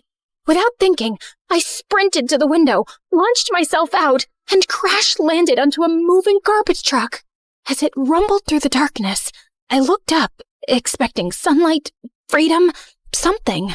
But to my surprise, the moon was still there, just smaller and duller now. Eventually, the truck stopped and ejected me like trash.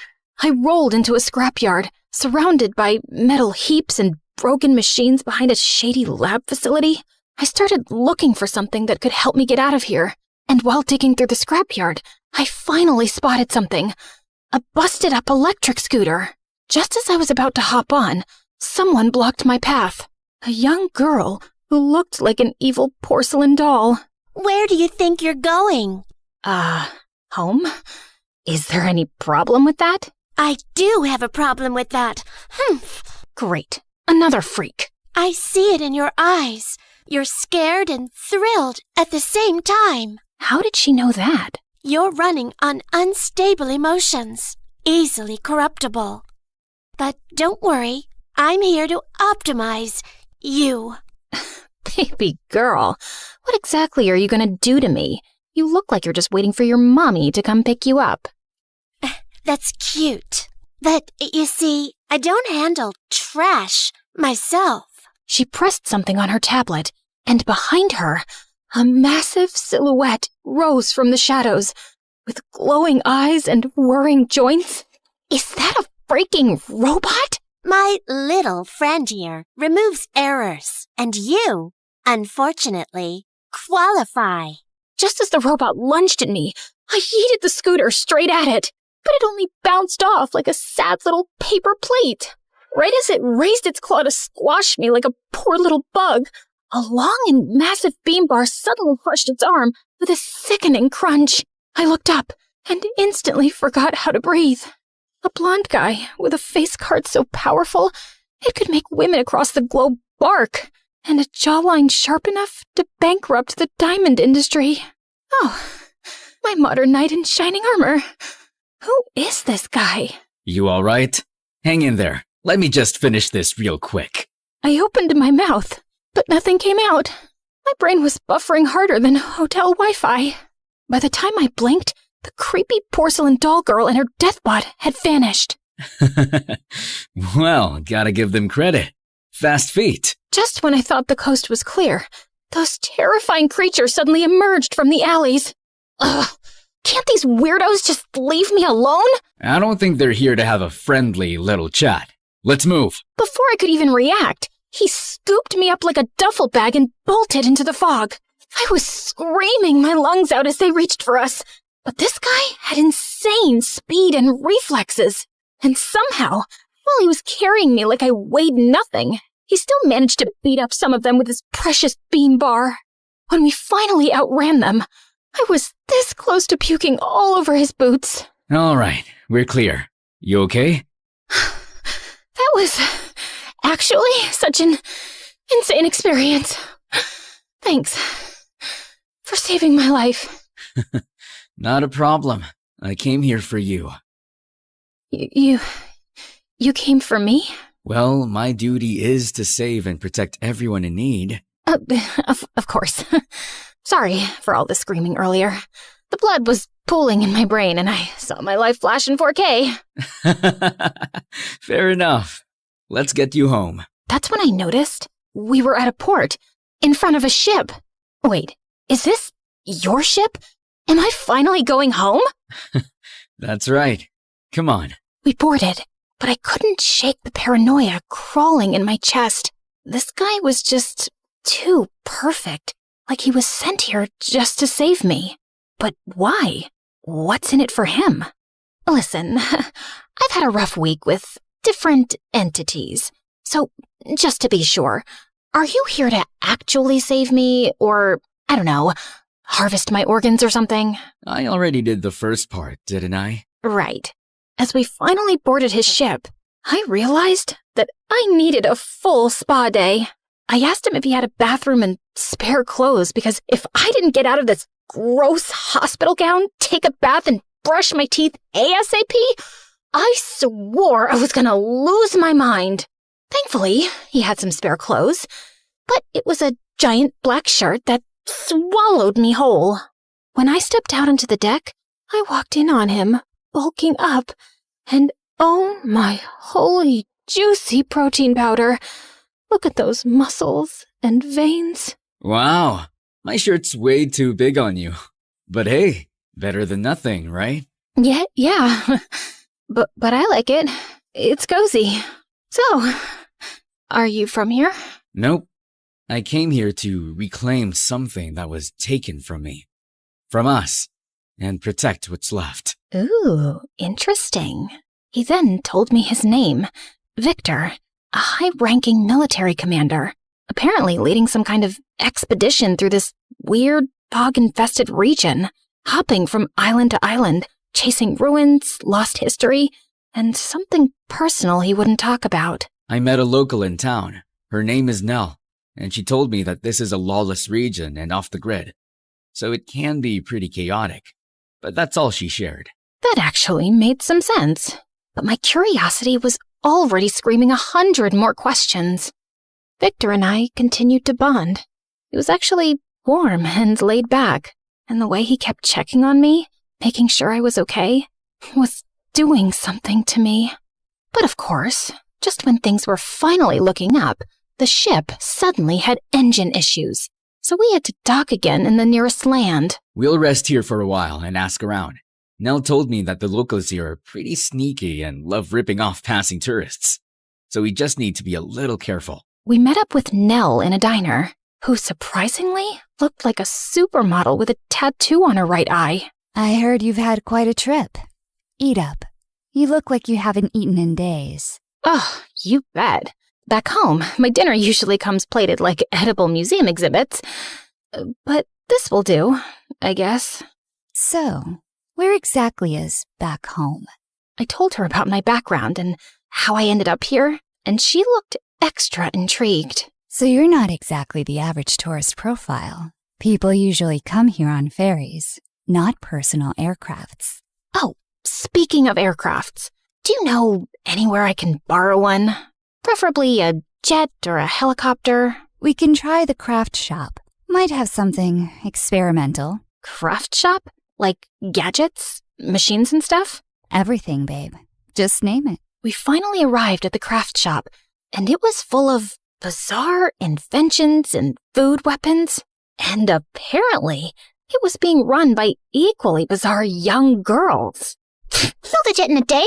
Please, I could do it in my sleep with one hand. Honestly, it sounded ridiculous. But at this point, the only thing that felt impossible was me getting back home. As the girls geeked out over engines and blueprint jargon, I glanced out the window and saw Victor and Nell talking, and they looked sus. Planning to eavesdrop on their little conversation, I stepped outside, only to crash into someone achingly familiar. Tall, brooding, and unfairly attractive. Mr. Graveyard Hottie. God, I missed him. You're not safe here. They know who you are now. All of them. We need to leave. What? What do you mean? And who's they? Suddenly, Victor stepped in. She stays with me. That's not your call. Oh, I think it is. Because I'm responsible for her now. 2 of the hottest men alive fighting over me in the middle of a creepy fog-covered mystery land? Now it felt like a Wattpad fever dream. And Mila would be frothing at the mouth when she hears about this. You need to come with me. You need muscle. Not some emo lantern guy, Avery. I've led troops through war zones, while he's guarding trees and graveyards. You do the math. Honestly, it was impossible to choose. So I suggested playing rock, paper, scissors. And to my shock, they actually went for it. But it turned into an endless, awkward loop of ties. I considered flipping a coin, until we realized none of us even had one. I'd gladly come with both of you anyway, so... Did I just say that out loud? Before they could react, a red flash in the alley snagged my attention. A glamorous woman with sleek glasses, a stylish hat, and a banner stood there like a fashion model turned CEO. She pressed a finger to her lips and raised the banner. If you want real answers, follow me. She winked at me, then vanished into the shadows. Okay, definitely not suspicious at all. But my feet had a mind of their own. So I ditched the boys and followed her straight into a cafe and... Holy stepmother of boba tea! I wasn't expecting this to exist here. I immediately barged in, only to find that it was completely empty, except for that woman. She was sitting there, like a seductive riddle, with endless legs, casually sipping her drink like this was a date. It's self-service. Oh, love that. Real classy.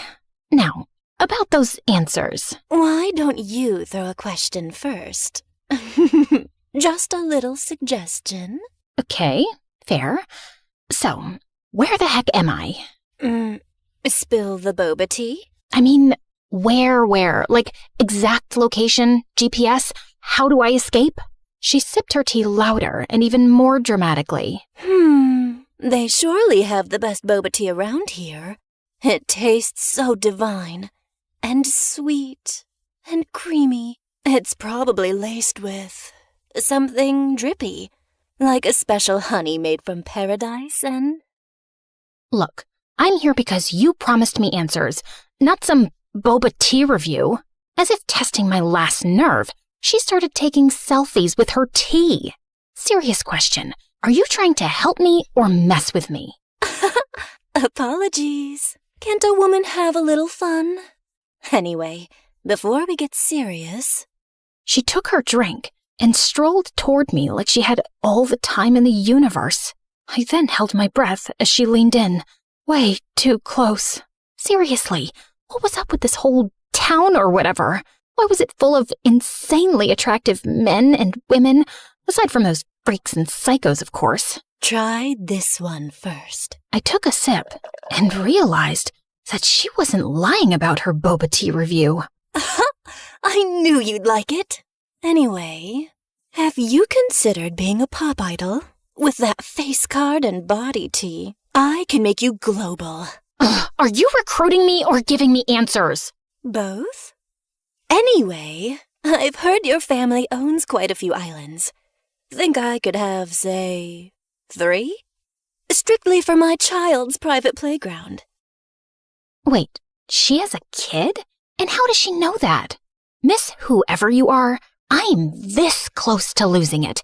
I just want my jet, my best friend, and a 14-hour spa day, and to go back to a life where my biggest problem was choosing which designer sunglasses to wear.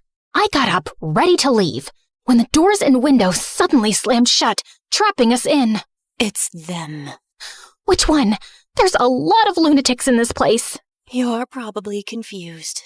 Being in a place that promises new secrets and answers long buried in time. And where people from different places come chasing power, riches, and control. Everyone wants a piece of you. Some to protect you and use you at the same time. Some to own you. Some to experiment on you. And others to erase you. What? Even the ones who saved me? The ones I kinda trusted? Tragic, isn't it? Then how do I know you're not one of them? She just sipped her tea again and shrugged. That's your call, sweetheart. What is this all about anyway? And what exactly do they want from me? Your arrival just made things even messier. You're carrying something none of them planned for. You just made me even more confused. What even are you? Spy, cult leader, crazy vlogger, rogue journalist, boba witch? Oh, darling. I just like knowing how the story ends. Then I want a jet so I can go home safely with my best friend. That's how my story ends. Well then, your answers await, as promised. It's right beneath us. She then tapped her heel on the floorboards. Wait, was she serious? Quickly now. They're coming, and they're not here for the boba tea. Just then, the whole cafe started to shake, and that was my cue. I flung the hatch open, climbed down, and found myself in some kind of underground cave. I was completely lost until I spotted a jet up ahead. Finally! Sweet, glorious escape. I took off running, only to stop dead in my tracks when I realized that it was just a toy. A stupid little model jet on a stand. And then I heard the echoes of that woman's laughter from above. I knew she was sus. She freaking tricked me, crazy witch. Suddenly, a beam of moonlight burst through a crack in the cave ceiling and hit me square on. I suddenly felt weird. What's happening? Just then, everyone started showing up from every direction, completely messing with my head. The prophecy lied. It wasn't supposed to be you. I was chosen to be the new moon, and not you. I am the true vessel, and that light belongs to me. You are the perfect subject. I must know what you truly are. Utterly risible. You carry the moonlight, and with it, you can save what's left of us. Come with me, Avery. This region's balance depends on you. Let me protect you before they twist what you are. Just shut up, all of you! And don't come any closer! Just then, I heard another woman whispering in my head.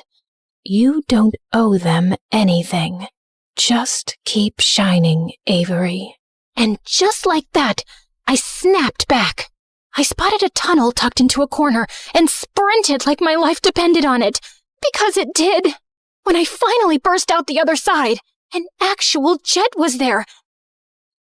And Mila was inside. Girl, let's go! Hurry up! We're running out of time! Miracles do freaking happen, folks! I jumped in, slammed the hatch, and fired up the engine. That's when they showed up. Faces I'd never forget, charging toward me. But they were too late. I had already launched into the night sky. No one owns me. I'm done being told what to do. I'm my own person, not your freaking vessel or whatever. So guess what? Bye, freaks. Freedom. At last. I jolted awake to the sound of beeping machines and blinding hospital lights. Sweetheart? Oh my God. Honey? She's finally awake. There you are. You better have a good excuse for scaring us like that, young lady. While I was still processing the emotional mess of seeing my parents again, someone else walked in. Mila. Her arm was in a cast, her eyes were glassy, but she was smiling, and I felt super relieved. Welcome back, Aviator Barbie. That's when it hit me. It was all indeed a dream, and I finally woke up. So apparently, I survived the crash, but fell into a coma for 3 months. And after the crash, Mila got us help, even with a busted arm, and screamed until rescue found us. Later, when it was just the two of us, I finally spoke. I'm sorry, Mila. What for? You were right. I was too curious, too reckless, and it got us here. But we're alive, aren't we? Yeah. And I had the weirdest dream ever. Oh? Spill it. And I did. Every juicy, terrifying, ridiculous, romantic detail. Wait a minute. Your dream sounds familiar. You say that like you've had the same one. No, dummy. Remember the game I've been playing lately? You play a lot of video games. Genshin Impact? We literally watched the trailer of the new update the night before the accident. The place in your dream, it sounds like Nod Cry, the newest region in their world. She opened her phone and played the trailer again, and my jaw dropped. The dark mist, the lighthouse, the glowing moon, the town, everything. My whole dream was literally there. But more than that, so were they. Just in their video game versions and aesthetics. Dive into the immersive world of Genshin Impact, the open-world action RPG where you explore, battle, and uncover the secrets of Tavad across PC, mobile, and console, all seamlessly connected. On September 10th, version Luna 1 arrives with a massive update, the mysterious new region Nod Cry, and the most important story chapter yet. revealing long-awaited truths about the heavenly principles, Fatui, and Aether and Lumen.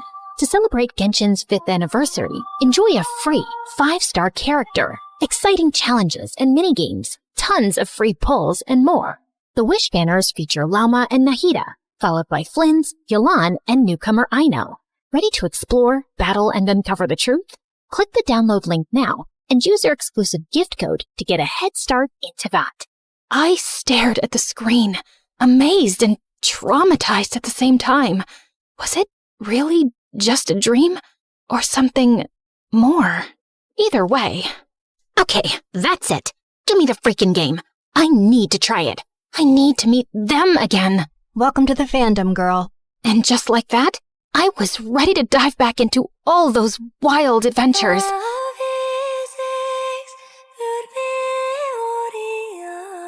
And even get closer to my favorite characters. You know who they are.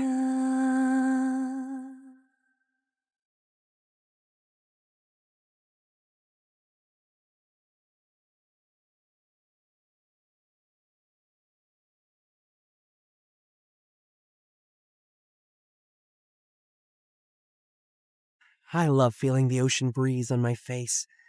Just looking at the sunset by the beach is the best. And it's even better now that you're here by my side.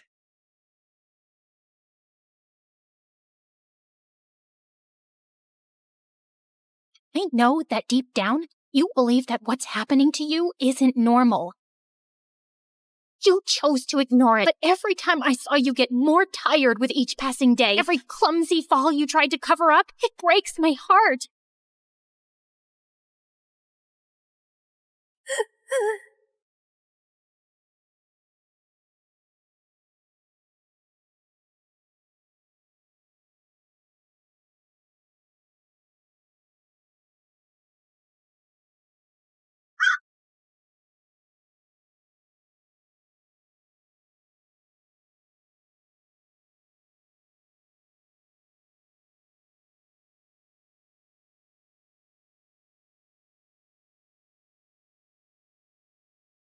Traitor.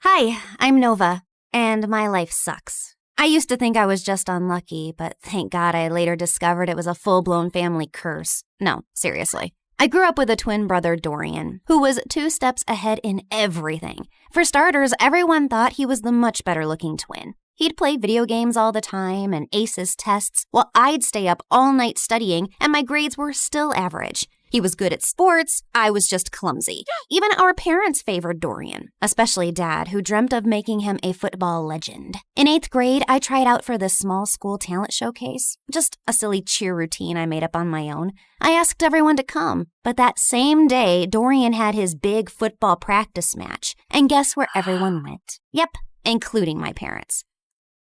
What's going on? Your brother scored the winning goal at his big match, so we called all his friends over to celebrate. So you missed my talent show for a dumb match? You participated in a talent show? Why? You're so uncoordinated. Just last week you tripped over a sock and hurt your head. Thanks, but I don't need your judgment. I'm just saying, maybe next time choose something you're good at. Oh wait, you can't. You're bad at everything. Shut up or I'll kick your face. Ugh, so annoying. I ran upstairs fighting tears when I heard a soft voice calling from a bedroom down the hall. Nova, is that you? That's Ella. She's my younger sister, and she's been sick since forever. Doctors didn't even have a proper diagnosis, just a fancy name that meant they were still trying to figure out what was wrong with her. And since our parents were too busy making Dorian a star, it was usually left to me to look after Ella, which I didn't mind at all. Hey, how was your talent show? What did Mom and Dad say? They never came because Mighty Dorian had a match. So what? Did you have fun? I almost did a backflip and only tripped twice, so yeah, it was fun. Then that's all that matters. Talking to Ella always made me feel better, but I could never tell her how I really felt. My problems just seemed so pathetic compared to everything she was going through. Even at school, I mostly kept to myself while Dorian hogged the spotlight. The only time people spoke to me was to ask for Dorian's number, so I barely had friends. Until I met Maya in high school. She was new and asked me if I could show her around, and we hit it off right away. We liked the same music, same shows, and I finally had someone I could pour my heart out to. She was the only person I felt free and happy with, but that changed on her 18th birthday. Maya decided to throw a costume party. I was gonna be French fries, and she was gonna be ketchup. It was gonna be epic. But when I got to her place, I was the only one in a costume. I checked my phone wondering if I'd missed a text from Maya, but nothing. And worse, I found her standing near the pool talking to Dorian. Oh, wow. Looks like someone didn't get the memo. What is he doing here? And wasn't this supposed to be a costume party? Oh, shoot. I thought I texted you. I wanted to have a costume party, but Dorian thought it was stupid for an 18th birthday. And since when did you start taking advice from Dorian? Since we started dating. What? He asked me out last week, and I said yes. Why? Of all the men on the planet, why him? And you couldn't stand that there was finally someone who liked me more than you, could you? Would you stop overreacting? You look like angry McDonald's French fries, and I can't take you seriously. Also, my feelings for Maya are totally genuine. Genuine my butt. Everyone at school knows you change girlfriends faster than you change underwear. Maya, listen to me. Whatever garbage this guy's been feeding you, it's not worth it. But I love him. No, you're infatuated. Like every normal girl your age is with some butthead like him. Come back to your senses. Fine, I can see this is a total waste of time. So before I embarrass myself any further, I'm leaving, and we're done. I stormed off dramatically, only to walk straight into the birthday banner. I tried to fight it, but stumbled and knocked over an entire balloon arch. Maya ran to help me, but I spun around mid-fight and accidentally slapped her in the face. Did you just hit my girlfriend? I grabbed a paper cup and hurled it at Dorian's head. Ow. Wow, that really hurt me, Nova. How will I ever recover from this concussion? Everyone laughed as I ripped the last streamer off my leg and stormed out, and went straight to Ella. She was the only person who'd understand me. Oh, wow. You look tasty. I don't know about tasty, but I am definitely tragic. Mom never let me have fries. Said they're too oily. Here, take a bite. It might cheer you up. You're weird. And you're stuck with me. And I put my head down, and we dozed off. The next morning, I woke up to a bunch of missed calls from Maya, but I ignored them. So she sent me a bouquet with my favorite ice cream scoops, flew drones past my window with "I'm sorry" banners. At one point, she actually climbed up to my window to talk to me, but I just drew the curtains and ran into the attic so she wouldn't find me. I was looking for some boxes to hide behind when I accidentally knocked one over and a diary fell out. It had my grandmother's name on it, with a photograph of her standing next to someone who looked exactly like her. And there was a note. Lumiere se dara kinsol, veher dul ambrax? What? That's what it said, written in this bizarre language I've never seen before. Luckily, someone had scribbled a translation underneath. To break the curse, balance must be found. One light shall rise, one shadow bound. I read more and found out that my grandma had been overshadowed by her own twin too. So she teamed with a psychic named Margot and crafted spells to break the twin curse, a generational cycle where one twin always thrived while the other faded into the background. I knew it sounded ridiculous, but this just couldn't be a coincidence. I was constantly lagging behind Dorian, not because there was something wrong with me, but because I was cursed. The note also said that to unlock the curse, like and subscribe to this video and leave a comment. Gotcha. She didn't write that. But seriously, like and subscribe. Things are about to get weird. I had to find out more, so the next day I skipped school and tracked down the psychic Margot. It wasn't too difficult since Grandma had her address in the diary, and by afternoon I was already knocking at the door of a rundown apartment. I waited for some old witchy lady to open the door, but instead it was a girl not much older than me. Sorry, I think I must have gotten the wrong address. No, you're in the right place. We've been expecting you. Like me and the spirits. They told me you were coming. You're Nova, right? Hilda's granddaughter. You know me? I know a lot of things. Like it's gonna rain in about 5 seconds and you should come in. And right on cue, it actually started raining. Freaky. Anyway, I walked in and the girl told me she was Margot's granddaughter and her name was Coco Lynn. My dad's Chinese and my mom's American. They couldn't decide whether to give me a Chinese name or an English one, so they mashed them together. Kinda has a ring to it if you say it on repeat. Coco Lin, Coco Lin, Coco Lin. Cool, right?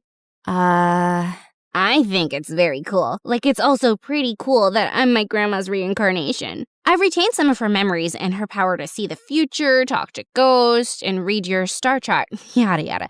In fact, before I was my grandma, I was this super rich woman who went on a ship, met this cute artist. He was poor. I was loaded. We fell in love, but then the ship crashed and he died. Like the movie Titanic? What? Never mind. Can we just get to work, please? I gave her the diary, and she invited me into this small room. As I settled into a beanbag, Coco Lin took the diary in her hands. Then suddenly, she threw her head back dramatically. Before I could ask if she was okay, she snapped her head forward like a possessed owl, then started spinning in slow circles. Then she dropped to her knees, flapped forward, and after a full minute of silence, popped back up. All done. The curse is now reversed. Whatever once belonged to your brother is now yours. Wait, what do you mean by reversed? I wanted you to end the curse.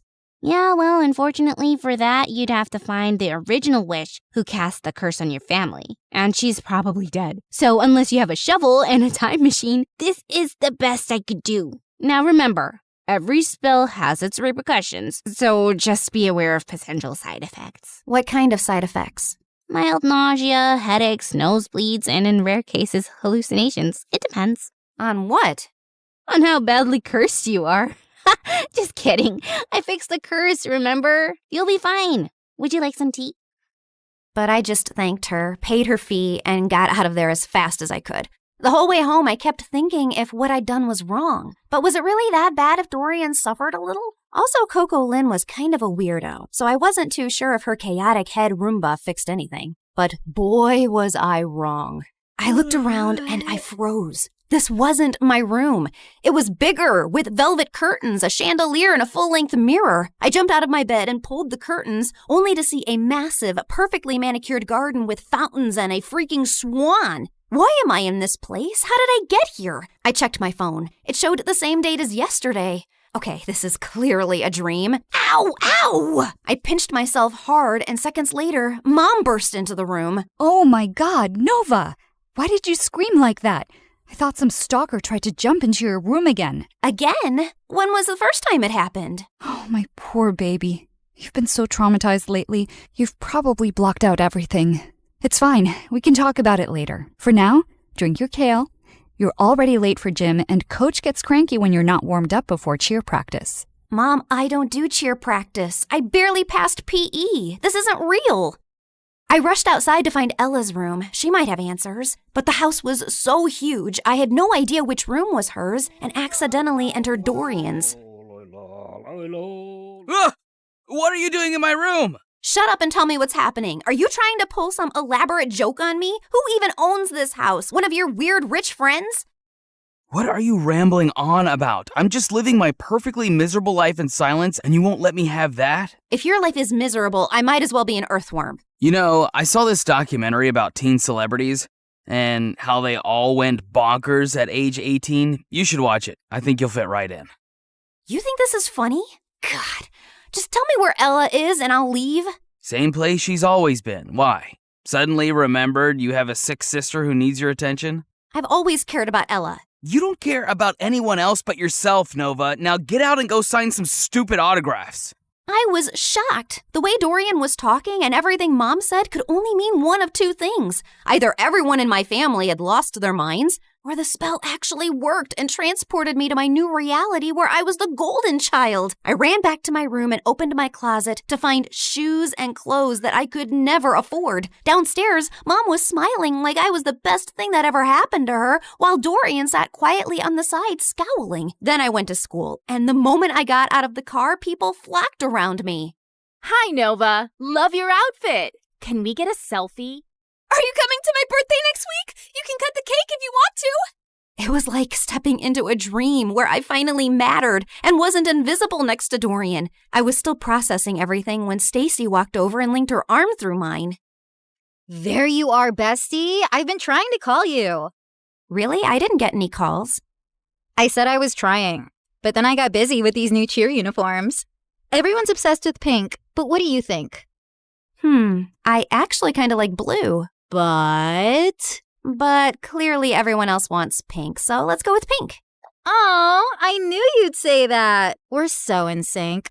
If you were a boy, I'd totally date you. I mean, you'd have competition, obviously, but I'd cheat on my boyfriend with you. Okay, wow. I was best friends with Stacy? This girl who once insulted me in front of the whole school was now asking for my opinions? And over the next few days, it only got better. I had a personal stylist, a manager, and spa appointments booked every other morning. My closet had its own air conditioning, and Dorian had to ask my permission to even borrow a charger. My parents transformed into my biggest fans overnight, hovering at every photo shoot, attending even the smallest events, and proudly displaying an entire wall of my trophies and awards. At school, I never stood in line. I had my own table in the cafeteria stocked with fresh smoothies and sushi rolls. Teachers gave me extra credit just for showing up. And one afternoon, I got a letter from a college I hadn't even applied to offering me a full scholarship because they liked my vibe. My life was perfect, and it was everything I ever wanted. Until it wasn't. Because Stacy was as obnoxious as ever and was getting on my nerves. Oh my God. Who died and left you that hideous skirt? And why are you carrying a Prada purse when I don't have one? You need to pay fashion tax. What? You know, do my homework, pack my lunch, clean my sneakers, that kind of thing. Now hurry up, I'm hungry. The girl ran off in tears, and I turned to Stacy. Was that necessary? No, but it's fun. And why are you being all judgy today?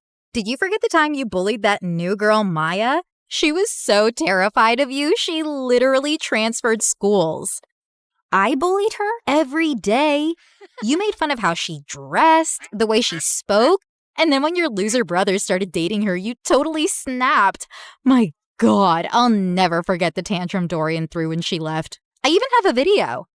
Stacy shoved her phone in my face, and I watched in shock.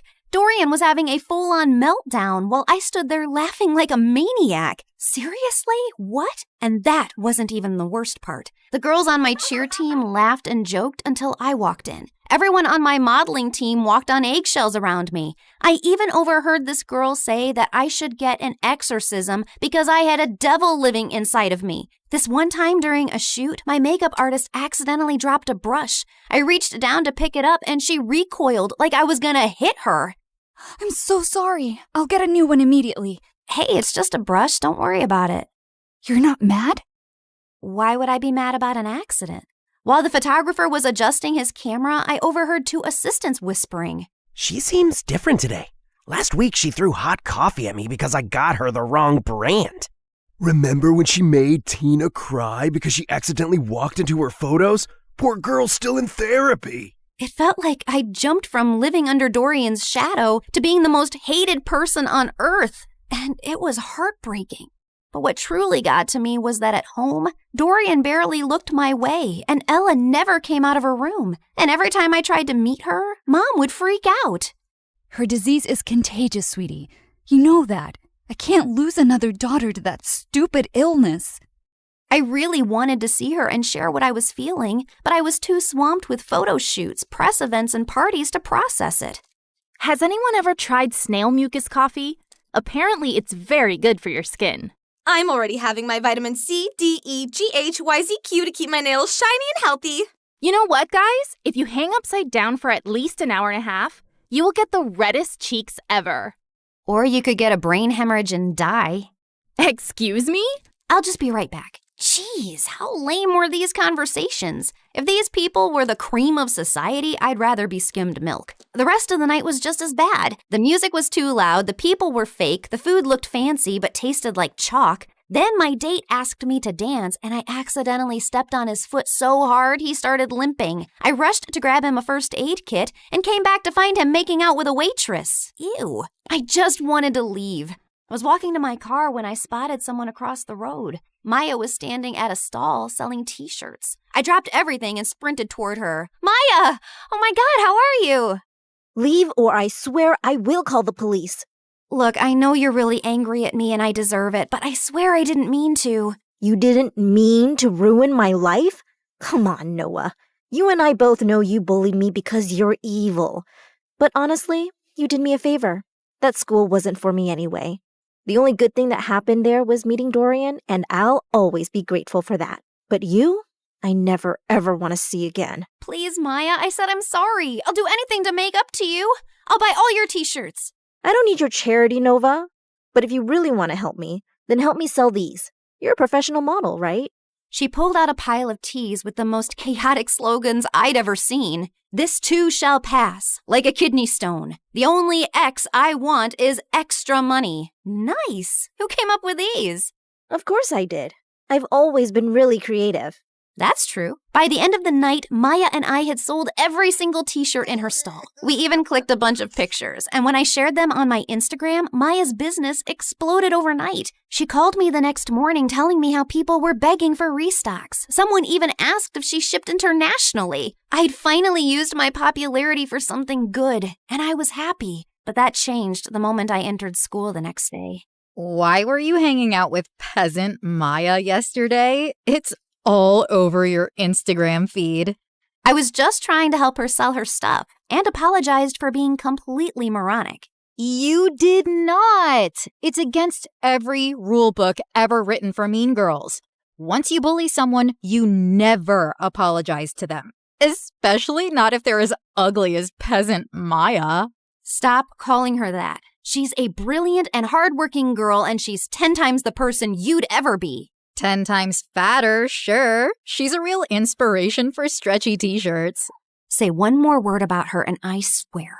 Or what? You'll cry into your organic kale smoothie? I have a better idea. And I launched myself at Stacy, but she didn't even budge. Instead, she smiled and punched me. Then she jumped on me, pulled my hair, elbowed me in the stomach, and I almost threw up. I thought I was gonna die when a bunch of girls rescued me. Later, while I sat outside the nurse's office with an ice pack on my face, I overheard a group of girls whispering nearby. Wow, Nova really thought she could take down Stacy? That girl's made of iron. I heard her mom's Russian. She came here illegally, then married some rich guy, and that's how Stacy got all her money. My maid's cousin works at their house. She says Stacy lives like a trash gremlin. Her room smells like stale yogurt and wet socks. Ugh, gross.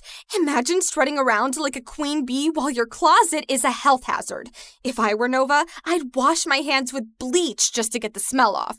They kept going, but I tuned out. Not because I was offended. Honestly, it all made sense. Stacy didn't rule the school out of confidence. She did it to distract people from the disaster she actually was. Anyway, I was feeling better, so I decided to take the day off and go home, when suddenly Dorian came running down the hallway. Nova, it's Ella. They're moving her to a hospital. Her condition is getting worse. The world blurred for a second, and I pushed Stacy out of the way and ran through the gates. We reached the hospital and saw Mom and Dad were sitting in the waiting room. Where is she? What happened? She took a turn for the worse.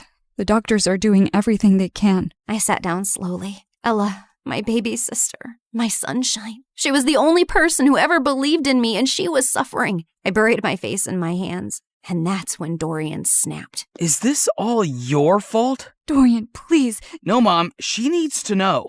I've been trying for months to act normal, but no more. What are you talking about? You were supposed to babysit Ella, but instead, you chose to sneak out and go to your dumb party with her in the back seat. You'd barely gotten the car out of the driveway when you crashed into another car. You blacked out and Ella took the hit. She's been in a coma ever since. But Mom told me her condition was contagious. That's why I couldn't see her. Well, she lied. Because you hurt your head too and forgot all about the accident. And Mom didn't tell you so you could live your perfect little life like the golden child you are. I swear, if something happens to her, I will never forgive you. And he stormed away, leaving me totally shaken. I bullied my best friend. My brother couldn't even look at me. And my little sister was in a coma because of me. This wasn't the life I wanted. I stood up quietly while everyone was still talking to the doctor, slipped out of the hospital, and ran straight home. I stormed into the attic, flung open every box until I finally found the diary. The next morning, before going to the psychic's house, I went to the hospital. I just had to make sure Ella was okay. And thankfully, when I got there, she was sitting on her bed smiling. I stopped a doctor walking by. Is she okay? Yeah, she had a seizure, but it shocked her system so hard, it jump-started her like an old car battery. Guess sometimes being on your deathbed has its perks. I took one look at Ella's face and walked in. As soon as she saw me, her face lit up. I ran over and hugged her tight.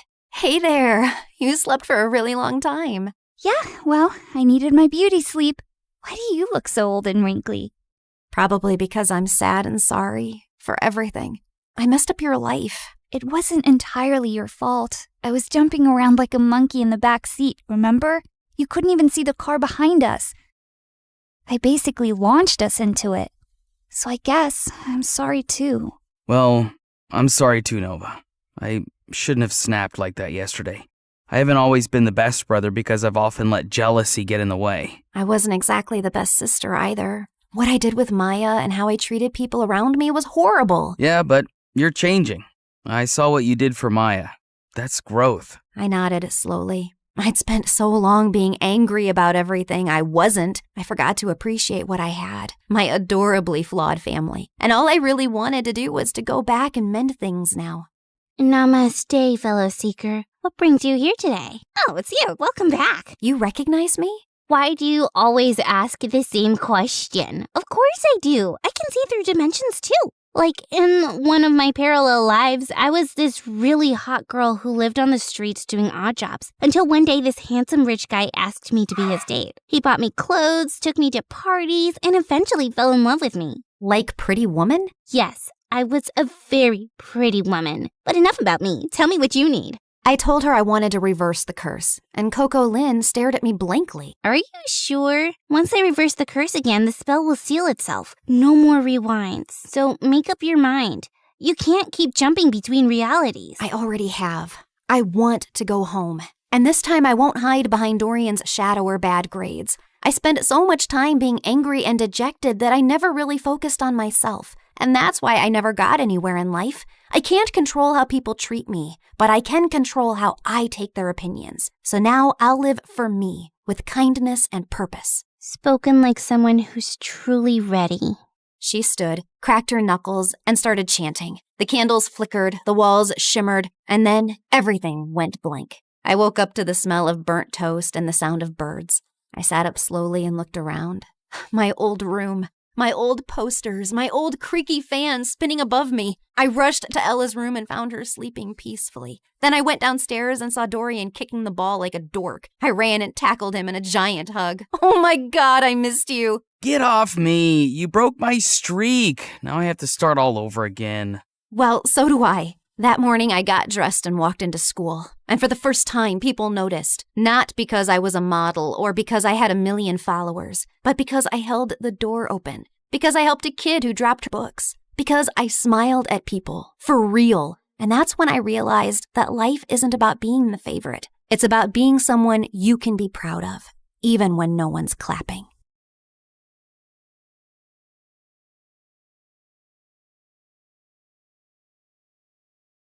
Contestant 9, please state your name. Sierra? Looks like a nightmare, right? Hi, I'm Sierra, and ever since I could talk, I've had a stutter. I didn't think much of it until I moved to a new town when I was 6. Welcome to the neighborhood. I'm Dean. This is my daughter, Kelsey. What's your name, sweetheart? Sierra. Why do you talk like that? It was the first time anyone had asked me that. It wouldn't be the last. My stutter happened frequently, but it got worse when I was nervous. My mom barely noticed or cared that I had a stutter, or that I really existed. She was always working. And my dad? Well, he left the picture a while ago. Most days, Mr. Dean would watch me after school, and Kelsey and I became fast friends. We did everything together. Played at the park, put on fashion shows, grabbed ice cream at Scoopy's. When we went out as a trio, I'd secretly pretend that Mr. Dean was my dad, and Kelsey was my older sister. In those moments, it felt like the family I'd always wanted. But things started to change when Kelsey's mom announced she wanted a divorce and moved out of state. After that, Kelsey started to change. She wasn't just upset. She was furious. She yelled at everyone, and once even smashed the living room furniture in a fit of rage. She lashed out in class and got held back a grade. And if her dad hadn't been the superintendent, she probably would have been expelled. By middle school, we ended up in the same class, and Mr. Dean dropped us off on the first day. Wow, your daughters are so beautiful. Aren't they? I'm a lucky dad. Kelsey looked like she was about to explode. I'm Kelsey. I'm his only daughter. My mistake. And what's your name? Sierra. Sierra? Why do you talk like that? Yeah, can you not speak properly? Or are you stupid? The class erupted into laughter, and I could feel my face burn. Since then, Kelsey wasn't my friend anymore. A real friend wouldn't do that. Through the years, Kelsey's hatred only grew. Anytime I had an accomplishment, she had to ruin it. Opening night of the school play, she stuffed worms in my costume. She threw her birthday party on the same day as mine every year and literally paid people to skip mine.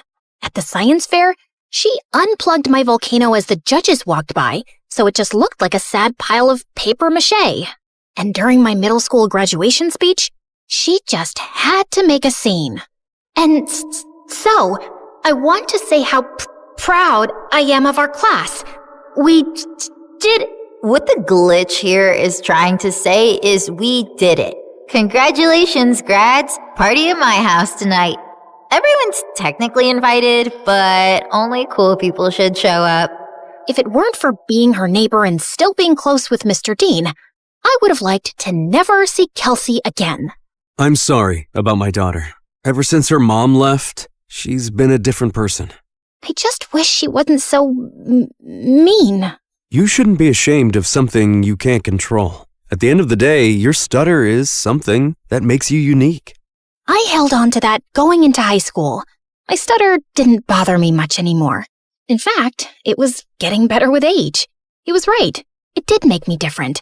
And I liked that. One Friday in English, we were doing a vocabulary spelling exercise, and I was totally killing it. ESOTERIC. Esoteric. QUERULOUS. Querulous. VACILLATE. Vacillate. Everyone was surprised at how well I was doing. And honestly, so was I. Who knew I was that good at spelling? Sierra, there's a regional spelling bee in a few weeks. You should join. Who knows, you may make it all the way to nationals. That night, as I sat in my room looking over the spelling bee brochure, loud music suddenly rattled my walls. Kelsey was throwing a party in her backyard. A few classmates waved me over. Fine, just for a little. The party was fun, but I couldn't stop thinking about the spelling bee, and I decided I would sign up. I was about to leave when... What's this? She snatched the brochure out of my hand. A spelling bee? Oh, please. Like you could ever win one of these. In case you didn't know, you trip over your words. Give that back. Not so fast. I'll help you practice for your big day. She pulled out her phone and turned the flashlight on as if it were a spotlight. Some other people gathered around and did the same. I felt blinded by all the lights in my face. Why don't you show us what you got? Nothing screams fun like watching you butcher the alphabet live on stage. Your word is quiberate. That's not even a word. Okay then, your word is pathetic. I'm sure you're quite familiar with that. IRRELEVANT. Irrelevant. I'll use it in a sentence. Kelsey is irrelevant. Now give me back my brochure. But she ripped it into pieces and threw it up like confetti. I took a small step in her direction. Kelsey took a step back and fell into the pool. Ugh! You pushed me! Yeah, right. I didn't push you. Your attitude just slipped. She climbed out and stormed over to me, and I bolted. As I ran, I saw her shoving people in her way into the pool. I made it home and locked the door, just as she started kicking and clawing at it. My heart was racing. By Monday, the whole school was talking about it. Someone had filmed everything, and she looked completely unhinged. I avoided her all day. After class, I asked my teacher if she would sign off on my spelling bee application, and she wrote a letter of recommendation. That night, I was recording myself practicing when I heard Mom come home early. I rushed downstairs to tell her about the bee. but she really wasn't listening. As usual. Sierra, that's great and all, but I'm working and I don't need any distractions tonight. And the Mother of the Year award goes to... Feeling annoyed, I went back upstairs and found Kelsey sneaking through my bedroom window. What are you doing here? Get out! Relax, Miss Broken Record. I'm just here to apologize. Apologize? Yeah. I saw the video from the party over the weekend. I looked crazy. It wasn't okay how I was treating you, so I'm sorry, okay? Thanks? I'm not really sure what to make of this. Yeah, well, we used to be friends or whatever. I think it's time to put the bad blood between us to bed, right? Trust doesn't just snap back into place, not after everything that's happened between us. I understand. I intend to prove it to you. Do you mind getting me some water? Climbing up the vines was harder than I thought. Uh-huh. Sure. This certainly wasn't on my bingo card for how the night would go. I brought her water, which she downed in one gulp. Thanks. I'll see you tomorrow. Maybe we can sit together at lunch? Maybe. Also, never sneak into my room again. Then she climbed out the window. What a strange interaction. But maybe we really were turning over a new leaf. The next day, I walked into class feeling good about the new era I was in, where I tried new things and made up with old friends. But that confidence vanished when I found my teacher waiting for me, looking pissed. Sierra, you will not be attending class today. I've contacted the spelling bee and pulled my recommendation for your application. What? What did I do? You should be ashamed of yourself. The principal is waiting for you in his office. What was going on? It has come to our attention that the English exam answers were sent to your entire English class yesterday. I'm sorry. I have no idea what you're talking about. That's strange. Given the exam answers were sent from your email address, you'll be suspended for 3 days. Your mom is on her way here to come get you. What? This wasn't possible. I didn't do it. When Mom showed up, the veins in her forehead were practically bursting. I begged her to believe me the whole way home, but she didn't say a thing. When we pulled up to the front of the house, she told me to get out of the car. I can't believe I missed an hour of work for this. You're grounded. Then she just drove off, and I burst into tears. I was wrongly accused, suspended, banned from the spelling bee, and all my mom cared about was missing work. Over the next few days, I stayed home and studied, and I kept practicing spelling words anyway. Failure. Failure. Dismay. Dismay. Okay, maybe I was leaning into the drama a little. When I finally got back to school, everyone basically hated me. A bunch of students had used the answers sent from my email, so the teacher failed the entire class, and now everyone was blaming me. Next few weeks were so lonely. I walked straight out of school one day and went to get an ice cream cone from Scoopy's, and Mr. Dean happened to be passing by. I told him everything that happened. Let's go talk to the principal right now. It was nice to have one person who actually listened and seemed to care. Back in the office, Mr. Dean demanded answers. It was sent from her email account. My hands were tied. Steve, you're talking like you weren't the biggest troublemaker back in school. Honestly, I'm shocked you became a principal.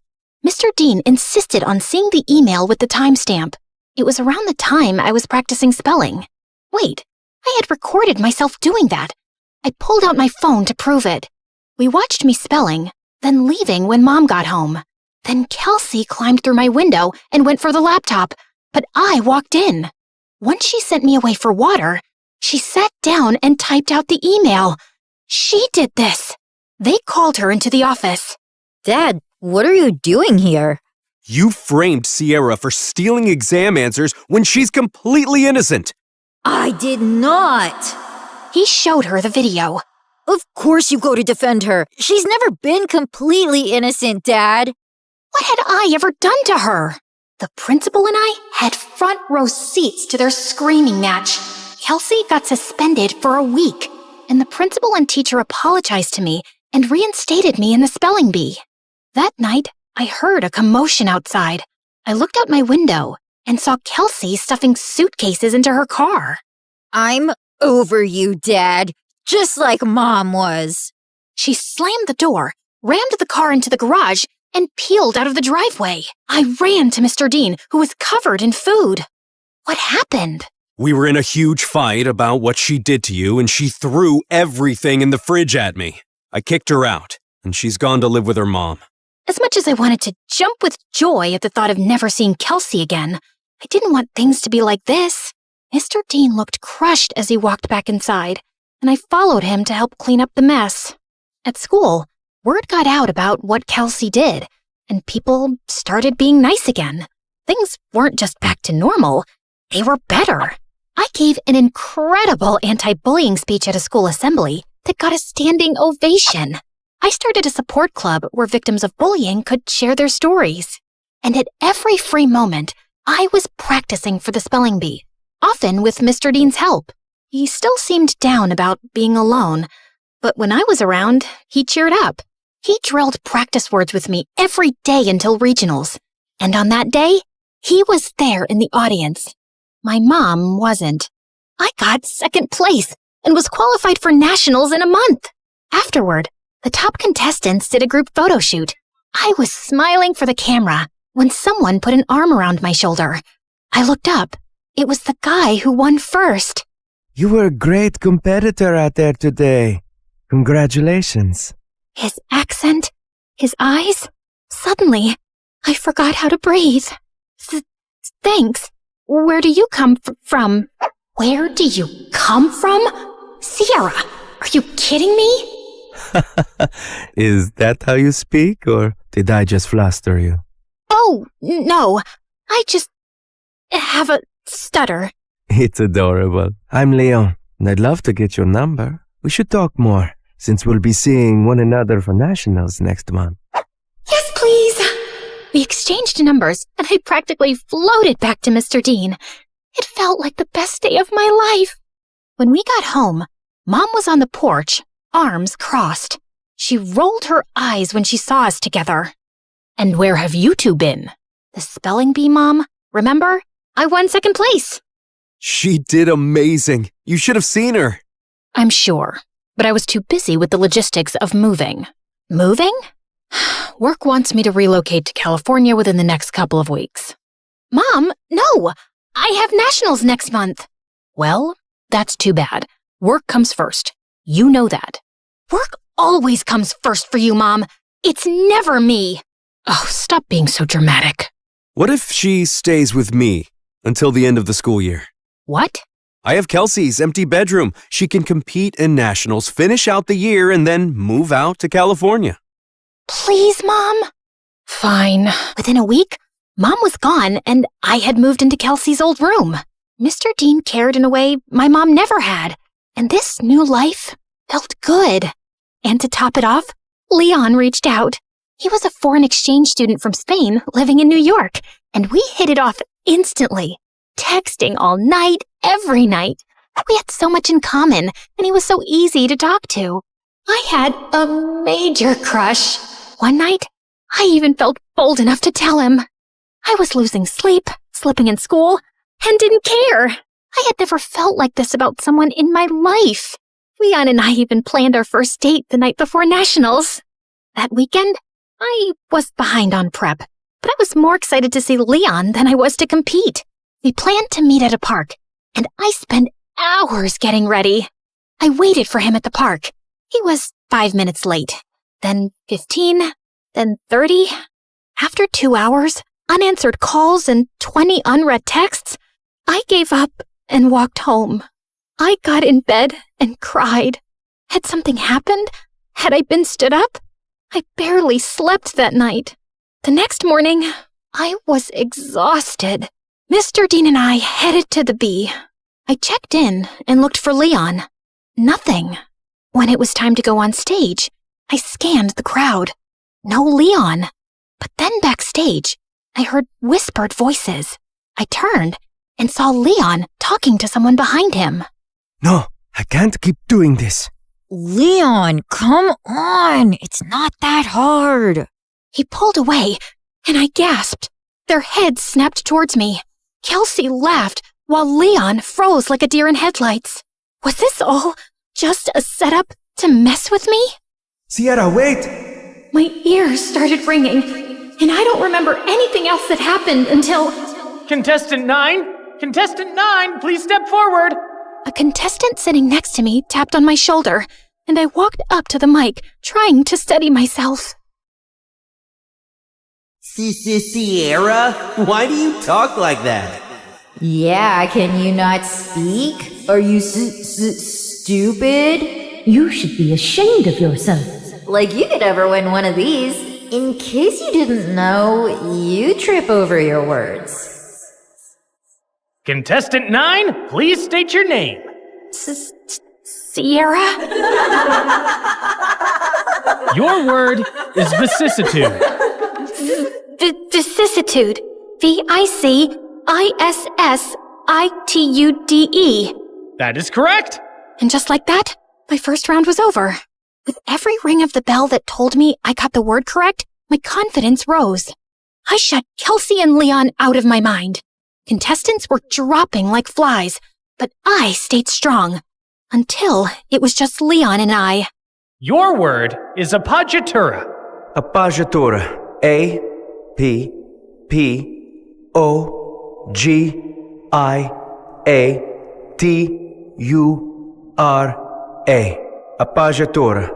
I'm sorry, that is incorrect. Sierra, if you can correctly spell the word, you will be our national spelling bee champion. Appoggiatura. A-P-P-O-G-G-I-A-T-U-R-A. Appoggiatura. That is correct! I did it! The audience went wild.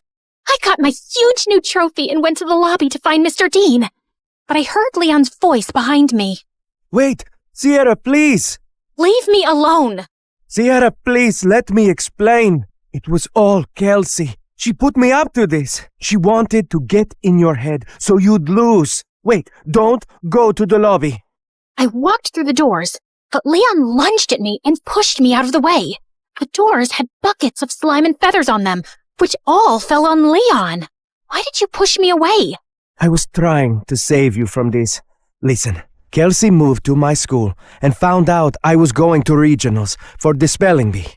She said she'd pay me to flirt with you and distract you from studying. I'm so sorry. I was just a game to you? I only agreed because I really needed the money for my mom's treatments. That's why I'm even competing in the bee. I didn't expect to end up having real feelings for you. When Kelsey found out, she stole my phone and smashed it. She even threatened to get me kicked out of school. Just then, my mom and Mr. Dean walked up. Mom, what are you doing here? Mr. Dean convinced me to attend, and I had no idea you were so talented at this. We're so proud of you, Sierra. And then Kelsey walked in. Of course my dad is here to support perfect little Sierra. And Leon, I see you've betrayed me too. Guess your mom isn't going to get any better. Why are you so evil? What did I ever do to you, Kelsey? You stole everything from me. Everything! She didn't steal anything from you, Kelsey. Oh, really? Because I remember the night you and Mom screamed at each other when she found out about your little affair, when we both found out Sierra is your daughter. What? Oh, yeah.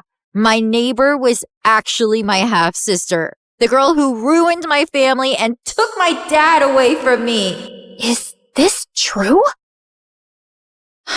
Yes, it is. Even though this was the craziest day ever, the news warmed my heart. I'd seen Mr. Dean as my dad since I was a kid. You didn't lose your dad to me, Kelsey. You lost him because of you. You could have told me the truth. You could have been my sister. But you chose to be a liar, a bully, and a sad little lowlife who only feels powerful when someone else is hurting. I may stutter, but I never had to hurt people to be heard. And why didn't you guys tell me sooner? I'm sorry. He didn't know until I told him once we moved in next door. I wanted to tell you right away, but then my wife left me and Kelsey took the news really hard and started lashing out. We thought it would be best for you to not know. For your sake, and Kelsey's. I was planning on telling you. I figured since we live together now, it was the right time. You live together now? She screamed, grabbed my trophy, and hurled it through the convention center's windows. She got arrested for property damage and spent some time in juvie before going to live with her mom. I told my mom I wanted to stay with Mr. Dean for the rest of high school, and thankfully, she allowed it. I gave the prize money to Leon to help his sick mom, but I refused to date him even after all his apologies. My self-worth wouldn't allow me to be with someone who thought it was okay to play with my feelings for any reason. I'm so proud of you, Sierra. Thanks, Dad.